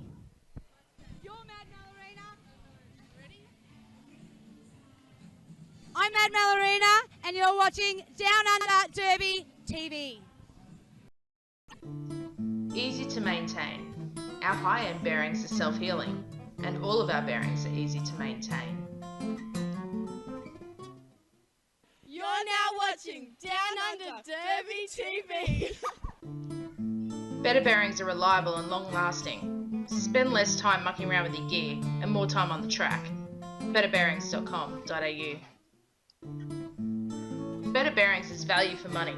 All our bearings have an ABEX 7 rating or over, so you buy quality and you don't have to pay a fortune for it.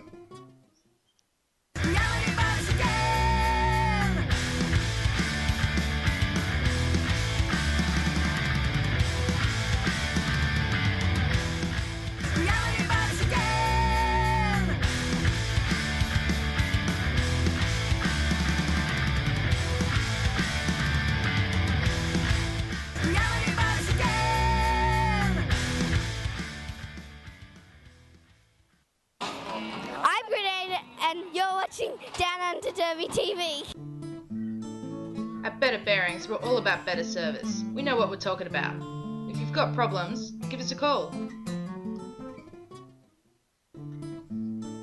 Easy to clean. Our complete maintenance packages have everything you need to keep your bearings clean and keep you rolling.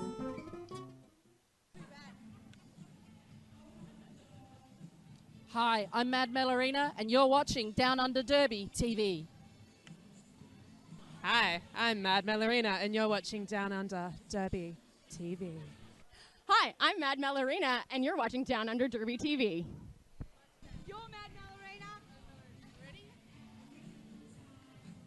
I'm Mad Melorina, and you're watching Down Under Derby TV.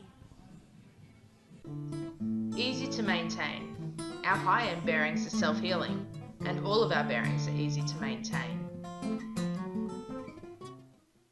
You're now watching Down Under Derby TV. Better bearings are reliable and long-lasting. Spend less time mucking around with your gear and more time on the track. betterbearings.com.au.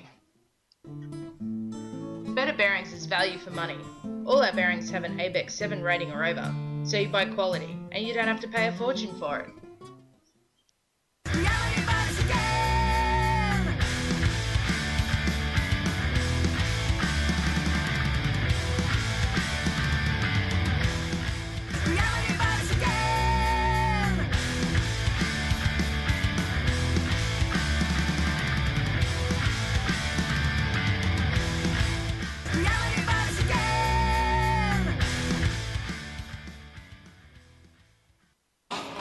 I'm Grenade, and you're watching Down Under Derby TV.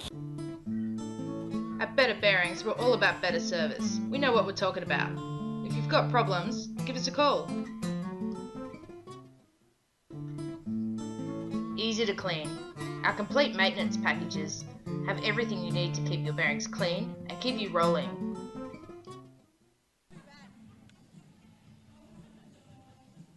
Hi, I'm Mad Melorina, and you're watching Down Under Derby TV.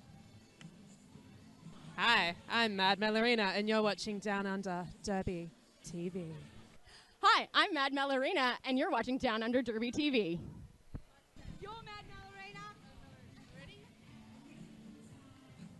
I'm Mad Melorina, and you're watching Down Under Derby TV. Easy to maintain. Our high-end bearings are self-healing, and all of our bearings are easy to maintain. You're now watching Down Under Derby TV. Better bearings are reliable and long-lasting. Spend less time mucking around with your gear and more time on the track. betterbearings.com.au. Better Bearings is value for money. All our bearings have an ABEX 7 rating or over, so you buy quality and you don't have to pay a fortune for it.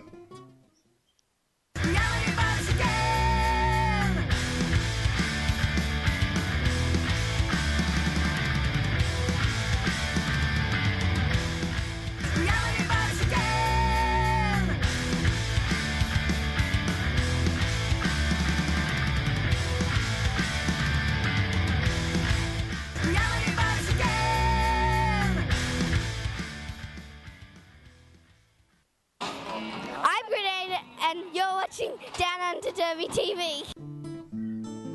At Better Bearings, we're all about better service. We know what we're talking about. If you've got problems, give us a call. Easy to clean. Our complete maintenance packages have everything you need to keep your bearings clean and keep you rolling.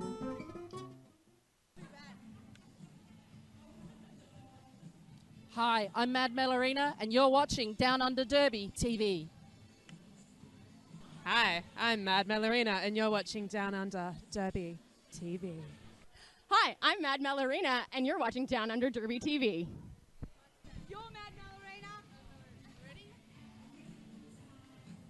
I'm Mad Melorina, and you're watching Down Under Derby TV. Easy to maintain. Our high-end bearings are self-healing, and all of our bearings are easy to maintain. You're now watching Down Under Derby TV. Better bearings are reliable and long-lasting. Spend less time mucking around with your gear and more time on the track. betterbearings.com.au. Better Bearings is value for money. All our bearings have an ABEX 7 rating or over, so you buy quality and you don't have to pay a fortune for it.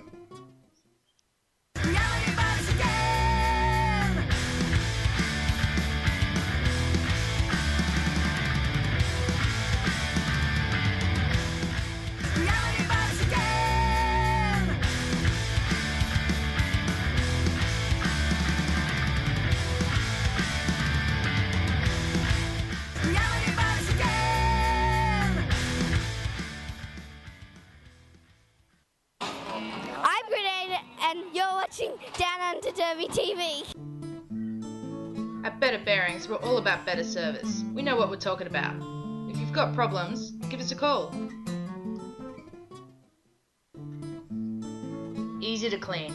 Our complete maintenance packages have everything you need to keep your bearings clean and keep your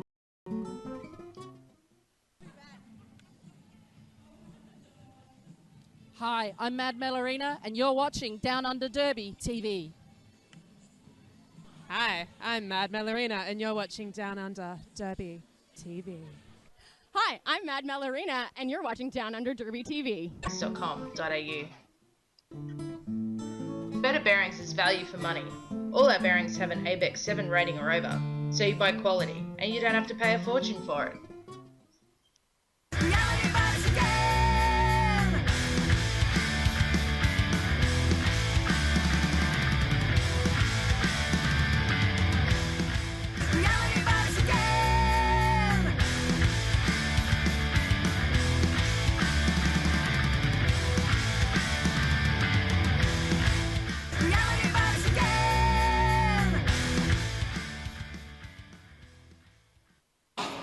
I'm Grenade, and you're watching Downunder Derby TV. At Better Bearings, we're all about better service. We know what we're talking about. If you've got problems, give us a call. Easy to clean. Our complete maintenance packages have everything you need to keep your bearings clean and keep you rolling.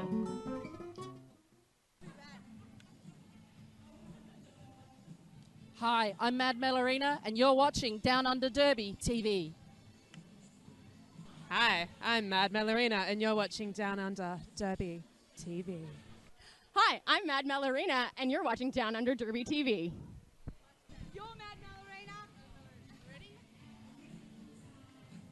I'm Mad Melorina, and you're watching Downunder Derby TV. Easy to maintain. Our high-end bearings are self-healing, and all of our bearings are easy to maintain. You're now watching Downunder Derby TV. Better bearings are reliable and long-lasting. Spend less time mucking around with your gear and more time on the track. betterbearings.com.au. Better Bearings is value for money. All our bearings have an ABEX 7 rating or over, so you buy quality and you don't have to pay a fortune for it.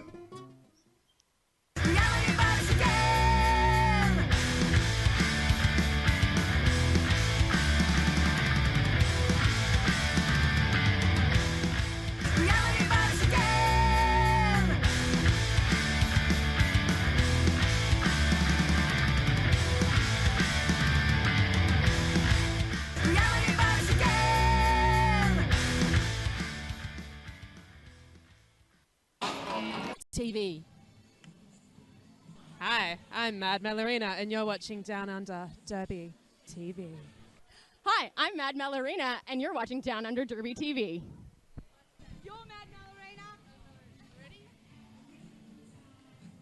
I'm Mad Melorina, and you're watching Downunder Derby TV.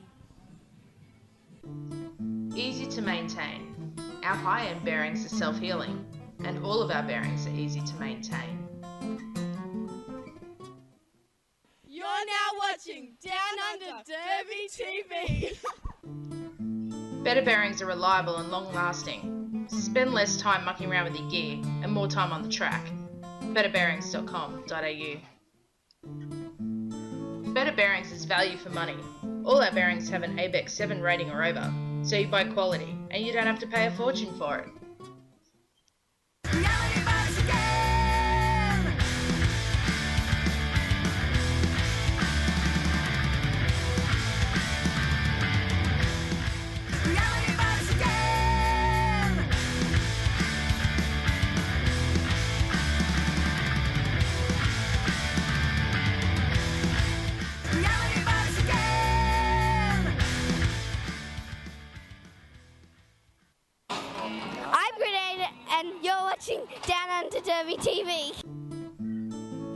At Better Bearings, we're all about better service. We know what we're talking about.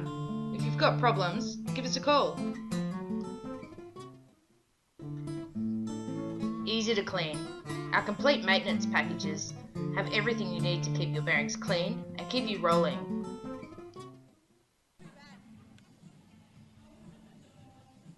Hi, I'm Mad Melorina, and you're watching Down Under Derby TV. Hi, I'm Mad Melorina, and you're watching Down Under Derby TV. Hi, I'm Mad Melorina, and you're watching Down Under Derby TV.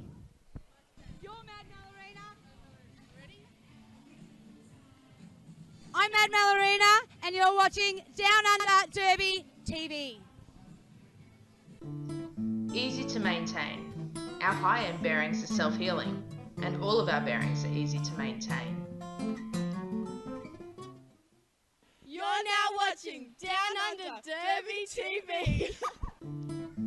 Better bearings are reliable and long-lasting. Spend less time mucking around with your gear and more time on the track. betterbearings.com.au. Better Bearings is value for money.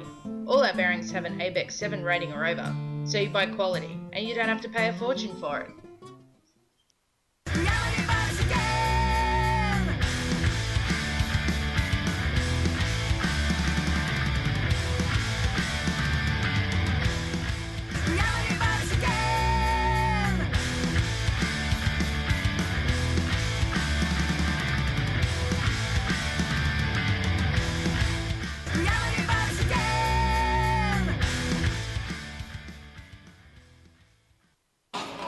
I'm Grenade, and you're watching Down Under Derby TV.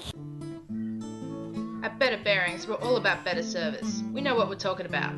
If you've got problems, give us a call.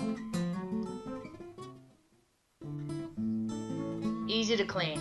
Our complete maintenance packages have everything you need to keep your bearings clean and keep you rolling.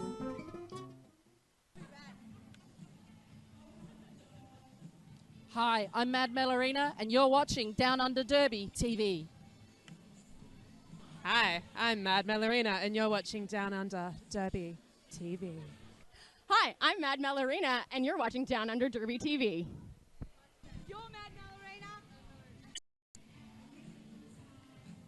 I'm Mad Melorina, and you're watching Down Under Derby TV. Easy to maintain. Our high-end bearings are self-healing, and all of our bearings are easy to maintain. You're now watching Down Under Derby TV. Better bearings are reliable and long-lasting. Spend less time mucking around with your gear and more time on the track. betterbearings.com.au.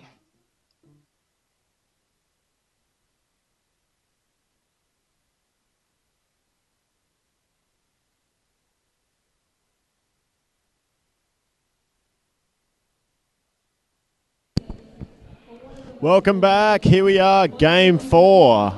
Our final game of the regular season of the 2016 5x5 Championship. And we are seeing the Hawkesbury Area Roller Derby Kamikazes taking on the Inner West Roller Derby League Skate Crashers. Hawkesbury after their first win of the season. And Inner West looking to climb what is a 303-point differential to get them a spot in the 5x5 Battlegrounds Division Championship game. I am being joined for this game by Mr. Flat Track Protocol, FTP. Thank you, Mr. Offerback. How are you this afternoon?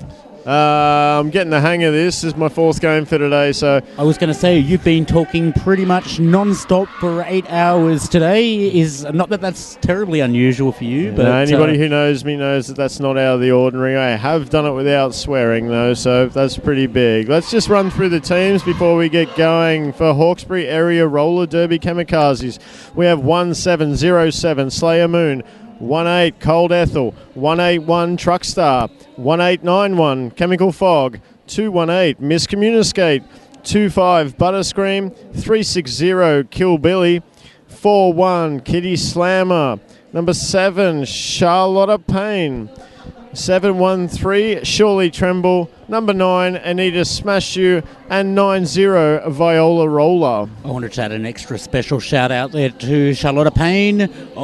She is one of the people behind Skate Project to bring you all of this amazing coverage. So keep an eye out for her on the track.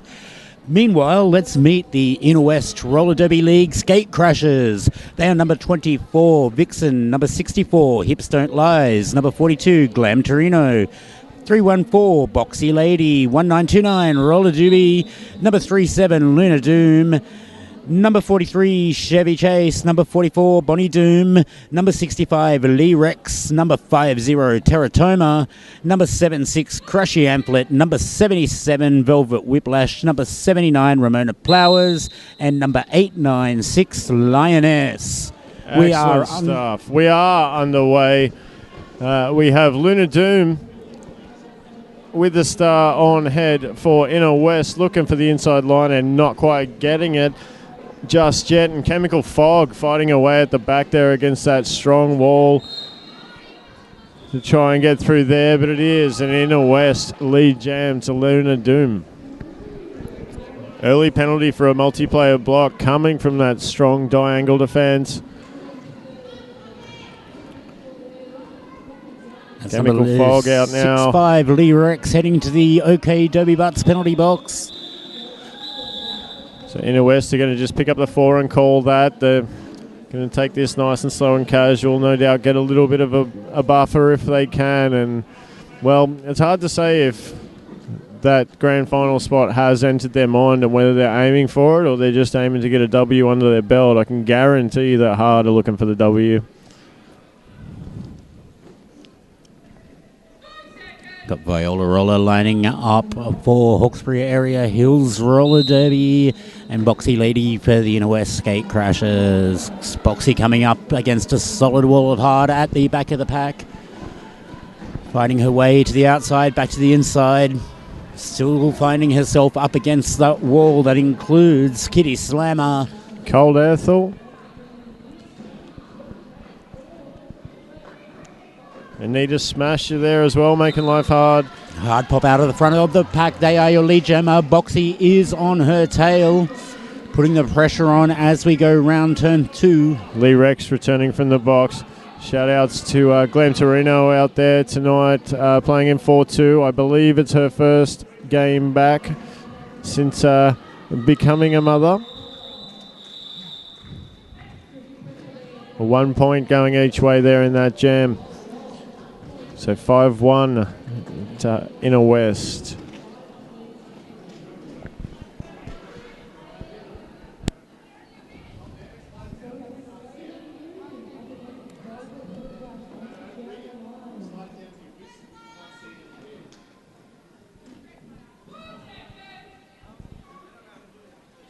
Slayer Moon up against Velvet Whiplash here on the jammer line. Inner West, nice wall at the back. Chevy Chase getting got some good blocking to hold Slayer Moon up. We've had a couple of skaters going early to the box, but you're going to get that with this strong defense, which has started early. It's a matter of how long this strong D can last and who's going to come out in front there. Butterscream taking position out the front. She says, I'll do this, but Velvet Whiplash manages to get around for lead jammer. Just finishing getting their crew in place here so I can focus on calling the game with your hands. I think we have an illegal star pass has occurred here or a high block. This be interesting. Slayer Moon will sit as a jammer, I believe. She has sat as blocker. No, she's being told to move across now, so she is sitting as the jammer. Almost certain the Butterscream has the star on her somewhere.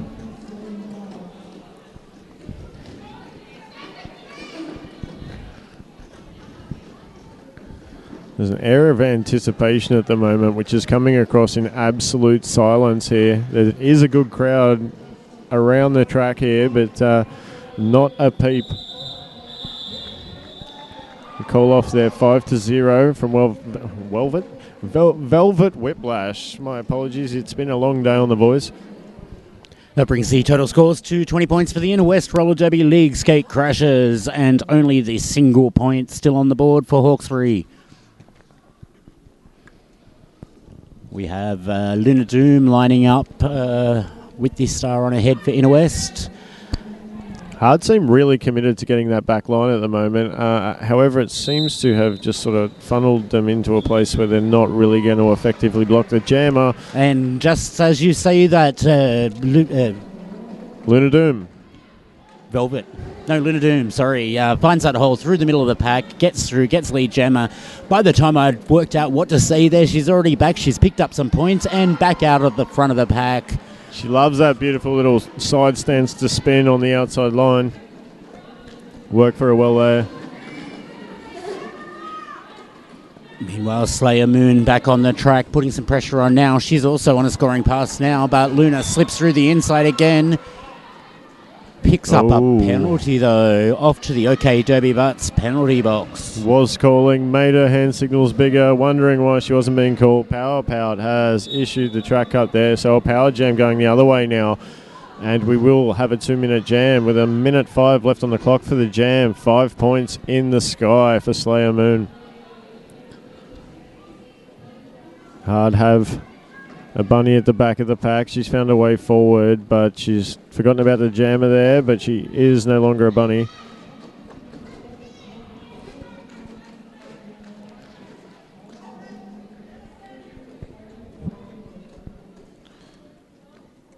Teratoma, Lioness, and Bonnie Doom tasked with stopping Slayer Moon here with a little bit of O coming from Truckstar. Followed in by Anita Smashy, not really getting involved. Sort of rolling along, keeping pack. Luna Doom is back on. They'll have to set up some D here.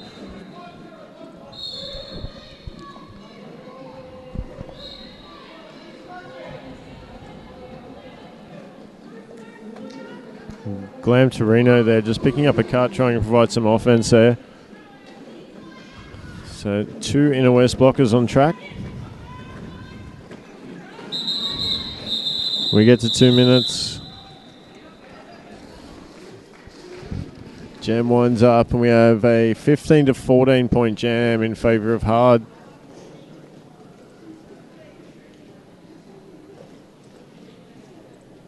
Just a quick adjustment, a 15 to 13 point jam in favour of Hard, which makes our score 33 to 16 Inner West. Quick official timeout. And scores were just being adjusted, so that'll be a quick one.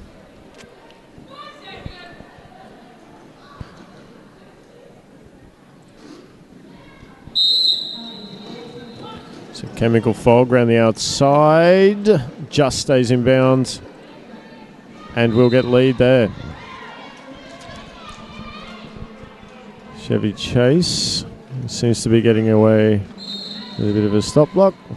And now it's called. Chemical Fog, points. Boxy is out. Jammers neck and neck as they go around bend 2 of the track, heading towards the pack. Playing it safe there, calling it off, leaving it as a 0-0 pass, bringing the scores Hard to 20, 32 to the Inner West. Now, it's not really a huge issue right now, but you may be noticing that Inner West are frequently being a blocker down or a couple of blockers down. They did just clear their box in the last jam and pretty much straight away had another blocker return to the box. So they're going to need to get a handle on that before it becomes damaging.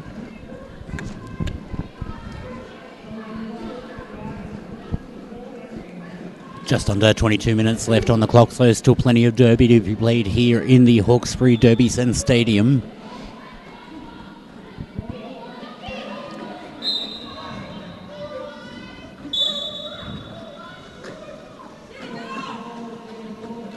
So already we're seeing what started as an incredibly defensive game and strong walls from the blockers. It's not really that way at the moment.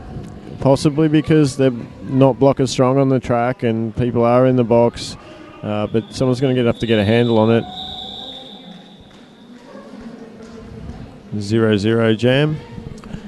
Hard and Inner West, of course, have a very long history together. The first ever game Inner West played in public was against Hard at the... It was Eastern Region, wasn't it? It was an Eastern Region. I was trying to think of the year. Yeah, because you official reviewed a point and I gave Inner West their first point ever. You did? After I made a mistake, admittedly. You You're were still right. big enough to admit your mistakes, Hans. Yes, you were right. Thank There you was for a that point. And how far Inner West have come since then? Yeah, they've come off a really good showing down at TGSS. I think wound up third or fourth, I think, down there in their division. I should know that, but unfortunately I was so busy streaming TGSS, I'm not sure of the results.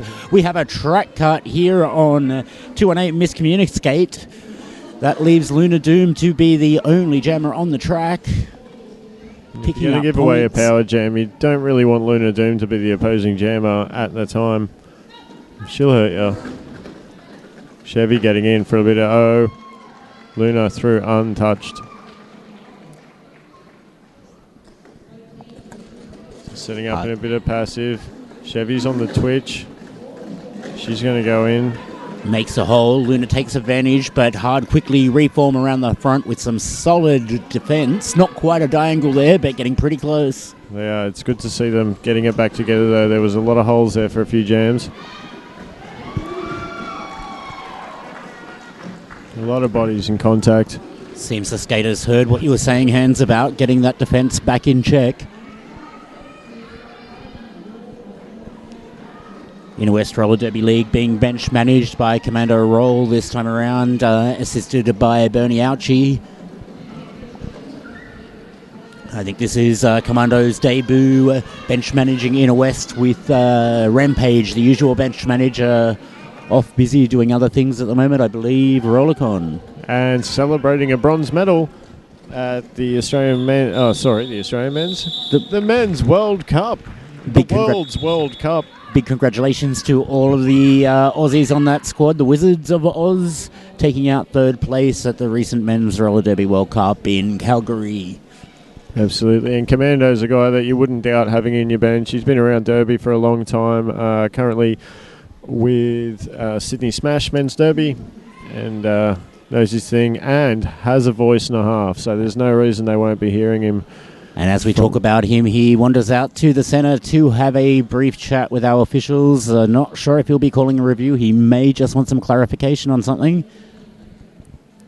Well, you just got to let him know you're watching sometimes. But that is a hard timeout. Thank you, transsexual. My beard is not a mistake. It's much less maintenance. It might not look good, but it's easy. Lunar Doom putting some hurt on Hard early from Brimful Asher. Enjoying from home. Get your tweets in if you can. It's way more fun and way easier to get them on screen than Q&A. That's for sure. Please keep them clean. We do moderate the tweet feed. I get to make the call on what gets shown on screen. So if I don't like it, you won't see it. Fascist. I have a broadcast reputation to maintain well, here. This Hans. is true. Monster getting the jam underway. Slayer Moon jamming for the Hawkesbury area. There's some interesting bridging going on here as well. I don't know if people are dropping bridges and not really paying attention to how close they are to the other team. So your bridge ends up being about 2 foot. So I think that's another thing that maybe they could just tweak a little bit and gain an enormous advantage from it. We have a star pass for Hard. Star I think goes it was a to stash. Nice stash. Yes, it's still Slayer Moon with the star. She's now out on a scoring pass. Boxy's already picked up her points. Decides to play it safe and call it off.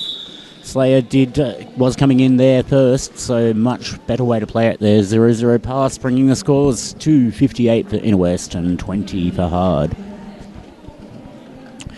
So Inner West certainly putting the pressure on, making sure they keep that lead. Hard work getting a bit closer, but Inner West have taken it away again. So again, the defence on track is showing the team with the tighter defence will come out on top, I think, in this game, Hans. Yeah, I think so. I think being last game of the day too, that can be difficult. It can be a bit draining, especially if you're here what I would call too early. You can have too much Derby, and your brain turns to mush a little bit. So really, after 8 years, no one's told me you can have too much Derby, Hans. Yeah, you can. It's good to have a break. I've had a couple of them. Yeah. I also mix it up from reffing to coaching to now broadcasting. Otherwise, I'd get bored too. So looks like we've got a couple of skaters on their way to the OK Derby, but no camel toe penalty box. And a power jam going the way of Hard for a track cut to Velvet. I keep calling it Velvet. Velvet Underground. Velvet. It's a Velvet Whiplash. So we'll see what Hard can do with this. Apple your hair benching over there in Hard's just calling for some passive but Butterscream has a better idea, and that'll work. But, she's being very clear there. We've got very few skaters on the track right now. Only And one from Inner West and a full complement from Hawkesbury. We have a distraction being issued to the one Inner West skater we had, but being the last blocker on track, she needs to be there so we can play the game. So she's been told to remain on track. I'm not sure why she hasn't been sent now. Game There over is now a definitely spare issued a seat distraction. waiting for her. She is now being sent by outside pack ref Axiomatic to go serve her time in the OK Derby, but no camel toe penalty box. So 4-2 pack advantage. Both Hard. jammers now approaching the pack.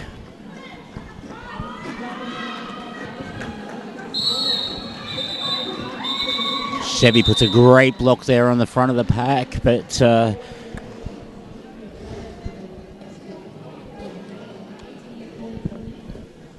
not quite effective enough.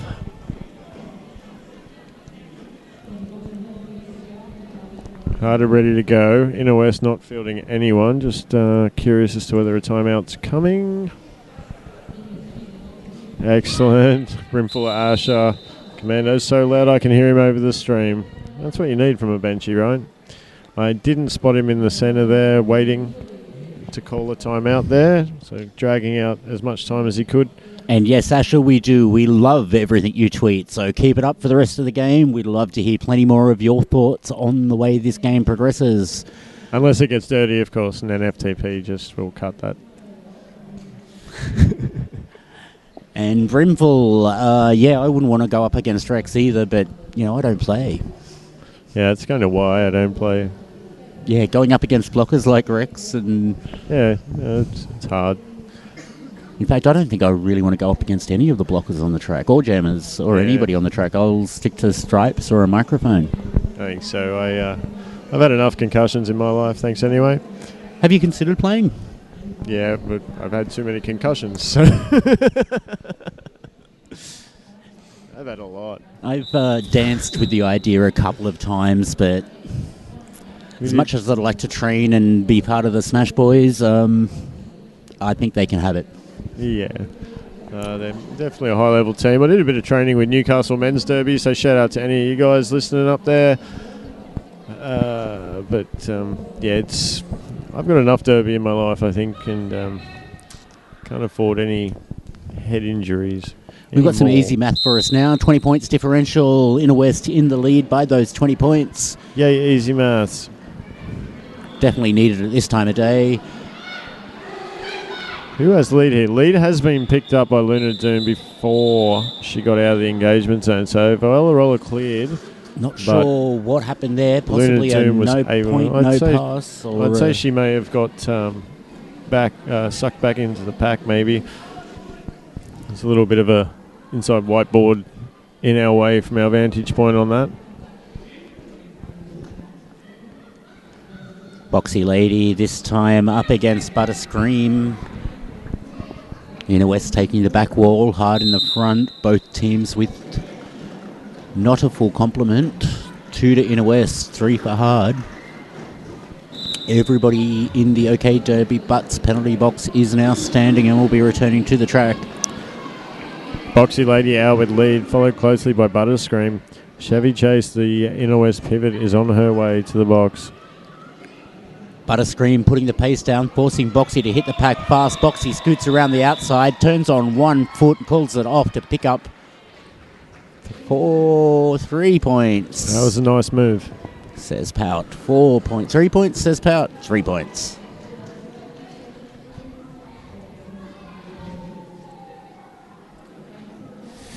Big shout out to the Doom Sisters from Brimful of Smasher.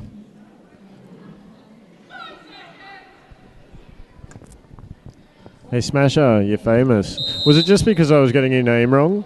I apologise, by the way.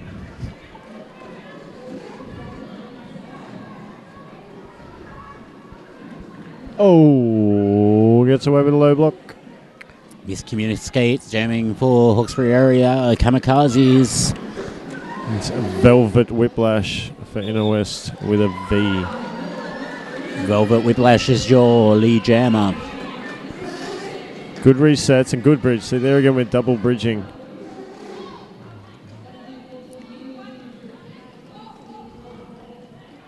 It usually comes down to a little bit more communication needed on track when you're seeing that.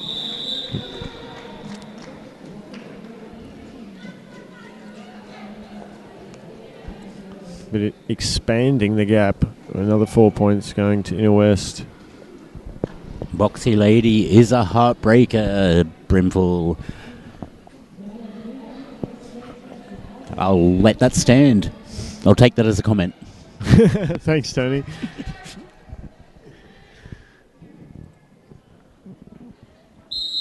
Chemical Fog and Lunar Doom going to fight some walls now.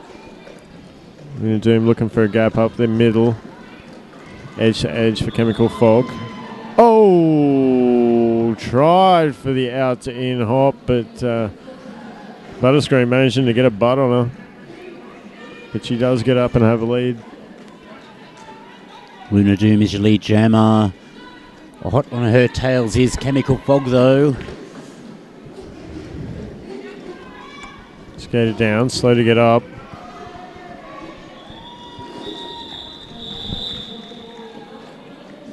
I think that was Surely Tremble there taking a hard fall. She took a little while to get back up there.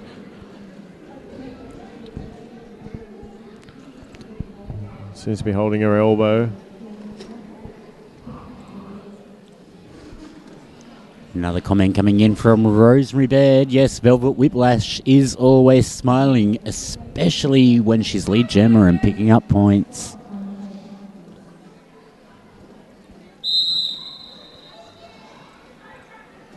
Truckstar, I think, in her first jam with the star on Melon, is going to look for the outside line, and she's going to get it.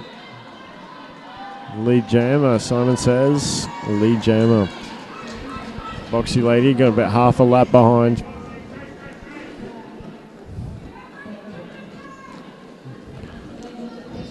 Commando giving a little bit of encouragement as she goes past. Boxy looking for points. She has some. She has all of them. So 4-3 against lead to Inner West.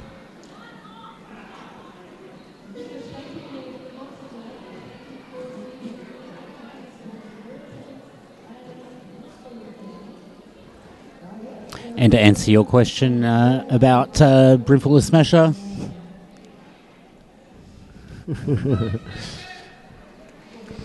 Just switching up the Twitter account she's using. So yes, many of the tweets we've had for this game from Brimful of Smasher are not also from Asher. That's a completely different person, right? So if you're watching along at home, send your shout out, send your questions, send your comments, send your pictures. Hashtag 5x5 to get in touch. Get your picture on screen like your folk at home, your folks at home, Hans. So a hard bench manager, hard line manager, yelling for half a lap to call it. By the time the message got through, unfortunately, Inner West have snagged 3 points to 0.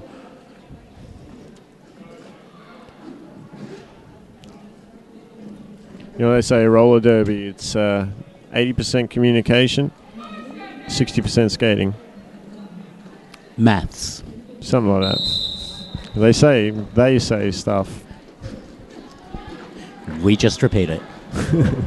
Chemical Fog knocked to the outside as we have Lunar Doom going through for another lead. Oh, that's a clear out, but taken well by Glam Torino. She's back up and looking for a wall. Lunar Doom's looking for some instruction. She's going to call it off and keep Hard to 0. Now, it seems that Inner West are of the belief that Hard are enjoying this back line and they'd like it more, so they're going to race off their bench for a little while just to try and mess up their plans.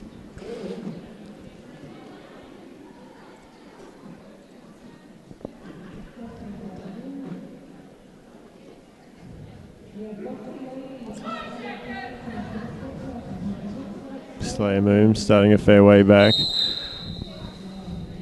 Needing to make sure she wasn't accelerating at the starting whistle, which we saw a false start warning issued earlier today for that, which is rare. No pack. Pack is here. Certainly a lot more rare than it used to be in the good old days of double whistle starts. Good old days? The old days. The old days. I know Jam Timers liked it better. Penalty trackers didn't. Crushy Amplet on her way to the OK Derby Butts penalty box. Meanwhile, Boxy high is block. out for lead jammer. High block for Slayer Moon. We're going to have an Inner West power jam here, and let's see if they can put a gap through here. Oh, there's some big gaps. Boxy around the outside, taken down by Trickster. Falls again. Up, Feet finds a wall of Hard who've recycled around her, but they have to let her go. They're out of play. Another 5 points for Boxy Lady. And a failure to return being issued there. Maybe not hearing the out of play call coming from Game Over out the front. But not reacting to it anyway, and that's a back block. Awesome offence though by Chevy Chase in getting that though. She did create a hole for Boxy. Unfortunately, Boxy was taken down to the outside as part of it as well, but it would have been a great offensive move if it had all come together. Another 5 points in the sky for Boxy Lady, putting some more leadway in between the scores. 89 plays 41. There's just over 6 minutes left in this half, and we have another penalty for Slayer Moon. Didn't catch what that one was. That was a back block. Double power jam for Boxy Lady in this jam. Takes a big hit to the inside from... Must have been really close to a blocking out of bounds there. That foot did look like it was on the inside of the track to me, Hans. I don't know about where you're sitting, but it was awfully close. Didn't have the best line on it. From about a foot to your left, I think it looked the same. Axiomatic agrees with us. Off to the benches to issue the penalty. Oh, we can still do this. We can still do this. Not that we want to. Not for tournament games. I think we'd much prefer to be on the side of the microphone, right? Well. I want to do all the things. Except play. Yeah, not that. That's insane. You people be crazy. So, 51-point lead now to Inner West. Over the top of Hard as we enter an official timeout. Thanks again, Ash. Sorry, Brimful of Smasher. I've seen how hard us amazing DDTV people work. We are awesome. Did you just add that bit? I changed the you to we's because I don't like talking in the third person. All right. It looks like we have a skate project timeout.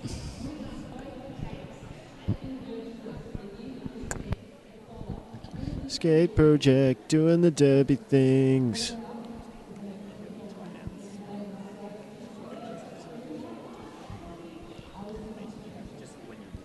So our timeout has now... No, it is an official timeout. Super. So remember to see our friends at Skate Project for all your derby printing, armbands, hot pants, ref shirts, you name it. If you can wear it and play derby, they will do it or print it. Speaking of which, we have Kerry from the Costumes by Kerry, part of Skate Project, the maker of the amazing hot pants, delivering a parcel to one of our crew behind us here. They deliver too? They deliver, yes. As long as Skate you weren't Project there, do everything. Lunar Doom, nice pass on the inside there as we drag that pack out. Has lead Jammer. Slayer Moon looking to return and probably keep this one a little bit cleaner. Picked up a couple in quick succession there. Some solid defence happening at the front and back of the pack. There's a diagonal moving back and forth, keeping back. A hard jammer. Slayer Moon, I think. Yes. I hope so. That's what I've been calling her. Jam's called off by Lunar Doom. 5 more points for Inner West. 101, 102 plays 41. Whoop, whoop. Triple fingers. It's time to drink or rescue a puppy. Yeah, that's still a thing, right? Rescuing puppies? I think so, yeah. Melodrama certainly talks about rescuing puppies and kitties regularly. It's always a good thing to do, regardless of whether they're still a sponsor or not. Rescuing puppies is a good thing to do. However, if you're not financially set up or have the time for it, just take a drink. Or donate to the Sydney Cats and Dogs Home. Yeah. They don't need to be rescued 2 to 3 times. If you can't have a puppy, don't get one. Looks like we have another power jam for Inner West. These jamming penalties are really adding up here. Viola Roller heading to the OK Derby Butts penalty box.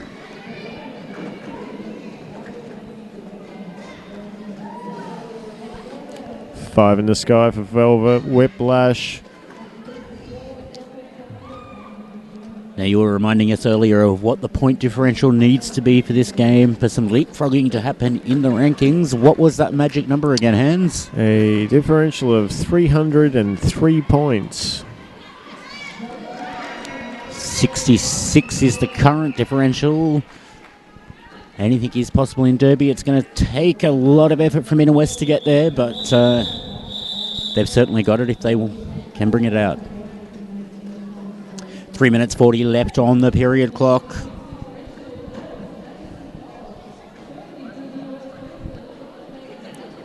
Boxy Lady and Chemical Fog up to jam. Boxy Lady will be taking on Cold Ethel, Surely Tremble, Butterscream. And I'm afraid I don't have a number. Ray, you're welcome. You're very welcome. And yes, Lunar Doom is smashing it. Big jammer, sideways collision there. Not a lot of effect, just letting each other know they were there. Boxy Lady attempting to go the inside, gets knocked back by 113 wasn't on my list, so... Chemical Fog picking up lead there. Boxy Lady getting through with Star in hand.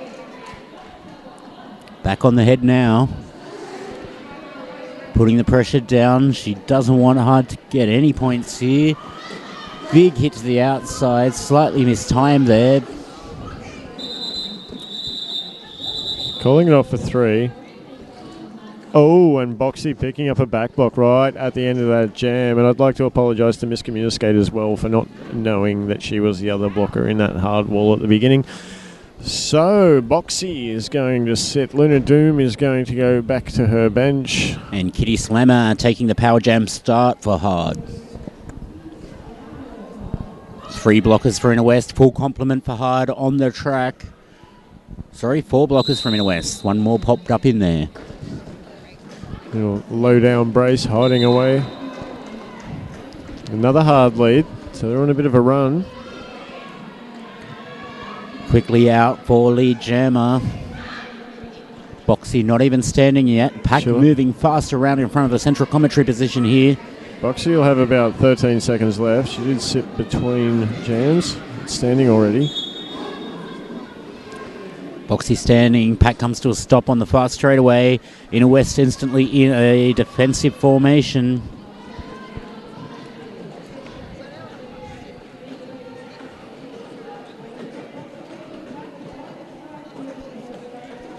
A lot of hustling in the middle of the pack there. Boxy pops out though. She's not your lead jammer, having started in the penalty box and had already been awarded. That's some nice defense, but she had already scored the points. Calling it off, not needing to make that fight for no more points. We're going to see the switch now. Lunar Doom, due to that jam off, will be going head-to-head with Viola Roller now. Hey Blaze, great to see so many new skaters killing it on the Inner West skate crashes. Yes, lots of faces that weren't around a couple of years ago when I was bench managing coaching them. Great to see so many new skaters on the track with them and doing so well as well.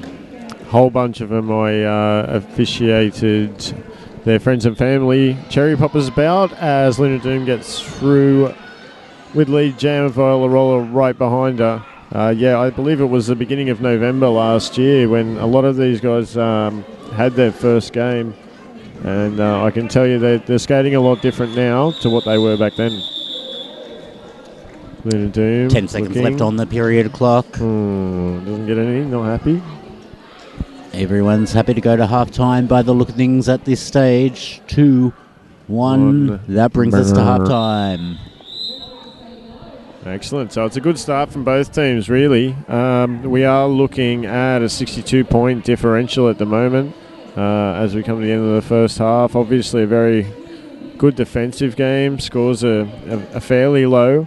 It'll be, I guess, how we come out of the halftime break, FTP. I think so. If both teams maintain that defence, it could go either way, those jammers. It could come down to power jams. Hard could come back with a couple of power jams at this point. We're going to have a check on the penalty situation at halftime, just see if anyone is in any trouble. Doesn't seem like it from my gut. My gut tells me that no one's in any trouble at this point in the game. I think it's been consistent, and they've been consistently going, but I don't think it's been any particular skater that's been going again and again and again in quick succession, as we've seen a couple of times this day. So no real penalty spirals yet. I think it'll just be a half-time worth of we're doing great, we can do better. I think so. So we'll be back in just under 14 minutes, 13 minutes and 50 in fact. I'm FTP. I'm Hans. See you soon. Better Bearings is value for money. All our bearings have an ABEX 7 rating or over, so you buy quality and you don't have to pay a fortune for it.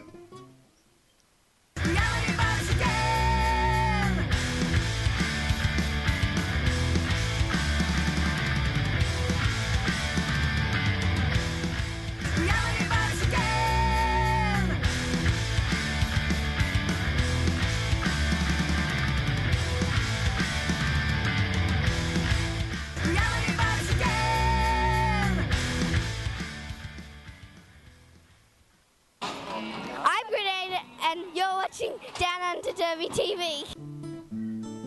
At Better Bearings, we're all about better service. We know what we're talking about. If you've got problems, give us a call. Easy to clean. Our complete maintenance packages have everything you need to keep your bearings clean and keep you rolling.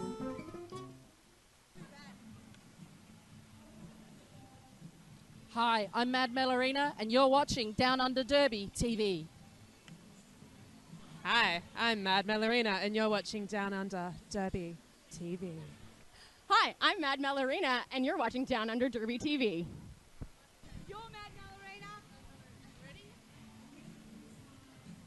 I'm Mad Melorina, and you're watching Downunder Derby TV.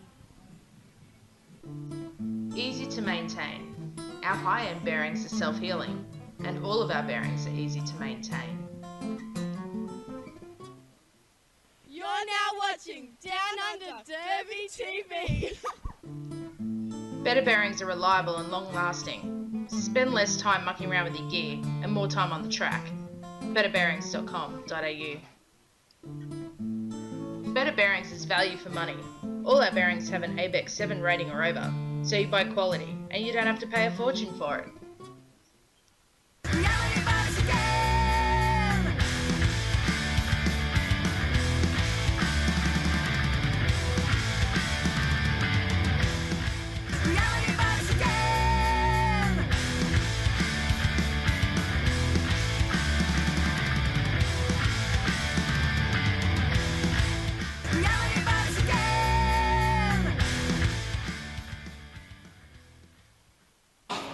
I'm Grenade, and you're watching Downunder Derby TV.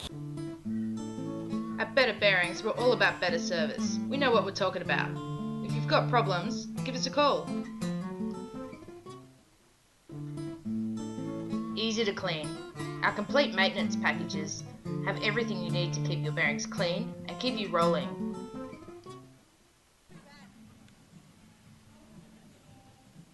Hi, I'm Mad Melorina, and you're watching Down Under Derby TV. Hi, I'm Mad Melorina, and you're watching Down Under Derby TV. Hi, I'm Mad Melorina, and you're watching Down Under Derby TV.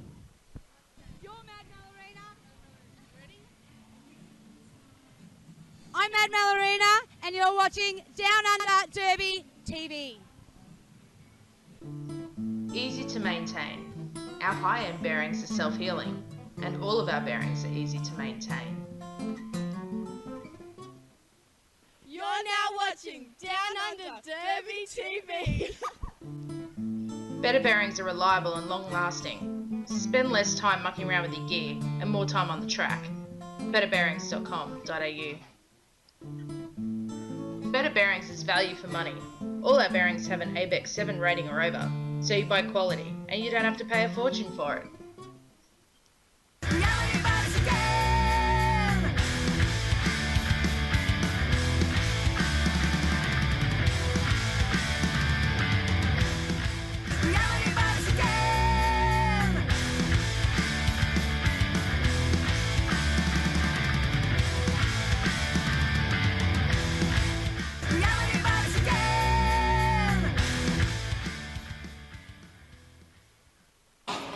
I'm Grenade, and you're watching Down Under Derby TV.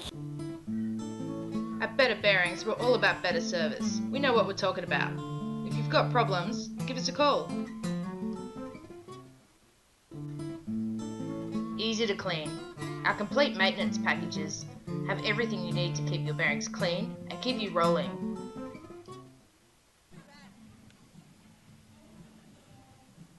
Hi, I'm Mad Melorina, and you're watching Down Under Derby TV.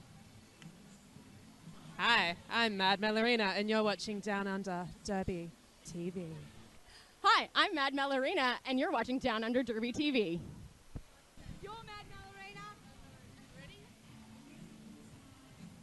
I'm Mad Melorina, and you're watching Down Under Derby TV. Easy to maintain. Our high-end bearings are self-healing, and all of our bearings are easy to maintain. You're now watching Down Under Derby TV. Better bearings are reliable and long-lasting. Spend less time mucking around with your gear and more time on the track. betterbearings.com.au. Better Bearings is value for money. All our bearings have an ABEX 7 rating or over, so you buy quality and you don't have to pay a fortune for it.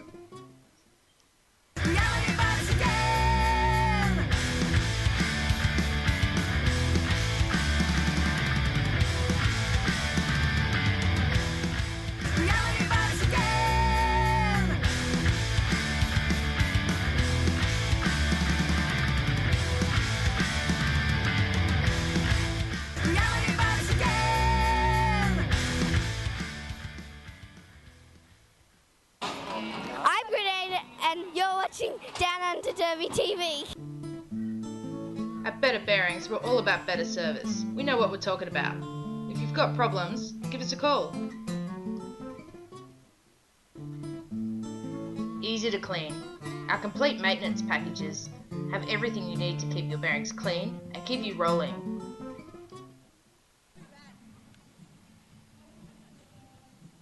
Hi, I'm Mad Melorina, and you're watching Down Under Derby TV. Hi, I'm Mad Melorina, and you're watching Down Under Derby TV. Hi, I'm Mad Melorina, and you're watching Down Under Derby TV.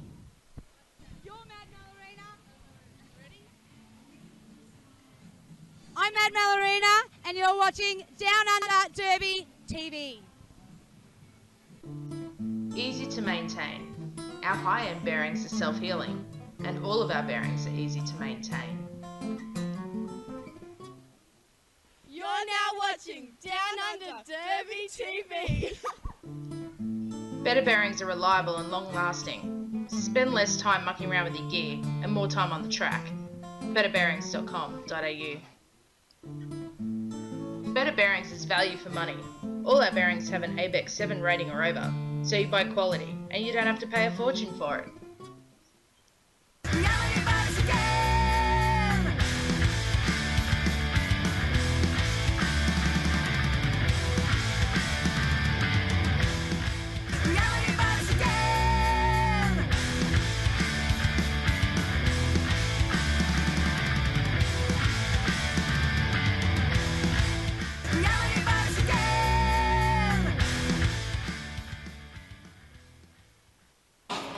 I'm Grenade, and you're watching Down Under Derby TV.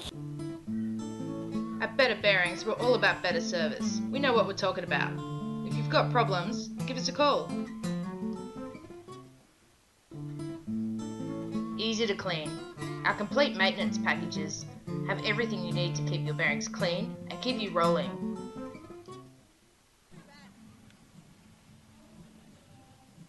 Hi, I'm Mad Melorina, and you're watching Down Under Derby TV.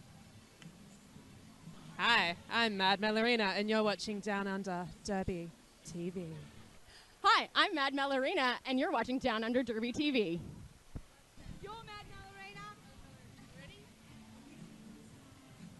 I'm Mad Melorina, and you're watching Down Under Derby TV. Easy to maintain. Our high-end bearings are self-healing, and all of our bearings are easy to maintain. You're now watching Down Under Derby TV.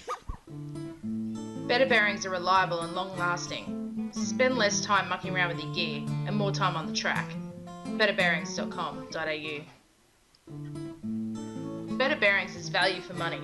All our bearings have an ABEX 7 rating or over, so you buy quality and you don't have to pay a fortune for it.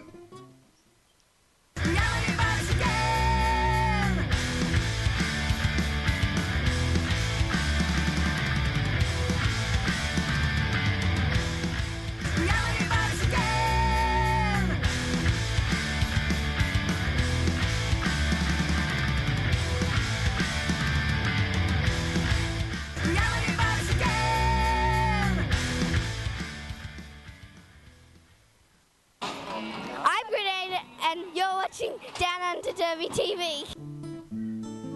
At Better Bearings, we're all about better service. We know what we're talking about. If you've got problems, give us a call. Easy to clean.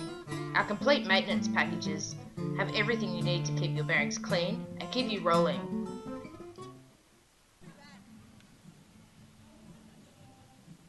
Hi, I'm Mad Melorina, and you're watching Down Under Derby TV. Hi, I'm Mad Melorina, and you're watching Down Under Derby TV. Hi, I'm Mad Melorina, and you're watching Down Under Derby TV.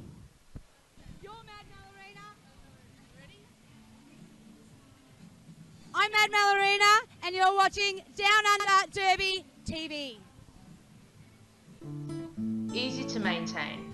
Our high-end bearings are self-healing, and all of our bearings are easy to maintain. You're now watching Down Under Derby TV. Better bearings are reliable and long-lasting. Spend less time mucking around with your gear and more time on the track. betterbearings.com.au. Better Bearings is value for money. All our bearings have an ABEX 7 rating or over, so you buy quality and you don't have to pay.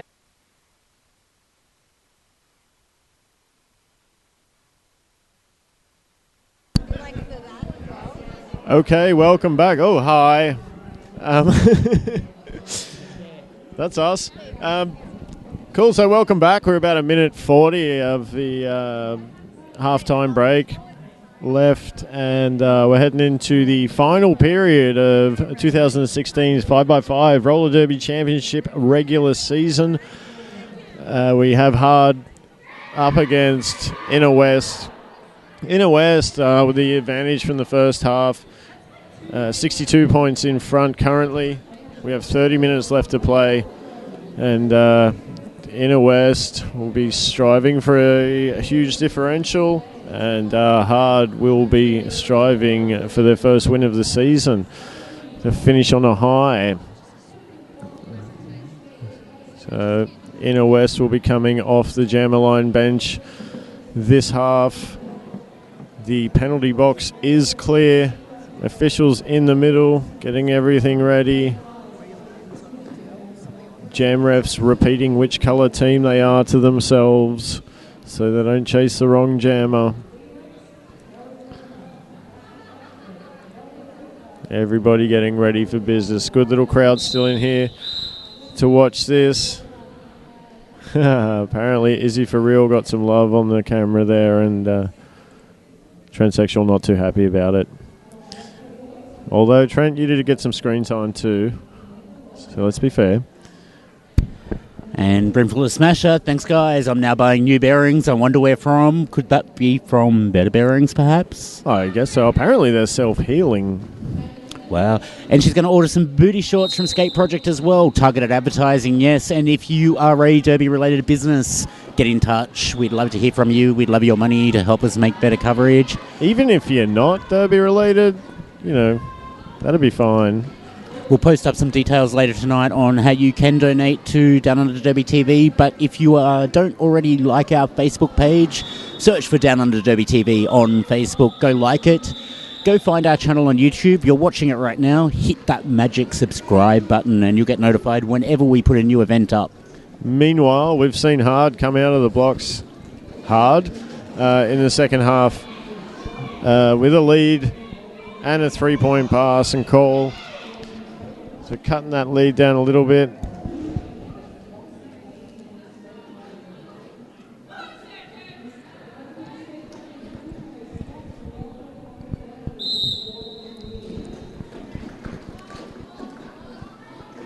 So we're starting, as we did with the first half, with some solid structured defense.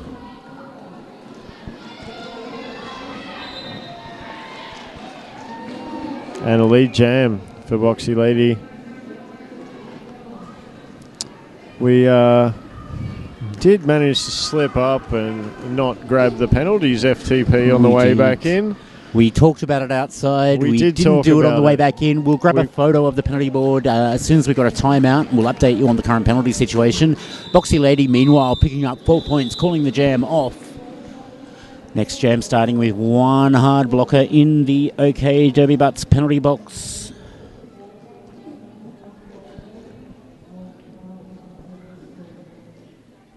It looks like Truck Star from Hawkesbury area, who is currently relaxing there in the penalty box. Luna Doom up against Surely Tremble. Solid Inner West defence formation at the back of the pack. Luna's up against a similar sort of arrangement at the front. Both jammers fighting for their holes. Luna is out first. Lead jammer. And a power jam. It looks like we have a forearms penalty there called by referee Power Pout against Surely Tremble. Luna working, weaving at the front. She's going to have a look around. What do I want? Oh, power jam. All right, no problem. I'll take those 5 points. Thank you very much. 121 players, 53 as Luna Doom comes back up against the hard defence at the front of the pack. One blocker to go. Steps around, another 5 points held up by Simon Says. Lovely work there, moving the hard wall to the outside. The way the force has taken them and a big step back in. They didn't have time to adjust on that. Glenn Torino in Captain Kit Kat's shirt goes up to make a hole, successfully helps Luna find her path through. 5 more in the sky. Meanwhile, Shirley Tremble back on the track from the penalty box. Completes her initial pass. Luna calling it off. Another 4 points for Inner West, bringing the score to 134, playing 53.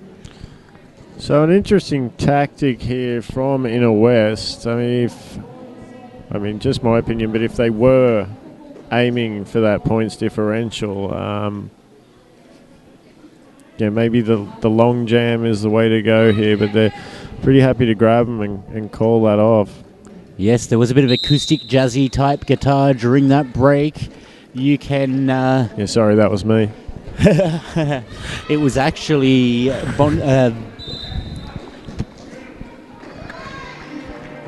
Bonnie K and the Bonafides. Bonnie K, of course, otherwise known as Vanity Bonfire, formerly of Inner West, kindly donating their music for use on our coverage. If you've got a band and you want to hear your music played on our coverage, get in touch as well. We'd love to get the rights to your stuff. Don't even have to send money then, right? No, just your music. You can send money too if you want. Money makes the stream go round. We do actually want to find another $700 of sponsorship before next season so we can bring back instant replays. Because how good are instant replays? So again, we'll start our drive for that later on. We've got some Derby about to start back on the track now. Viola Roller and Luna Doom. With Luna Doom finding a way on. past those front blockers is your lead jammer straight up. It almost looked effortless stepping through that inside line, except knowing those two blockers, Kill Billy and... Star is off. Truckstar there, I think, lucky to get away with a higher block in reaching for the Star. But remains on track. She is, however, recycled and cutting. So another power jam.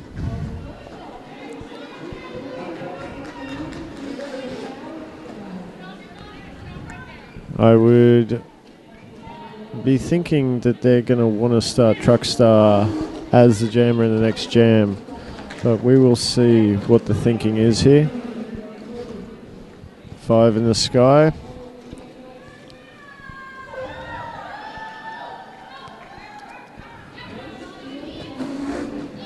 I've just noticed as well that Simon Chambers, your jam ref, is skating as Simon Chambers, not Simon Says, which I've been calling him all day. So apologies, Simon Chambers. We'll rectify. Simon, you'll always be Simon Says to me. So they allow Truckstar back on. She's on her initial pass after the Star pass. Finds a way around the wall.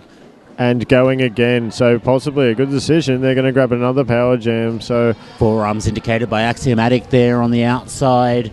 Off to the penalty box. Okay, Derby butts penalty box once again. So they will keep her there for the beginning of next jam, as well as having probably a couple more passes. Calls it off and saves herself 4 seconds. I don't know where 4 stickers came from, but that was what was about to come out of my mouth. All those stickers help. Stickers.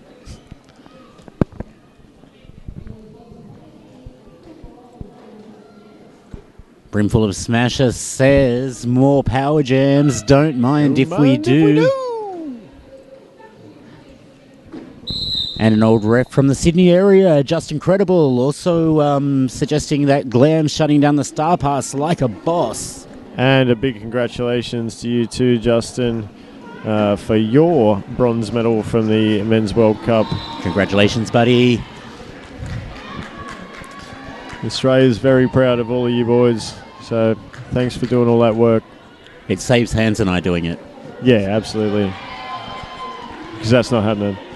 5 in the sky from Simon Chambers.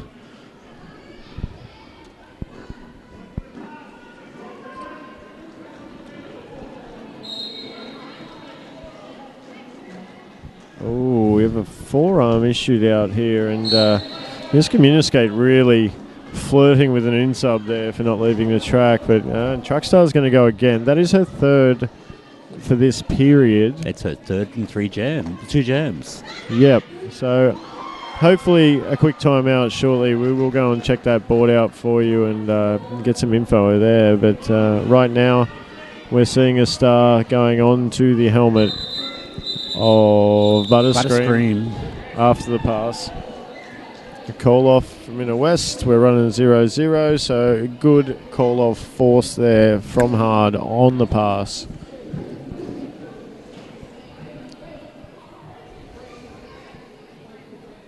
So we have Chemical Fog taking the jammer line Jammer Star for the first time in this game for Hard. I don't think I've noticed her jamming yet. Chemical Fog. No, she's been there. It has been a long day. I think she did the first jam of the game. However, lead going again to Luna Doom, who has just got an absolute suitcase off him today. Being very effective, very efficient. What do you want, coach? Call, no problem. 4 and out, just adding them on 4 at a time. Waiting for mistakes from Hard.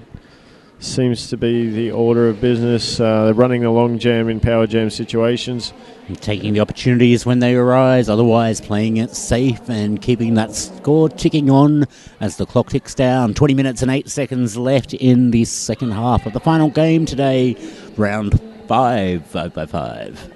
All of the fives. So yeah, Inner West, I think slow and steady gets all of the points and stuff. Viola Roller stuck at a wall of Inner West at the back of the pack. That wall reforms around her again and again. And Velvet Whiplash, not as much problem. She's going to come around and... So I might have a lap point here too. Yep. I'll take that point, please. So again, you might just notice that Hard, the structure in their walls is falling apart a little bit. Now, I think in the first half, Inner West suffered from that at about the same time, but as you can see, their walls are really strong and structured at the moment and just holding together well. Velvet knocked down to the inside, realises that she's about to cut, saves herself from the penalty though and retreats back to the inside, resets to the back of the pack. We have had a star pass from Hard as well, so Star currently in the pivot's hand, well, inactive Jammer's hand now. The former pivot. Chevy Chase sent for a penalty to the OK Derby Butts penalty box. And a power jam going the way of Hard. And Nita Smash You now with the star on her head for Hard. Coming up to the back of the pack, finds a wall of her friends at the back, ready to help make a hole for her. She gets taken down by one of the only blockers left for Inner West on the track. That was Crushy Amplet. Crushy does know how to hit. She's definitely up there in the scouting report, done before games. Big breather. Do they want to call? No. We don't have blocker advantage anymore with Chevy being released. They do still have Jammer in box. They're going to continue. So maybe they've switched to long Jammer looking for the fight back. Lead now out to 134 points in favour of Inner West. Hard so far, only putting 10 points on in the first 12 minutes of this game.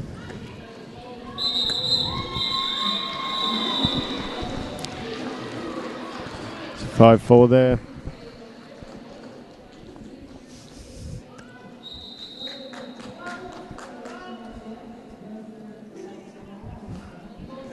Special meme just for you, Hans, from Trent Sexual. There are 4 stickers.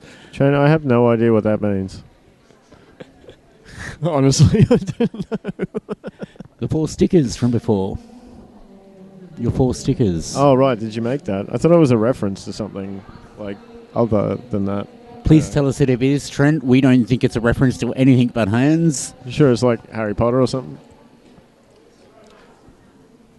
Brimful of Smasher says, Glam's assists have been excellent. She knows exactly where to be to mess things up.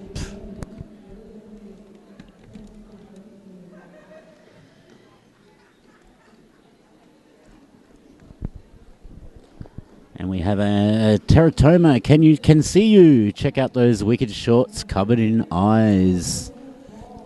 Can't see them on a camera right at the moment, but once we can get you them, we will, just in case you've missed the shorts covered in eyes.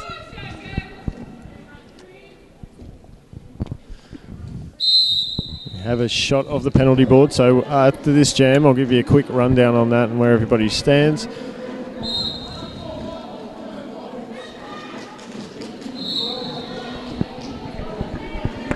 Luna Doom picking up lead before being knocked out of bounds. 2 Hard skaters going to the box. Luna Doom looking to take advantage of this with Chemical Fog still stuck in the pack. So lap point there. Once she passes a blocker, she's going to grab a whole heap of them as well, and that'll be 5 in the sky. Chemical Fog completing her initial now.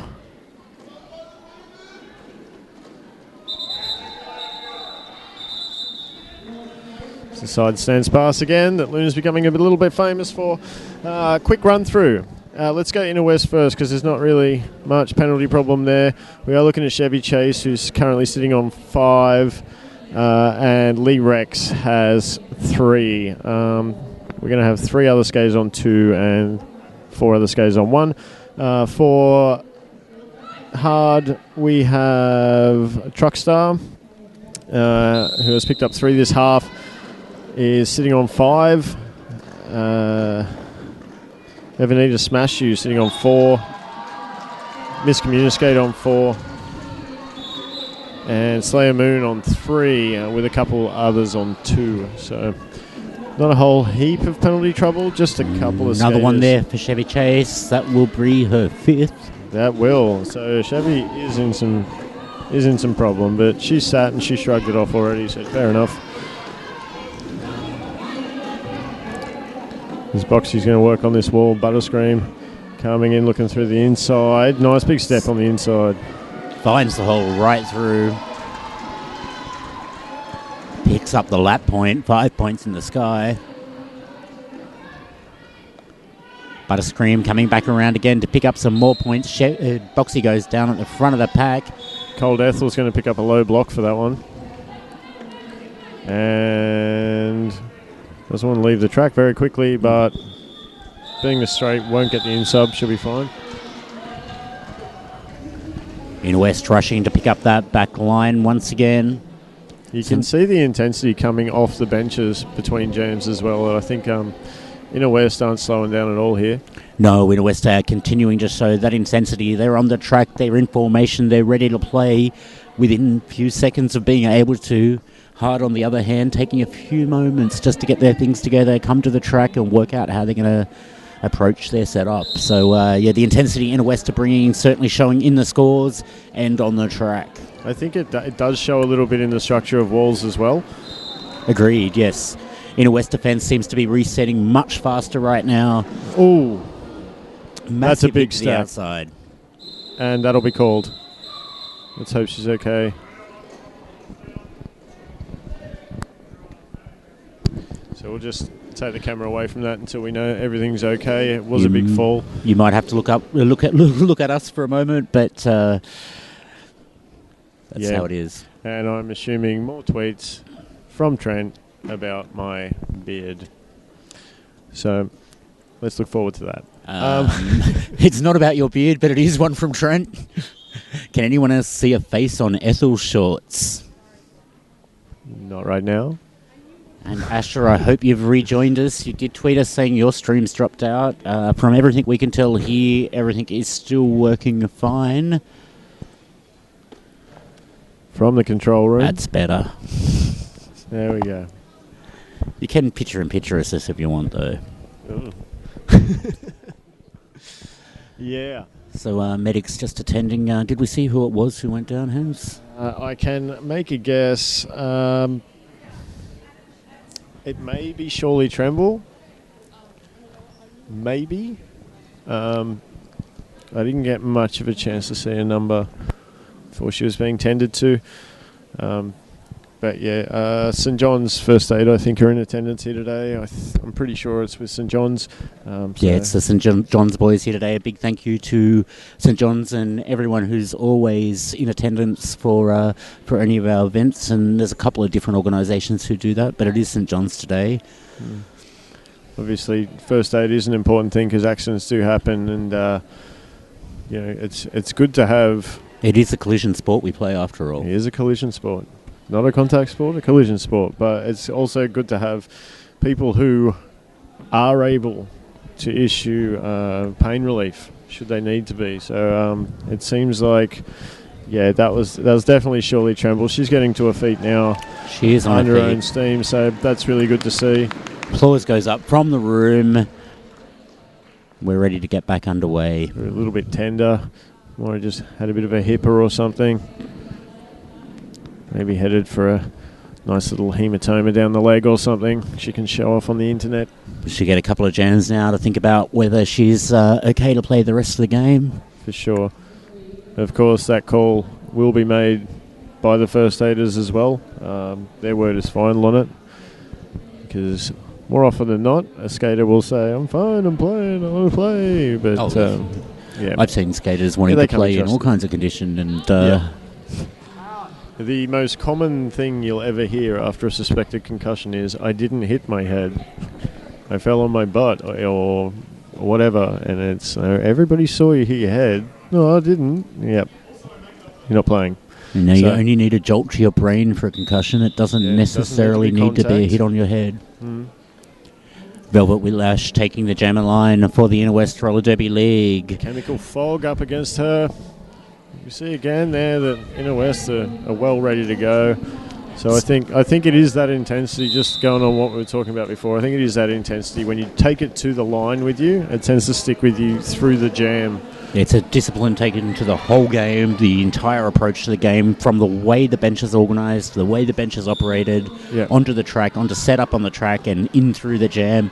It's reflected in the penalties, it's reflected on the scoreboard. Yep. Absolute focus. So Velvet Whiplash through. Cover comes off for Chemical Fog. Did she get... Nope, she still has Star in hand. Meanwhile, Velvet Whiplash steps through around the front of the pack, picks up 5 points. Star is back on the head of Chemical Fog, putting the pressure on now, chasing Velvet down. About half a lap behind, getting closer as Velvet approaches the back of the pack. Comes up against a wall at the front of Hard, calls it off before. No, 1 point there for Hard. 2 to Inner West, bringing the scores to... Just waiting a moment for the update. Nope, that must be the update included. 80 playing 215. Still a lot of points to get if we're going to hit that target of 303, I believe. I was questioned at halftime, like, are you 100% sure? Well, I was before you asked me. So if anybody else is doing the maths there that I've... That's a hint to you, Big Kahuna. We know you're doing the maths at home. We know you've got it all in your head already. Send us another tweet with the exact number if we have it wrong. Meanwhile, back on the track. I got to get something right today. Something, anything. But yeah, 134 points, the difference now. But, Star comes off the head there, goes back on. It's just a stash for Luna Doom. I think if they're to reach that, it's probably going to be a really big 12 minutes of Derby. Some more amazing defence there from Glam Torino, wearing Captain Kid Cat's jersey.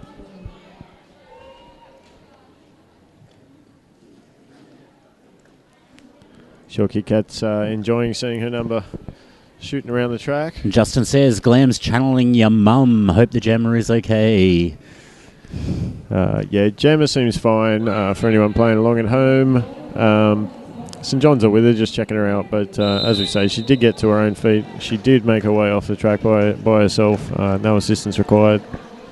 So it would seem that everything's okay there.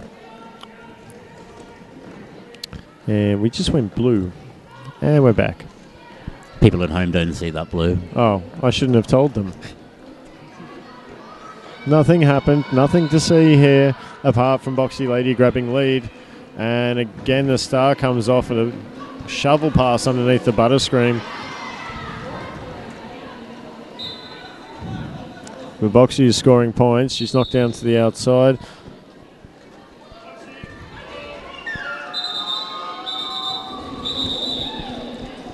The call off. 4 more points on the board for Inner West, and none going to Hard. Lee Rex trying to let everyone know that she is on her way to the box. So your line manager can decide which of their skaters they're going to pull. Chemical Fog up against Luna Doom, pairing that we've seen quite frequently during this game. Well, I've seen it quite frequently. Apparently, you only just saw it.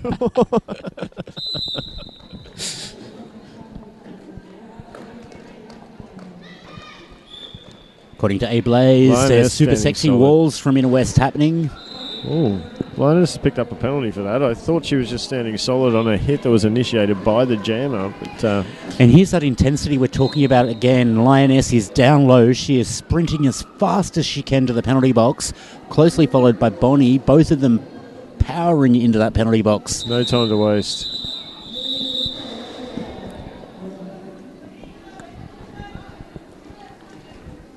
So even when they're leaving the track, the intensity is still there. It's carried through every aspect of this game for Inner West. And Luna Doom appears like she's going to start doing some back-to-back jams, as we have seen this year, going into the, say, last 10 minutes of a game. She's run on multiple occasions.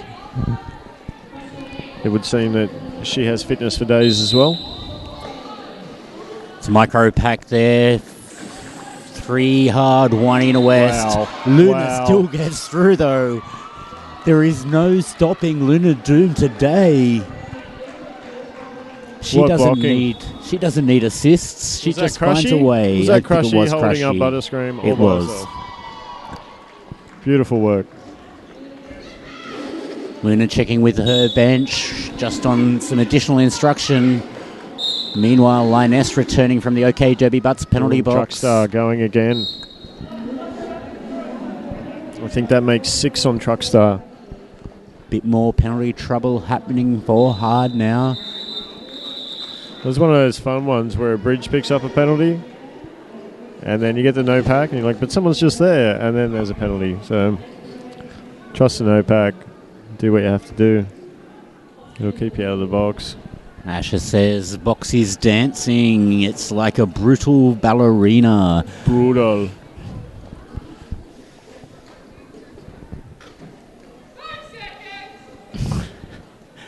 And Trent is further commenting on beards.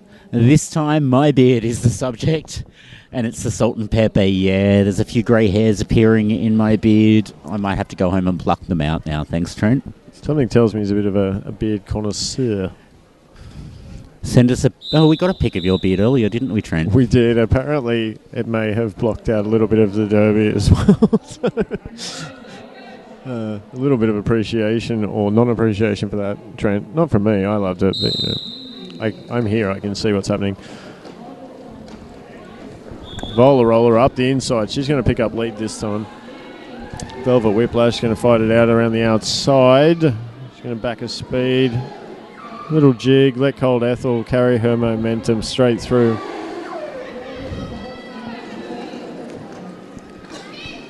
One blocker for Hard, and they're going to make it to offense.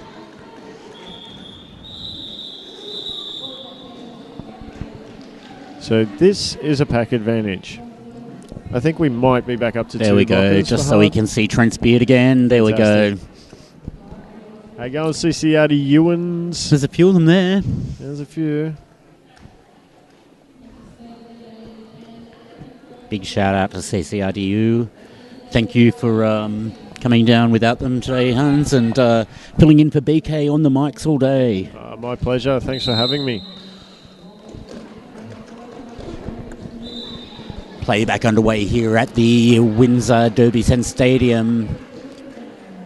Chemical Fog with the star in hand, fighting her way through the Inner West defence. It's great to see Hard going with that. We don't have lead, remove the star and create some division within the pack there, but that's not going to work when they don't have a pivot on the track. It's probably a small oversight there. I'm not sure if a cut's going to be issued here. Doesn't Luna Doom at the appear to death, be. but no, it doesn't seem to be. I did see action all over it, and he came in, and I thought, A couple of outside pack refs having a quick chat and looking like they were okay with that. Simon over at the penalty box, just checking with a couple of things. Checking on the number of skaters in the penalty box at a given point in time, I think, just to determine correctly how many points need to go up there. If I was to read body language, I would be thinking action was there. It was a cut, but I'm not sure where in the set of whistles it happened, whether the jam was dead. But I'm no body language expert. Officials conferring in the centre. Was right in front of even Steven, so if he thought it was okay. Timeout, of course, brought to you by Skate Project. Printing, shorts, armbands, stickers, all kinds of things. Stripes, definitely the stripes. Socks, yes. And their Derby Obsessed stuff. We haven't talked about Derby Obsessed enough today. All of that too. Okay, Skate Project being the official exclusive supplier of Derby Obsessed merchandise now. Do you know what I reckon would be more informative than us? Would be either their website or Facebook page, and I'm pretty sure you could find that in your searching engines. In fact, just hit the Down Under Derby TV page from this morning and follow the links through to Skate Project, where they'll have details of all of the gear they sell, including the Derby Obsessed stuff. Oh, there you go. We'll have details of a website for them hopefully soon. I know they've been busily beavering away building a new site, so they should be ready to launch that one sometime soon. Meanwhile, outside of your retail therapy, Viola Roller has picked up 4 and called it off. So that's going to head the score sideways. Well, upwards? Sideways? Why would it go sideways? I'm an idiot. Anyway, they're 5 points away from we can make it double go figures. sideways. Oh, it went sideways. That's exactly what I meant. Sure. It's been a lot of fun calling games with you today, Hans. We have Slayer Moon on the track for hard with the star on her head. Ooh, bodies hit the floor. People were getting up to come back so as not to cut, and I was waiting for something bad to happen, but we've managed to escape that. Luna popping out of the pack is your lead jammer. Again, star in hand for Butterscream. So their passes have been successful when a pivot's been in play. So still now with 4 minutes 27 to go, with a 139 point lead to Inner West, they're still racing out to the track, showing good intensity, and carrying that right through the final whistle. Asher says, Rex and Crushy. Poor hard. I've taken a couple of hits from Crushy in the past. So I can attest to the fact that they are pretty damn solid. I've watched them from the sideline, and I can attest to that as well. Another lead to hard. They're going to start pouring it on now. Kitty Slammer, the culprit. This Velvet Whiplash. About half a lap, so we're going to think maybe she'll get the points and go. There's a whistle on the outside. And a forearm being issued to someone and a back block being jammer. issued It's to Hard's somebody jammer else. that has taken that forearm. I think the Kitty Slammer got the back block, and it may have just been a hierarchy of Cole's thing. Maybe the OPR saw a forearm, somebody else saw a back block. Either way, power jam for Inner West. It's a letter on the board.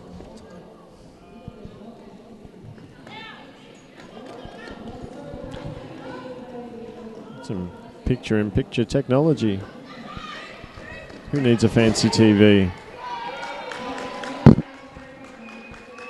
And that's me hitting a microphone on my headphones. Apologies.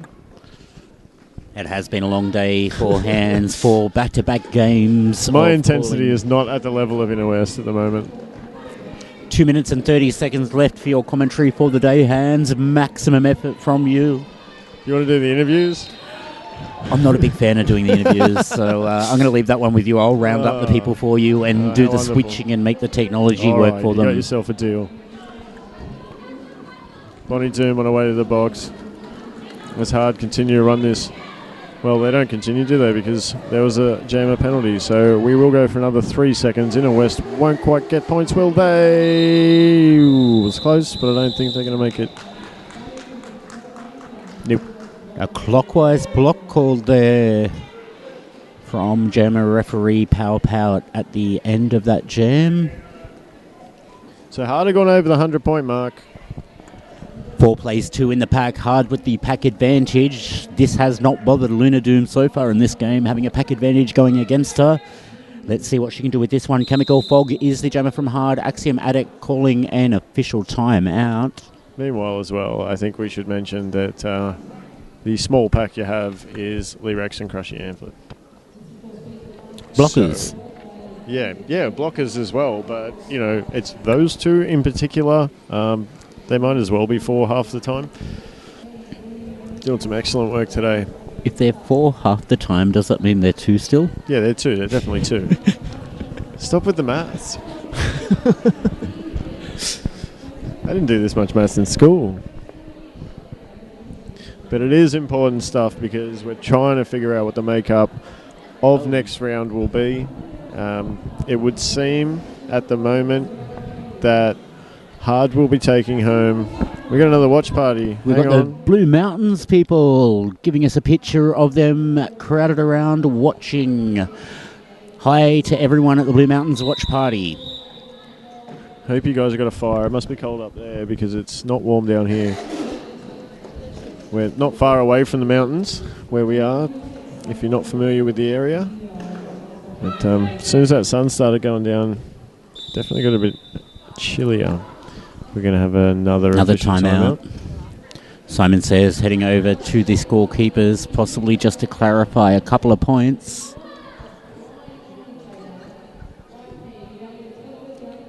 So, of course, for those not aware, if this was the last jam, we will be unable to change any incorrect scoring from the previous jam. So that jam we just had wouldn't be able to make changes if there was a mistake if this is our last jam of the game. So you've got to make sure it's right before then. Power jam for Luna Doom, whistle, and she's straight through before I could even say any more. She's your lead jammer, ready to pick up points. Period clock running about 30 seconds under the jam clock. So we'll see if they just bleed a period clock or whether they're going to go all the way. I think with the intensity that Inner West have been bringing, they will play it like they played the rest of the game. They will call this off if the opportunity requires it, and they will start again if they need it. There's still timeouts on the board for both teams. Kitty Slammer returning from the box. Luna Doom looking to get a point before she got on track, but does not. Oh, she did. She did by the look of the hand behind Simon's back, and then we're going to have another jam. 5 points in the sky for Inner West. 37 seconds left on the period clock, so plenty of time to get started. Has the star on.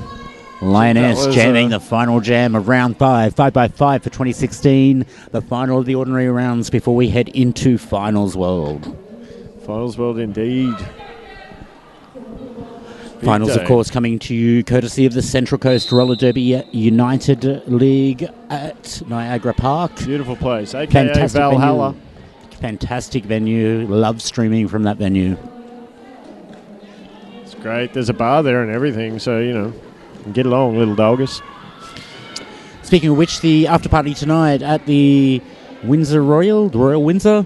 Yeah. I'm not really across that. So. Oh, Lioness sent for a penalty. Didn't quite catch what penalty, Simon. Back box would seem that she is signalling a back block. She's still got a smile on her face, though, and gets an applause from Commando Roll on her skate past. If you are wondering where the after party is, you can probably look that up. I know it was posted in the event page. So if you're close by and wanted to get down for a drink. But I'm having a guess that if you're watching at home, you're probably not close by. Otherwise, you'd be here because the action's always better here. Yeah, word. Butterscream. Pick up a back block. So we will see Lioness coming back onto the track. 44 seconds left in the jam. Plenty of time for Lioness to get back on track and pick up those final points for Inner West. She looks completely stoked about that as well. And she's up with the intensity, even more intensity than anyone's shown before. She's going to make great use of these last 30 seconds. Steps through the pack. knocked down, comes up against two She's getting through there. Steps through the middle. Butterscream on a short sit. That seemed like a really short penalty. I think Lioness was released due to her coming in. I believe so too, but it did seem to me she was there longer, but I'm probably wrong. Like we say, my brain is mush. 4 seconds left on the jam clock anyway. Not much more is going to happen at this point. That'll be all she wrote. Monster blowing the 4. 271 for the Inner West Roller Derby League skate crashes. 103 points for the Hawkesbury Hills Area Roller Derby League Kamikazes. So 168 point differential. We do not believe that is enough to see them in the grand final game. So a great win here today. Great showing from Hart as well. Cracking that 3-digit score against tough competition. Our producer for this one has just found me the information we needed. Don't miss the drinky fun times at the after party. Head over to the Royal Exchange Hotel, 203 George Street, Windsor. They'll be keeping the kitchen open just for us, so get over there and get some food if you're hungry. Super duper, especially if you've been on a microphone all day and haven't had a chance to eat anything. I actually think I might be skipping the after party tonight, Hans. I've had a massive week and really want to get home and get some sleep. Yeah, I got a long way to go too. I think I'll skip it too, but I hope you all go and have a good time there. We want to see after parties come back, and there's definitely going to be a good one after the grand final up in the Central Coast, so make sure you get along to that. Nice little victory lap here. We will speak to the teams shortly after all of this has taken place. It's been a really good day of Derby out here. We've seen some good games. Again, apologies if we did have connectivity issues. The archives will be uploaded during the week. I've got some to catch up on from other events, and I'll endeavour to get everything up I need to before finals next month. Yep. So, what are the finals looking like, Hans? I believe we're going to have, in the Battlegrounds division, we'll have Inner West against Northern Beaches for 3rd and 4th place. The mighty Central Coast Roller Derby United Valkyries taking on the Blue Mountains Free Sisters for the trophy.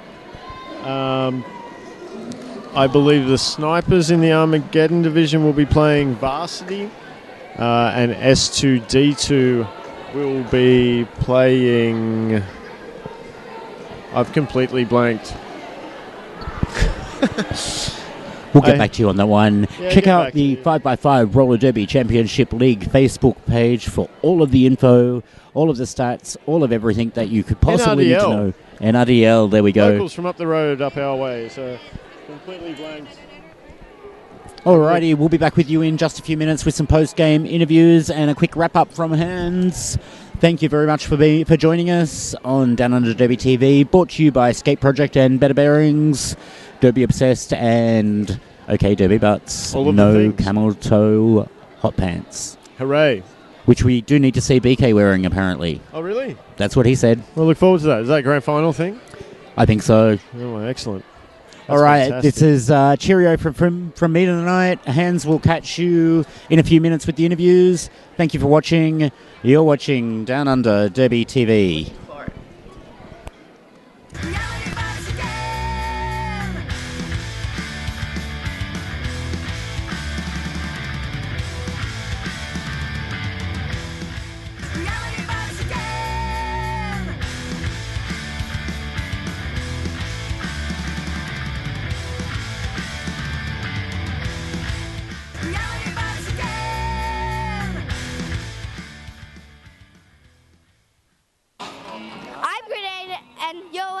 Down Under Derby TV. At Better Bearings, we're all about better service. We know what we're talking about. If you've got problems, give us a call. Easy to clean. Our complete maintenance packages have everything you need to keep your bearings clean and keep you rolling.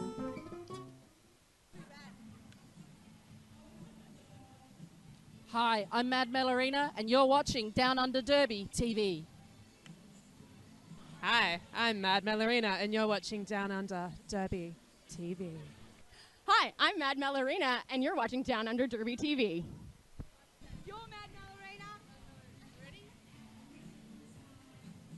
I'm Mad Mallarina, and you're watching Down Under Derby TV. Easy to maintain. Our high-end bearings are self-healing, and all of our bearings are easy to maintain. You're now watching Down Under Derby TV. Better bearings are reliable and long-lasting. Spend less time mucking around with your gear and more time on the track.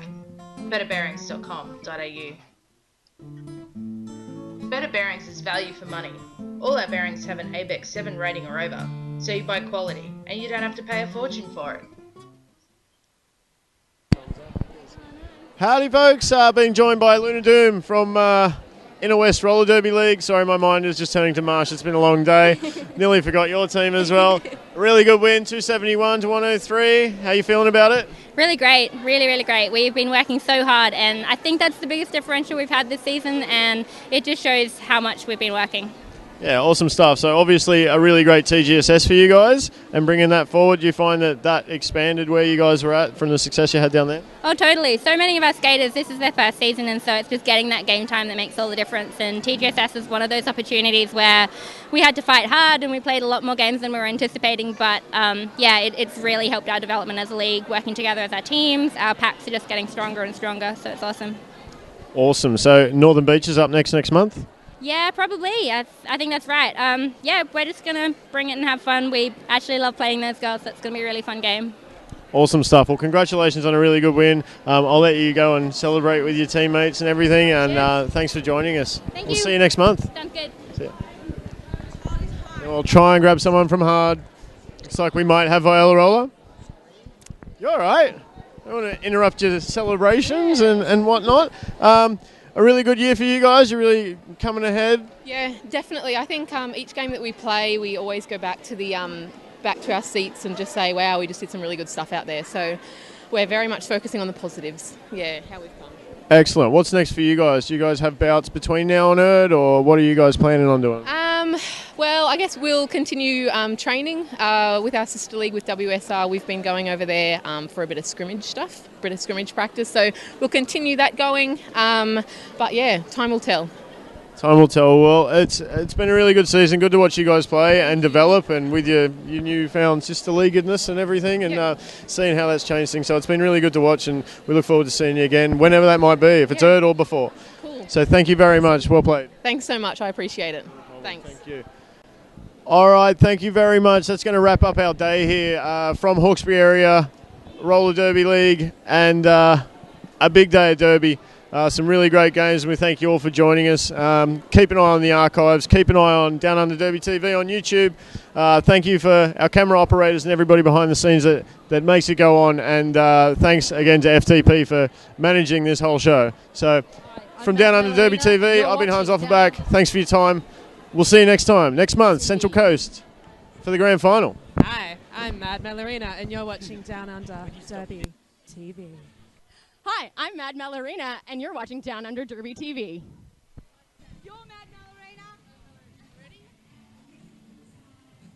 I'm Mad Mallarina, and you're watching Down Under Derby TV.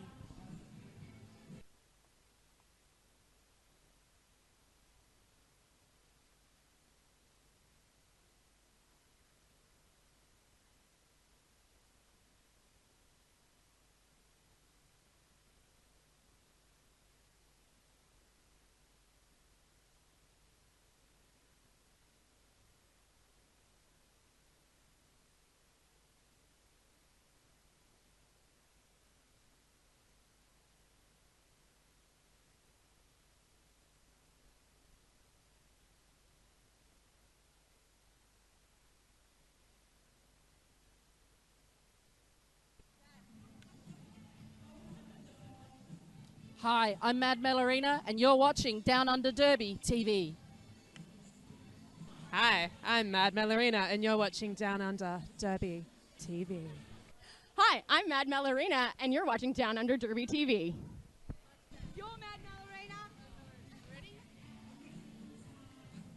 I'm Mad Mallarina, and you're watching Down